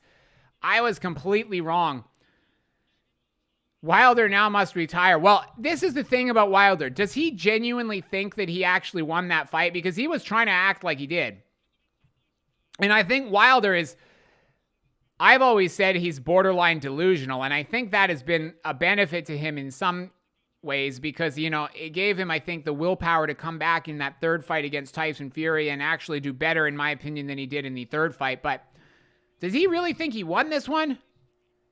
I really want to hear the post-fight interview with Wilder. I mean, man, guys, and hey, I hold my hands up here. I got this one completely wrong.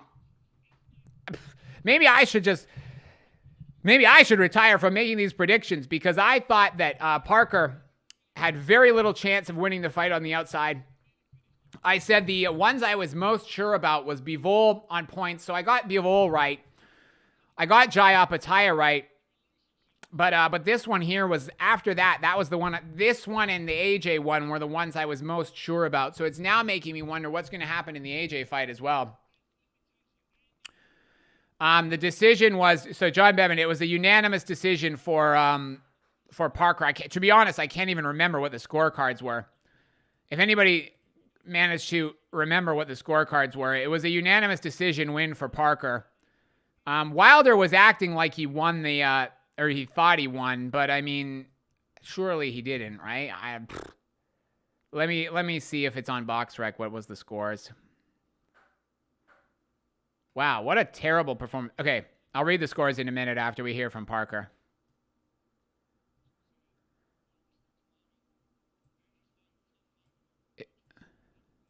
What a performance. One of the performances of the year, guys. Even though Wilder looked really bad.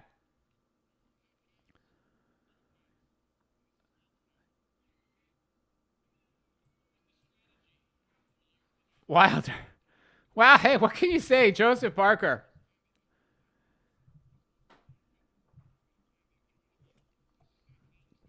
Wow. Andy Lee deserves so much credit as well for this one. And hey, I thought Parker was washed up. I mean, he lost badly to AJ. He lost to Joyce. Wow. Hey.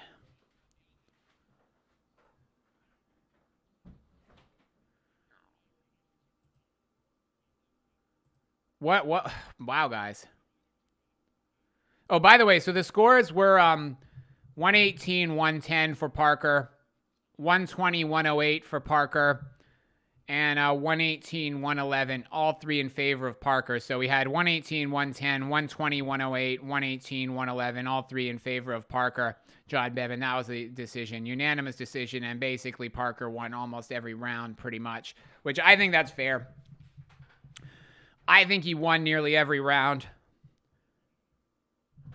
But I'll tell you what this means, guys. It means that I now no longer need Anthony Joshua to win for the sake of my parlay. So I'm now rooting. I'm all on board Team Wallin.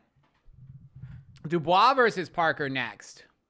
I mean, it could happen. Hey, and you know, Frank Warren is laughing now because... Congratulations. John Bevan must be the biggest winner of tonight outside of outside of Parker and Andy Lee. Wow. Merry Christmas, John Bevan. I will say this as well. Frank Warren is a big winner here too because Dubois won, Parker won, and then my brain's not even working. But anyway, as Zhang didn't fight, so he's got Dubois, he's got Parker, he's got Zhang, he's got everybody. Hey, man, wow. Just shows you got to take... Should have put 10K. Yeah. I'm not surprised you didn't want to risk that, though, right? And even if Wilder fights again, like, I still wouldn't bet against him, like, super heavily, just because he has that one-punch power. All right, let's hear Wilder. This guy is completely deluded.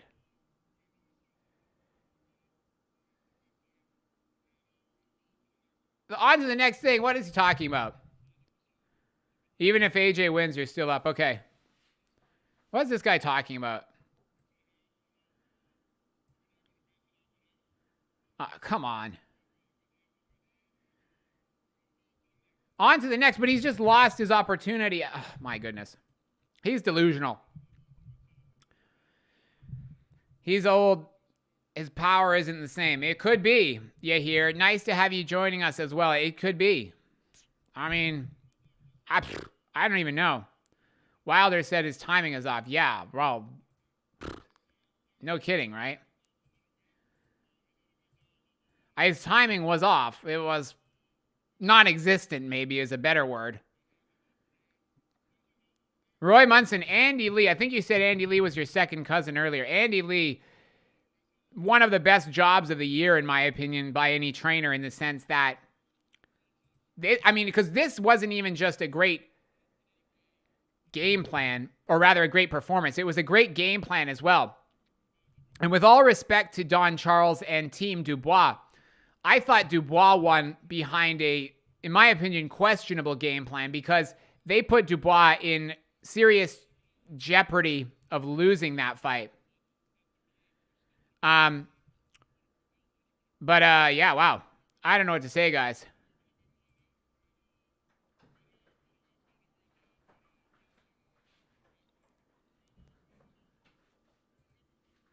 Wilder, the weird thing about this is Wilder doesn't think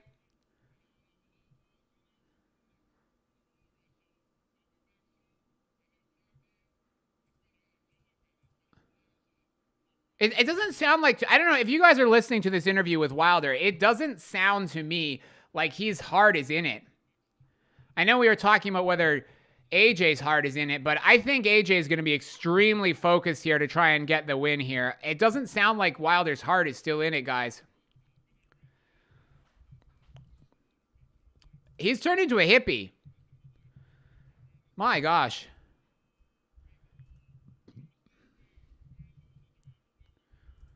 He's literally turned into a hippie, guys. The old Wilder, I think he's gone. He doesn't even seem bothered that he lost.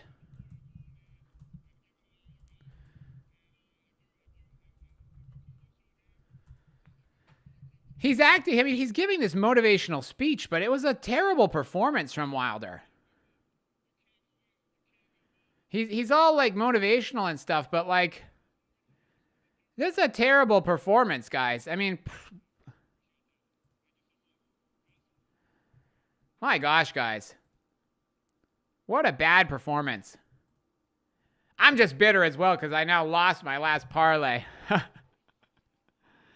Yeah, he's rambling on about the drug he's been taking. Honestly, okay, now there's a trailer for the Aquaman movie. I saw this the other night. Honestly, this Aquaman movie, I didn't think it was that great, but it was better than Deontay Wilder's performance, honestly. I think Aquaman would have had a better chance of winning against Joseph Parker than Deontay Wilder. Wilder's no longer mean. Yeah, he's talking about this drug. I don't know. Anybody know anything about ayahuasca? I have no idea.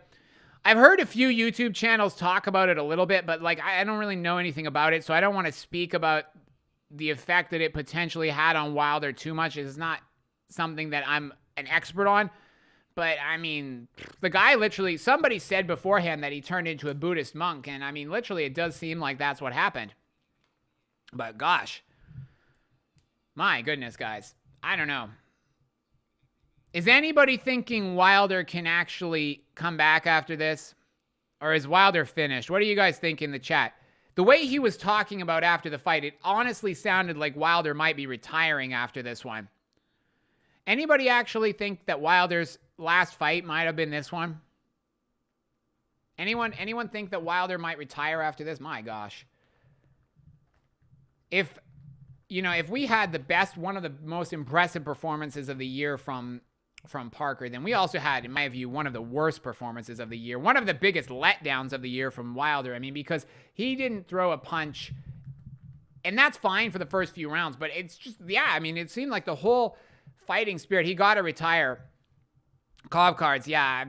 Honestly, if that's all he brings to the table at this point, then I agree. Ronnie S., restore and upscale. Yeah, I think that honestly, that might be it for Wilder. That might be the last time we see Wilder in the ring, unless he has, yeah, he's smiling. I agree, Cobb cards. He was smiling like he was going to retire. I don't know. I didn't get the sense in the build-up to this fight that he was, thinking that way. Sometimes before a fight happens, you get a sense from listening to guys that maybe their head's not in it anymore. But I didn't get that sense about Wilder before this fight. I don't know if you guys did. I don't know if you guys got a sense before this one that Wilder was, like, done. But, I mean, so the performances of the night, I mean, there were a lot of impressive performances. Jai Opetaia with that one-round KO, that was super impressive. Hrgovic actually probably didn't get the credit that he deserves because Mori essentially took a dive, in my opinion. And then, yeah, we'll see. I mean, hey, I picked AJ to win, and I said he might get the knockout. But it's going to be interesting to see what, if anything, this performance actually... Yeah, I agree. Wilder just looked like he was happy to be done with it, right? Hey, what? I mean, he probably got a big payday for this fight. I'll say that. And he probably, unless he spent all his money. Andy Lee? Are you talking about Andy Lee, Roy Munson? Or I assume you're talking about Andy Lee and not Parker. But, yeah. Whew. They're showing the replay again, and It honestly looked like Wilder was going to get knocked out on top of everything else. But Andy Lee, what can you say? Maybe Tyson Fury should be trained by Andy Lee. I mean, we'll see what he looks like in the first Usyk fight, but if he loses that one, I don't know, maybe Tyson Fury. Wilder sees dollar signs. Malik Scott dropped a hint in an interview that Wilder's passion wasn't the same. Okay. $8 million. Well, I mean, I guess then he can retire, but I think the most disappointing thing about it was the fact that it honestly didn't feel like Wilder tried. It was up there to me with the Charlo loss to Canelo in the sense that it looked like he literally decided, you know, I've got my money. I'm pretty much just not even going to try after a certain point. Like, it looked like he went out there for a couple of rounds and then just quit pretty much. But, hey. But, yeah, this card has turned out to be a lot more surprising than I expected. I mean, Bivol winning on points, I think that was an impressive performance, but hardly a surprising outcome. Kabayel getting the KO over Makhmudov. I mean, that was interesting. And then this, wow. I really don't think too many people predicted this upset. Like, when I did my polls and stuff, the majority of people were predicting Wilder. So everybody who picked Parker, really, you guys deserve a round of applause because it was a very, very impressive prediction. Now what happens to AJ? Well, I'll be rooting for Wallin in this fight just because now that AJ, I would like to see the underdogs win both of those. Yeah, I agree, Beat Fanatic. At this point, let's go Wallin. I think it's probably going to make AJ be a little bit more confident in this fight because I think now I think AJ, this is just my take on it. Let me know what you guys think. But to me, AJ is probably going to be a little bit more confident now because I think that now Wilder probably is out of the picture and he doesn't feel like he has to duck Wilder. He probably doesn't feel as much pressure on him anymore, right? I feel like AJ was pretty confident in beating Wallin. I feel like that's AJ's mindset anyway. But I get the sense he was a little bit intimidated by Wilder and didn't really want to face Wilder. But now that that's probably off the table with a Wilder loss, I think AJ will probably relax a little bit. Magic mushrooms. It's very good to find yourself. You can't be a fighter with that in your life. So it's basically essentially taking away like his killer instinct. Is that what you're saying, Roy Munson? I will say Eddie Hearn's. Look at Eddie Hearn. He's sitting there.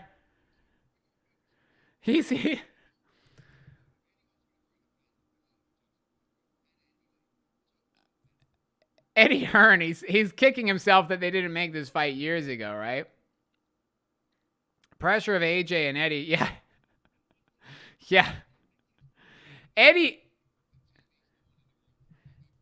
is here trying his best, I think, to keep a straight face because they have just wrecked this fight now. This mega fight.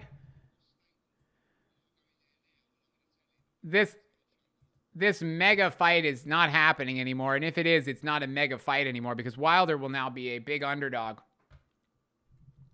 in this one. Wow. What a performance, though, guys. Now, we're probably going to have a huge delay still, I think. I'm guessing that the Wilder fight is probably not going to start for at least 20 more minutes. I say the Wilder fight, the AJ fight. You hallucinate. Oh. Okay, well, that doesn't sound like what Wilder needed to be doing before this fight. I feel like it all went wrong for him when he had his invincible aura shattered by Tyson Fury. And then after that, I feel like he needed some people to really tell him like it is. And instead, it sounded like he had too many yes men around him. And Malik Scott, I think Malik Scott's inexperience as a trainer probably showed as well here, guys. But wow. This Parker is top 3. I mean, I would have said no way before this fight, but what do I know? I mean, he very well might be after this performance. Especially, like, because I can't say beforehand, like, I thought Wilder was washed up. I didn't. I said I thought we were going to see the best Wilder maybe that we've ever seen. I thought Malik Scott had sounded like he had a sound game plan. But hey, chicken legs, Tony Martinez. Yeah, well, true. You're welcome for the stream, Restore and Upscale, and thank you for tuning in and watching it. I know this is turning into quite a long one, guys. Gonna catch some winks. Bye, everyone. Well, have a good sleep, Restore and Upscale. Thank you for joining us. I mean, it's been a long one. It's gonna be probably 8.5 hours by the time it's over. I hope AJ gets a good pasting. His racism isn't forgotten. That is a good... What did he say, actually? Okay, so I missed that. What did AJ actually say? This Parker beats Joshua now. Well, it's weird. Where did this Parker come from? A few more boxes of beer. You deserve it. So you win 4K, right? If Wallin wins the upset. So 10K total. Wow. That's a big amount of money.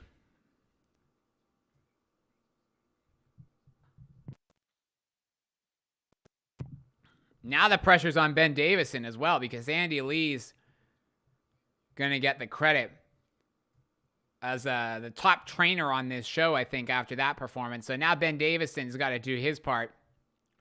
But hey, maybe Wallin gets upset. Imagine that, though, guys. Imagine if after all this time, after they could have done the Wilder-AJ fight 6 years ago, 5 years ago, whatever it was, we finally get them on the same card and they both lose. Imagine if that was to happen. That would be something else if it happened. And I hope we do actually get that. I don't know. I don't know, guys. But I still think we're about 20 minutes away from the actual main event starting. AJ might have a meltdown if he doesn't. Well, I'm glad, Tony Martinez. I am glad that you are well ahead here. I had 4 parlays, and the last one, unfortunately, was ruined by Wilder. All I needed was Wilder to win the fight or win it in under 8.5 rounds. Either one would have been good enough for me. And then I would have been alive at least until the main event here, where I have AJ winning. But yeah. Who expected that performance from Joseph Parker, of all people?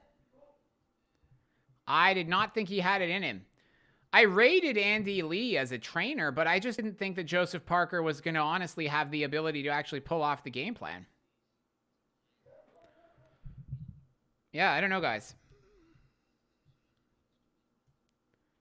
This Parker started in Australia.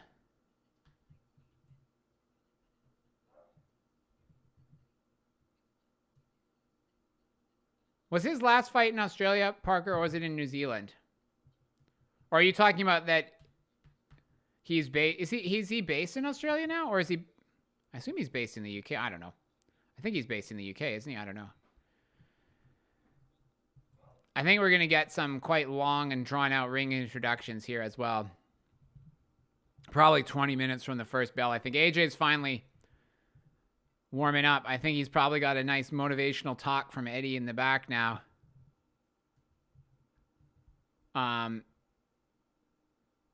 AJ's looking... He's looking focused, but I think he's looking a bit nervous as well. Maybe Wilder losing has put the pressure on him. It could go one of two ways. It could either make him more nervous or more confident. I'm not sure. We'll find out in a few minutes. AJ's got the reach advantage. I mean, he's got the physical size. Height's about even. He's a little bit heavier. Yeah, I that's the thing. Like, I thought that Wilder would be able to get Parker out of there at some point. And that's why I thought there's no point really trying to outbox him, because I just didn't think that Parker had the ability to avoid getting hit for 12 rounds, and I was completely wrong. Still need Joshua. William went from being 5.5K. Oh, my goodness. Okay. To 1.5K because Wilder and his sickly legs. Still need Joshua. Okay. Just Joshua to win outright, or Joshua to win by KO or points. But it looks like they had outdoor changing rooms. Unless I missed something, it looks like their changing rooms were actually outdoors. Or at least the area that they were warming up in. I don't know. The dressing room that AJ is in looks like it's actually outdoors. There's a big couch and then kind of like an outdoor area. Almost it looks like it's like a bar area or something. I would say AJ looks confident. You lost $2,000 to 1, but you're 21 grand up this year. Well, that's not too shabby, Beat Fanatic. Oh, after he lost to Joyce. Right. Okay. Yeah. I'm with you. Hey, well, maybe that Joyce victory is looking a little bit better now. And in fairness, maybe the AJ win is looking better as well.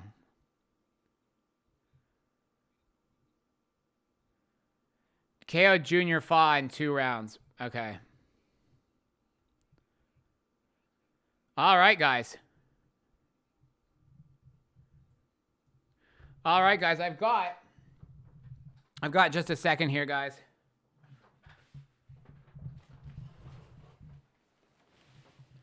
I've got my Swedish flag here for this one. Now that I don't care about the outcome of this fight as far as my predictions, I can wear my Swedish flag that I bought for Wallin.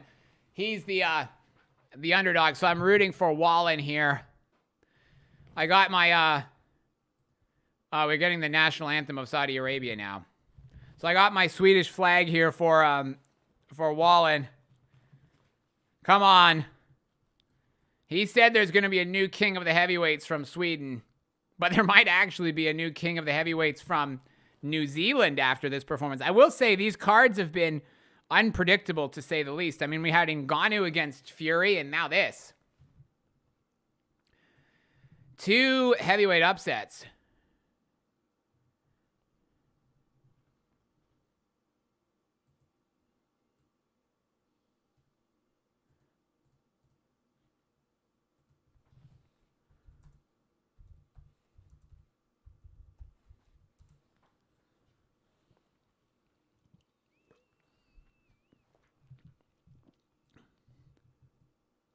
All right, guys. So the national anthem is over.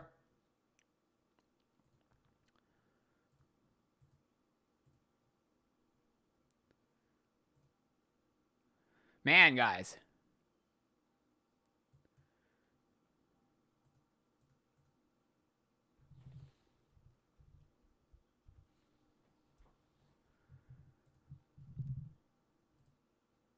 Mr. Turkey again.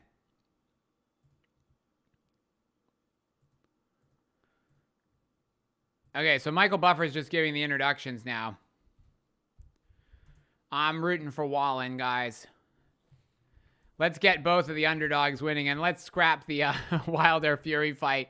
Wilder-Joshua fight, I guess, once and for all. Doesn't look like we'll be getting that one anymore.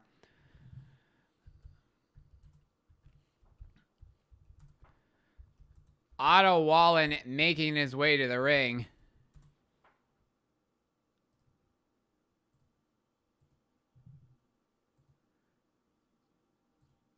Man. He's coming out to the ring to ABBA. He shouldn't be the underdog. Well, we'll see, right? We'll see. I don't know. Which way does the flag go? No, I think that's right. I'm ready, guys. I'm ready for Wallin to win this one, okay? Tony Martinez, I'm predicting AJ has a meltdown and bites Wallin in the front. You know what, though? That's not even completely out of the question after the Usyk fight, right? So, hey. maybe we'll get another upset here. Or maybe we'll get an impressive win from AJ. Who knows at this point? John Bevan, for your sake, I hope that that Wallin pulls off the upset here. And he won his last fight in enemy territory against Gassiev as well. He's smiling. He looks relaxed.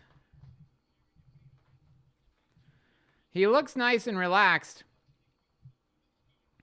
All right, guys. We are 7 hours and 45 minutes into this card. The Kiwis will be partying, I think, after this. Wow. And so many people as well were trolling the New Zealanders, on my videos, saying they were going to be crying. Well, they're not going to be. They're going to be crying, in Tuscaloosa, Alabama after this. What a bad performance. So here we go, guys. Wallin against AJ. Probably, I would still say 15 minutes from the first bell. AJ is going to make his ring walk now with his entourage, and we are probably going to be about 15 minutes from the first bell. All right, guys. AJ and Wallin. Honestly, I'm going to have to think carefully about what this performance says about the trajectory of the heavyweight division going forward, because it's really upset, a lot of plans now that Wilder lost to Parker. And at the same time, Parker's given himself a whole bunch of opportunities that weren't there before. So let's see, guys.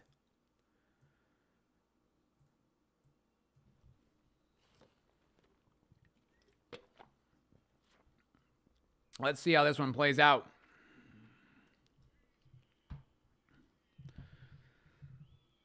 Anthony Joshua coming to the ring now.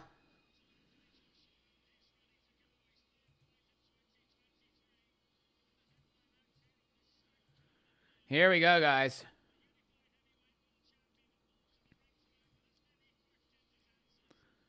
It's really like anything could happen at this point.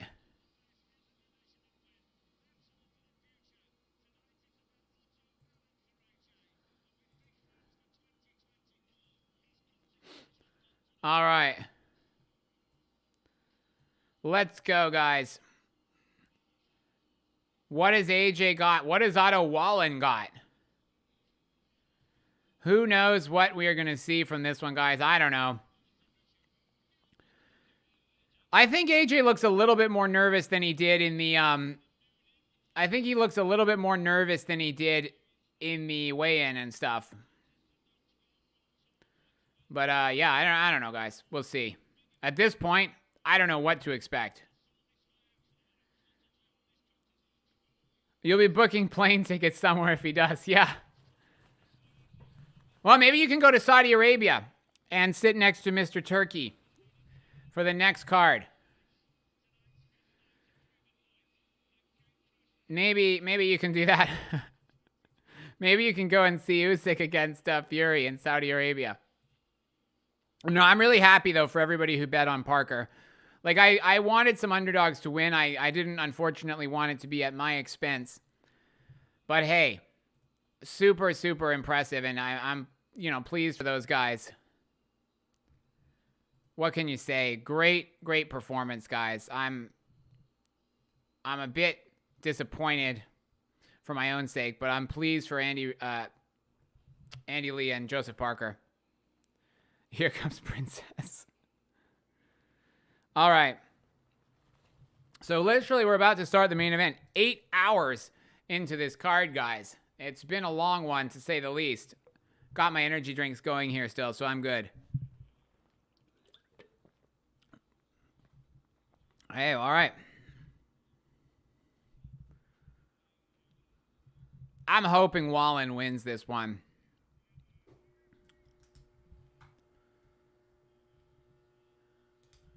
And maybe he does. So we've got 2 English judges and an American judge for this one. Oh, no, from Sweden. They've listed the guy from Sweden as being from England on the screen, but they've announced him as being from Sweden, and he has a Swedish name, so I assume that's probably correct. All right, guys. They're ready. Everybody's ready. Let's get ready to rumble. Here we go. Michael Buffer. Let's get ready to rumble. All right. Here we go. The main event. Well done to all of you guys staying awake. You're too cheap, Vietnam or somewhere. Fair enough. Yeah, don't waste all the money on giving it to Mr. Turkey.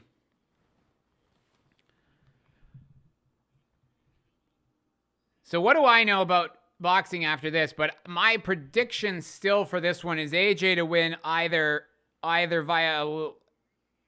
I think AJ wins this one. I'm still going to go with that. But I think that it's hard to maybe say as confidently after the last one.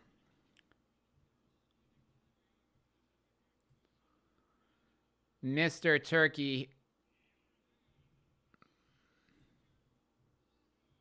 Otto Wallin. I do think Wallin is a tougher test than Hellenius was. I didn't think he was going to win. Maybe he doesn't. I don't know. We'll see.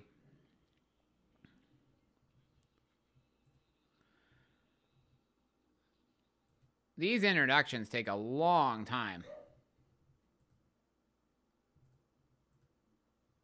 Come on, guys. Let's get going.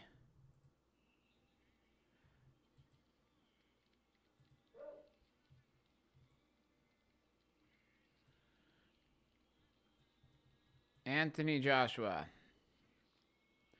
All right. There's a mixture of cheers and boos from the crowd, interestingly. Some people are booing AJ, actually. I'm surprised at that. I didn't think the Saudi crowd would really care too much one way or the other, but it sounds like there's a bunch of people booing him. I think Wallin by low blow in the first round, guys. That's my new prediction. No, it's not really. All right, let's go. Here we go, guys. Round one. Round one. We're nearly through all the preamble. We're finally going to get to see what does Otto Wallin look like? What does AJ look like? All right. Does this one go the distance? I don't even know anymore.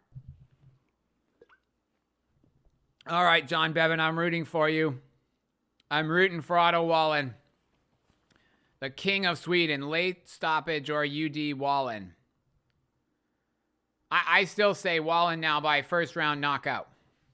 That's my pick. No, it's not.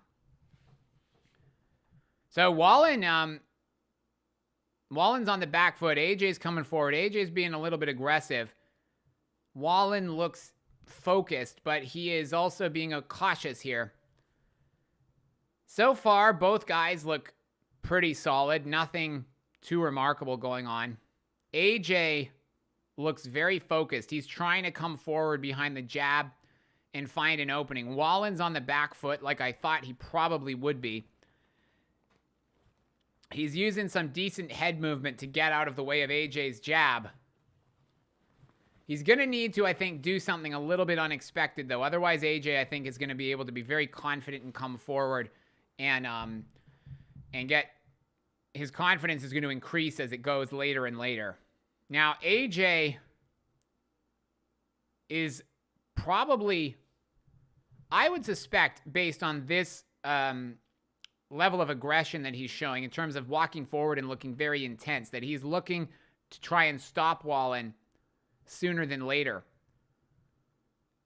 So Otto is not offering a ton. AJ's moving well, actually, I will say. AJ's actually moving. I'm kind of impressed with his movement. He just used some nice head movement to get out of the way of a jab from Wallin. I thought that looked pretty decent, actually, from AJ. Again, Wallin with some decent head movement to get out of the jab from AJ. Wallin not offering like a ton of offensive threat, okay? So that's what he needs to probably work on. He needs to actually present AJ with some problems. Otherwise, he's going to end up, I think, encouraging AJ to be more aggressive the longer he goes without actually throwing anything problematic. Wallin manages to actually back AJ up a little bit with the jab. See, this is the thing that concerned me with Wallin at the beginning, before the fight and stuff, was just that he tends to be very robotic and very predictable. And I think that's something which is going to give Anthony Joshua the confidence to come forward and be more aggressive. He's looking for his opening, okay? He's looking for his opportunity to catch Wallin with something. And so far, I think AJ is going to win the first round. Bearing in mind, AJ probably can afford to actually... Whoa! Looked like Wallin tagged AJ with something right at the end of the round. But AJ looked pretty good, to be honest, guys. I thought AJ was going to impress people and look good in this fight. And so far, he has done. I also thought Wilder was going to look good, and he did not. So I'm kind of 50-50 so far.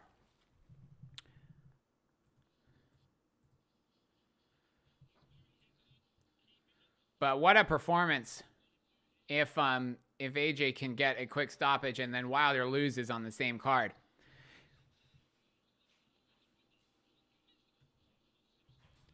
AJ will deserve a lot of credit if he gets an impressive win here. Wallin looks pretty... I'm going to keep calling him Wilder now. Wallin looks pretty calm as well, though, in the corner. Like, his team looks like they're pretty calm. Whew, boy, guys. All right. I just think Wallin looks too stiff here, and I think AJ's moving quite well. AJ's moving very well, actually. His jab looks very fast, very snappy, and I think AJ is... I would not be surprised if we see a stoppage win for AJ here within the, let's say, the first 6 to 8 rounds here, based on the way this is going. Wallin's not presenting much offensive threat, and AJ's jab is looking pretty sharp here. All right, guys. Wallin's not been managing to actually find his range enough here. And AJ's doing a good job of pivoting to the outside. But hey, it's not over in heavyweight boxing till it's over. Guys, if AJ manages to do what Wilder really should have been able to do, which is get the KO early, I'll be impressed. So, ooh, nice jab from Wallin. Wallin, really just has... Oh, Wallin stumbled a little bit there. I don't think that was actually a... I don't think he was rattled there. I think he just stumbled and tripped over AJ's foot. But hey, AJ's looking good there.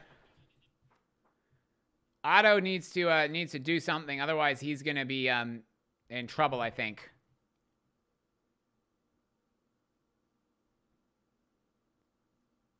All right, guys. Wallin's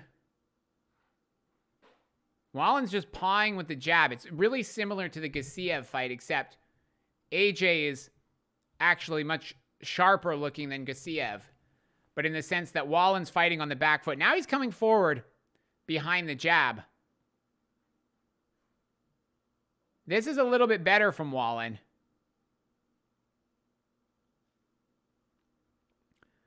This is a little bit better from Wallin, but still AJ is winning this round, I think, quite comfortably. AJ looks very intense and very focused. Wallin missed with a counter right there as AJ came... counter left, rather, while AJ came lunging in.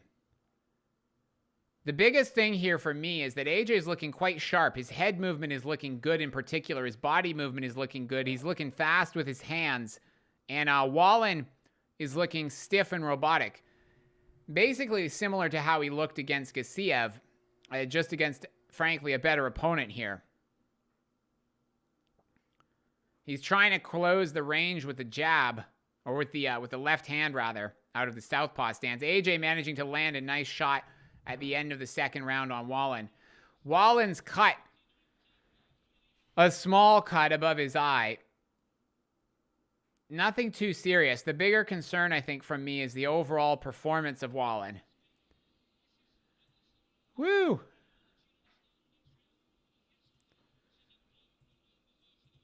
This is a good performance from AJ. And like I say, guys, I think he's probably drawn a lot of confidence from the fact that Wilder has gotten KO'd, or rather gotten beat in the last fight, because I think that he feels like the boogeyman is off his back.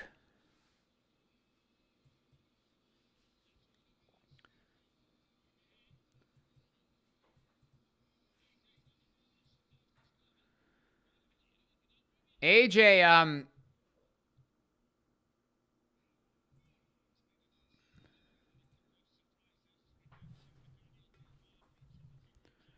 okay, guys, round 3. What can happen here?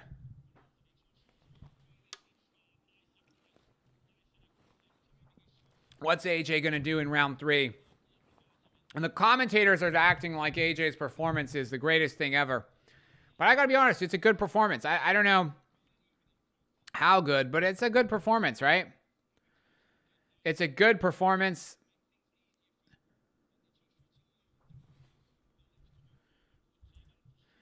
AJ, though, guys, is going to, I think, have a reborn career if he wins this fight. And after his bogeyman, I think Wilder is out of the picture.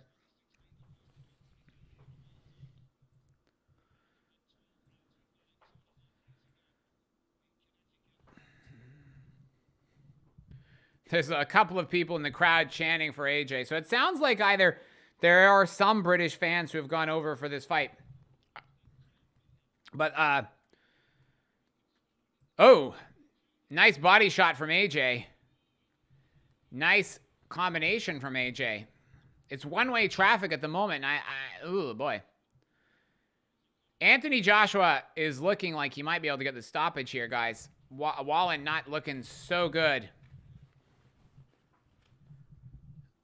Wallin's durable, though. I mean, I'm not feeling super confident. But come on, AJ, or Wallin, rather. I'm still in shock from that Wilder performance as AJ wobbles Wallin a little bit. Wallin got wobbled a little bit there, guys. He got hit on the temple. I think he stumbled also, but he did get wobbled a little bit. Wallin, though, I never thought he was going to win this fight. And there's not a lot here to change my mind, even though I wish that he was doing better than he is. But AJ is I think the more likely to get the knockout if this one is to finish early. All right, guys. Wallin looking like Wilder did, but with no threat of power. Yeah, that is a fair description, I think. But I'm less surprised with Wallin because I think everybody knew before the fight that power wasn't his strongest suit. Whereas with Wilder, I think Wilder's, the thing that made the Wilder performance so frustrating is just that the power was there the whole time. And it just, I don't know, maybe it was the drugs. Maybe the issue was the drugs. Maybe he's just not there anymore mentally. So in that sense, I don't really know what to say.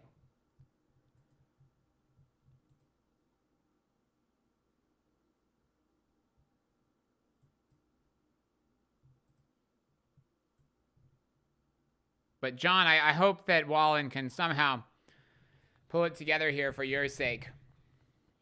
Not looking great so far. I have AJ up 3 rounds. I'm sure you guys do as well. If anybody has Wallin or winning any of the rounds, let me know which one. But I got a Wallin up, or rather AJ up by 3. So Let's go, guys. Round number 4. Round number 4, guys.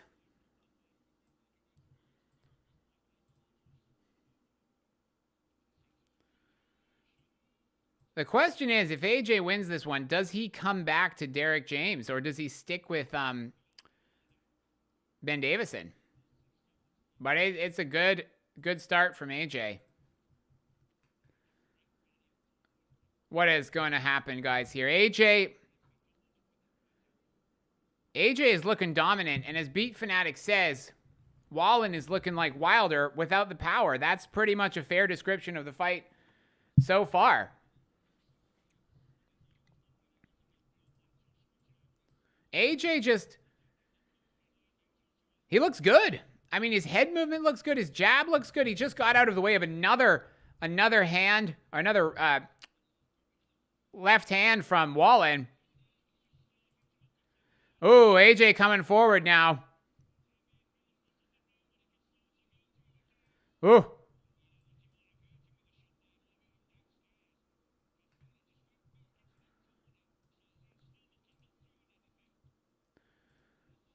Wallin has probably thrown a little bit more than Wilder has, actually. I will say that for him. It hasn't caused a lot of problems. Being more aggressive, speed and power advantage. Yeah, Beat Fanatic. 100%. The only thing I will say about Wallin, he's probably thrown a few more, at least tried to throw a few more punches, I think, than Wilder did. But, I mean... Oh, wow. That was a heavy shot from AJ. You could hear it echoing throughout the arena. AJ's looking good, guys. AJ is looking a lot better than Wilder and Fury did in their last performances. Which I will say probably makes Usyk's dismantling of AJ even more impressive, right? Because AJ beat or lost to Usyk twice, and this AJ is looking better than the most recent versions of both Fury and Wilder. So, who knows what's going to happen now? Which guy out of all of these is going to be the last man standing? So, round 4, 16 seconds left in the round. Wallin is looking,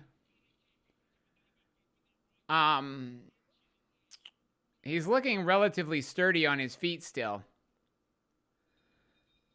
But a bit like Parker against AJ, Wallin's beaten up on his face a little bit. It looks like his nose and his eye are also, he's got a cut. He's got some bruising under his eye, and he's got a cut on his nose as well. His right eye is got some marking underneath it now. The Wallin corner, I will say, they're being very calm. They're not panicking in the Wallin corner. There's clear instructions still coming from that corner. But, yeah, guys.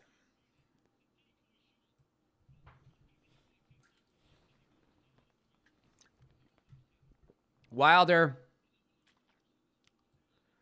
looked bad. Wallin is not looking much better. Parker and AJ are the real winners of this card, heavyweight-wise, alongside Kabayel. So far. All right. Round number 5 is getting underway. Oh, nice shot from AJ. AJ is up 4 rounds to nothing, by the way, on the TV scorecard. I agree with that. I'm sure most of you guys do as well. AJ up. AJ is going to cruise to a points decision if he keeps boxing like this. I think the question is, does he get the stoppage? Or, you know, unless Wallin actually does something totally different, which I don't think he will, because when he fought Gassiev, Wallin was at one pace throughout the entire fight, and that's kind of what he's doing here. Same deal.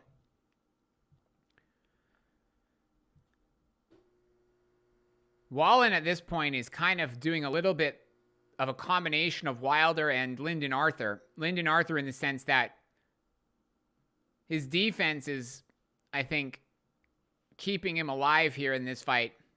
and it gives him a chance to see the final bell. But AJ is putting on a pretty good performance here.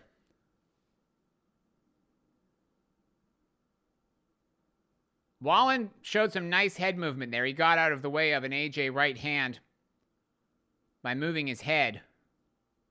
Wallin's just too stiff and robotic, unfortunately.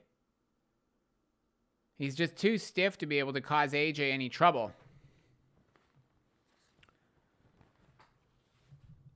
I'm feeling pretty confident in my pick of AJ winning the fight now. But it's a shame because I was hoping maybe we might get the double upset. I was hoping we might get to see a double upset, but it's definitely not looking like that's going to be the case.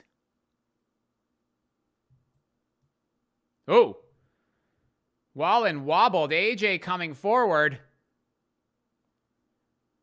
It looks like AJ might have wobbled Otto Wallin here. There's a minute left in round 5. Ooh, AJ misses with a big right hand. He misses with a combination. He's now stalking Otto Wallin. If he lets his hands go, Wallin is going to be in trouble here. He got rocked. He got rocked. I don't know, Beat Fanatic, if you're a little bit ahead of me, but yeah, Wallin's in trouble with 35 seconds left. AJ is looking like he's going to potentially get the stoppage if he can actually let his hands go and actually close the distance. Because Wallin's against the ropes. If AJ is willing to come forward here, he could actually potentially get Wallin out of here. Wallin does actually come back with a left hand. Looks like he's going to see the end of this round. Oh! Again, AJ managing to catch Wallin, but Wallin's, I think, going to last until the end of the round. He does. But again, that was a bad round for Wallin. AJ's now won every round, and it looked like he might be close to getting a knockdown in that one as well.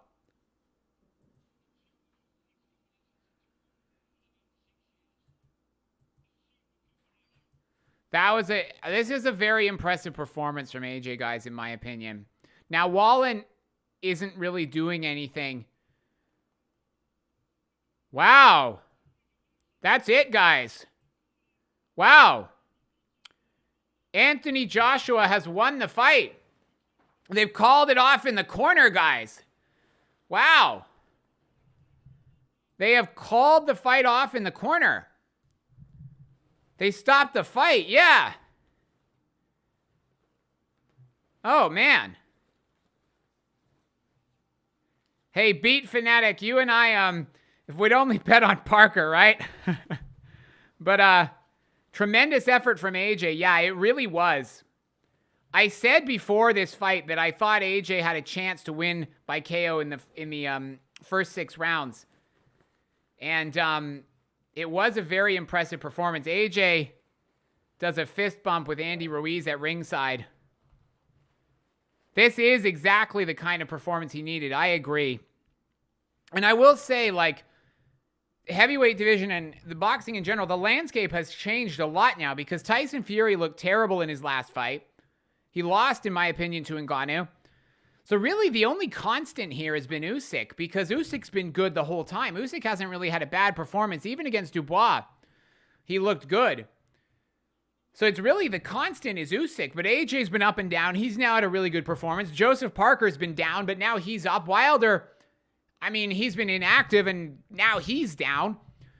So the top guys at heavyweight now pretty much are AJ and Usyk again. And maybe Fury, because technically Fury hasn't lost. But I mean, who knows? Maybe at this point, we end up with a situation where we get AJ against. You have to give Anthony Joshua like a lot of credit. That's basically what I'm trying to say with this. You have to give him a lot of credit because he takes a lot of abuse, including from me, including from a lot of people, for his attitude. I said at the original Grand Arrivals, I didn't like his attitude. I said subsequently to that I thought, yeah, I'm sorry, John. Unfortunately, not what you were rooting. I was rooting for you too. I was rooting for Wallin. But yeah, guys, I mean, the thing is this. AJ takes a lot of abuse. I said after the workout that I liked his attitude. I thought he was aggressive, intense, focused. I thought this was what he needed to do. And I said the chances of him stopping Wallin, I thought there was a pretty decent chance of that happening. But yeah, AJ deserves a lot of credit. He took a lot of criticism. He was in tremendous shape, as he always is. He was focused. He was prepared with Ben Davison. This was a fight that I believe he will have been very confident of winning. But at the same time, it was probably one of his best performances in years. Honestly. Yeah.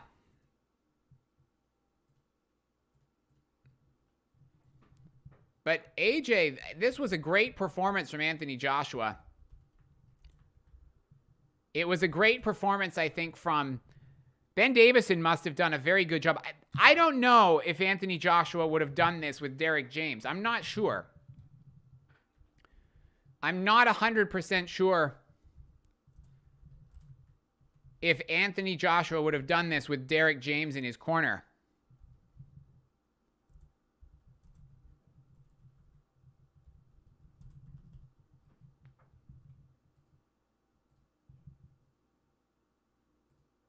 But yeah, an amazing performance from Parker. A very, very good performance from Anthony Joshua. Yeah, you did. No, you did say that people were hating on AJ, and I was not impressed with his performance at the initial, the Grand Arrivals. But he did a very, very impressive performance here. I said pre-fight I did not expect Otto Wallin to win. I expected Anthony Joshua to win, and I thought a KO by AJ early was possible based on his demeanor and his intensity and the fact that Wallin is very stiff, robotic, and predictable. So in that sense, I feel like I did have a good read on this fight, but the AJ performance actually probably exceeded my expectations. I thought it was a very, very good performance. Really shocking, some of the analysis leading up to this fight. Yeah, I mean, I think a lot of people have written Anthony Joshua off. I think a lot of people thought that he was finished. I personally thought that he still had the potential to improve considerably, and I still don't think we've seen the best Anthony Joshua if he actually, does have his head still in boxing, if he has the right trainer. And who knows? Who knows how far he can go with Ben Davison? You think they might try and make Joshua versus Hrgovic if Usyk gets stripped with the Fury fight? Yeah, and to be honest, that fight is very interesting now.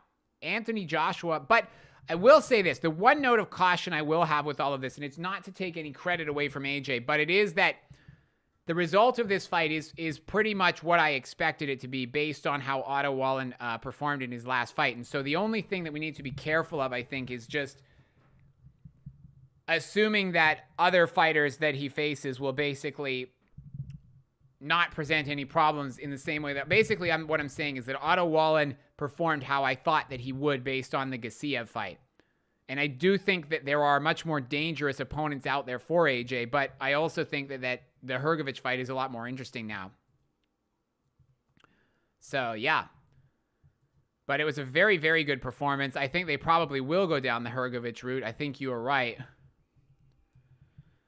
But it was very good.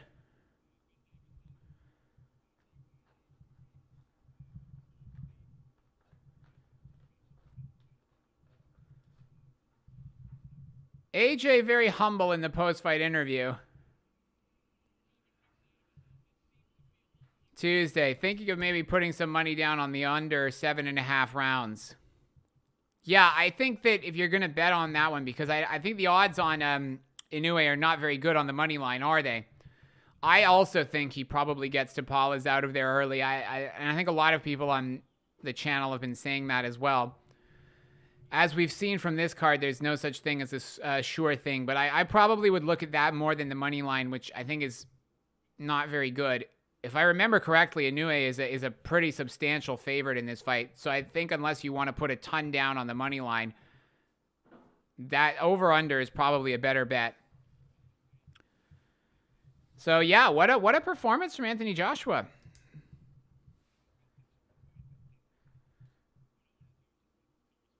But yeah, AJ did really well. I don't know. That's it, guys. Yeah, consider the possibility that AJ has only lost. Yeah, that is true. How good Fury really is. Moneyline is terrible, minus 2,000. Yeah, that's what I thought. I thought it was a little bit less bad than that. I thought it was minus 1,600. Maybe it stretched. Yeah, so I wouldn't go for the moneyline. If you're gonna bet on that one, I would go either Inoue on the under or Inoue by KO. I don't know what the odds are on that. But then again, I probably would have said that Wilder by KO was a pretty sure thing. And we all know how that turned out. But yeah, I think that Inoue on the under is probably a decent bet.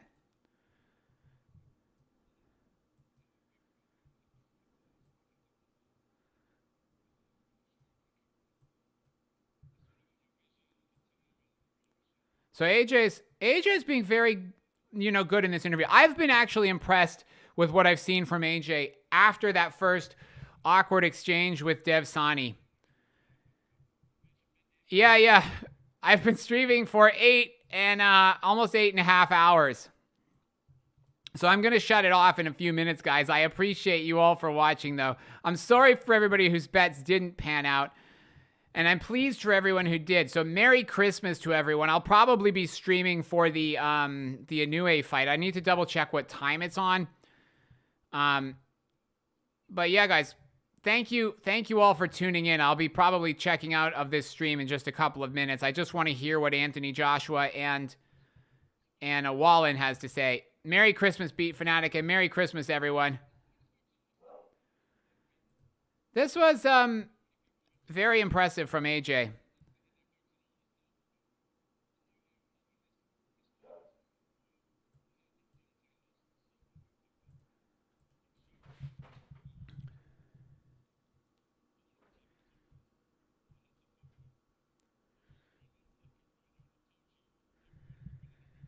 AJ, and it's a good point as well, whoever mentioned that AJ's early Tuesday morning, yeah, for the Inoue fight, yeah. Oh, you're very welcome, Mankey Crazy. Thank you guys all for tuning in with the stream.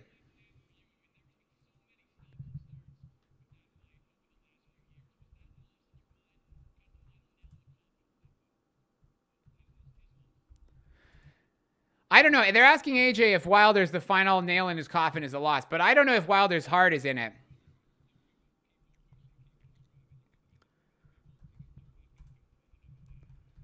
I don't know if we will see Wilder back again.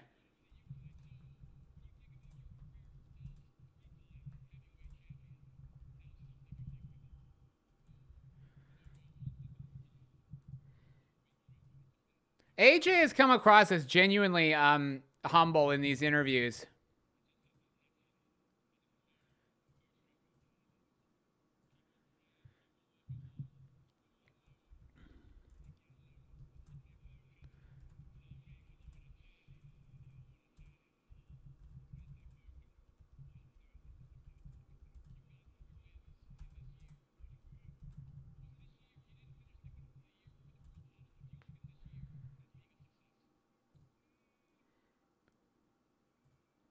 They're asking Anthony Joshua if he views this year as a success. And he's not saying yes.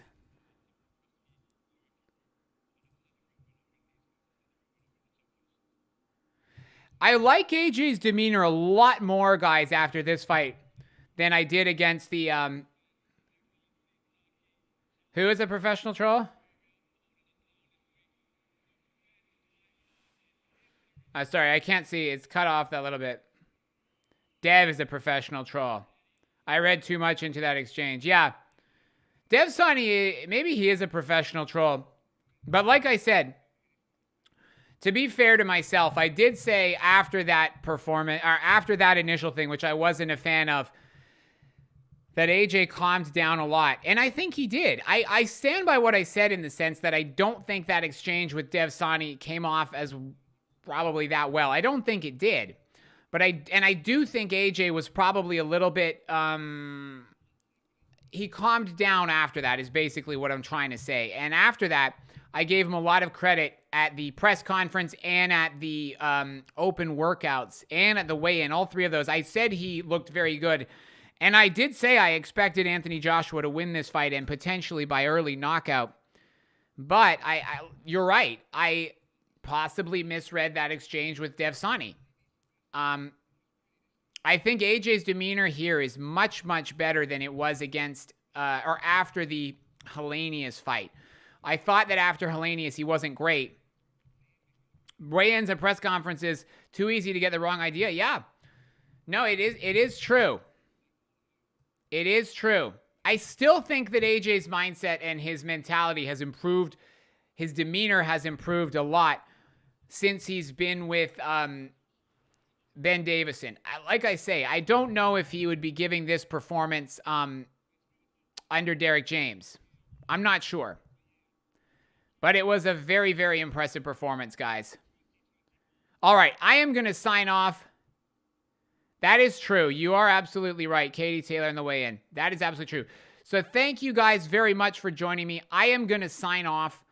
It has been a very long day, but thank you. You guys make it worth doing by actually hanging around and watching this. Thank you for everyone who's subscribed. I'm sorry for those whose bets didn't work out, but congratulations to everyone who earned some money for Christmas today. Merry Christmas to everyone. I appreciate all of you, and I will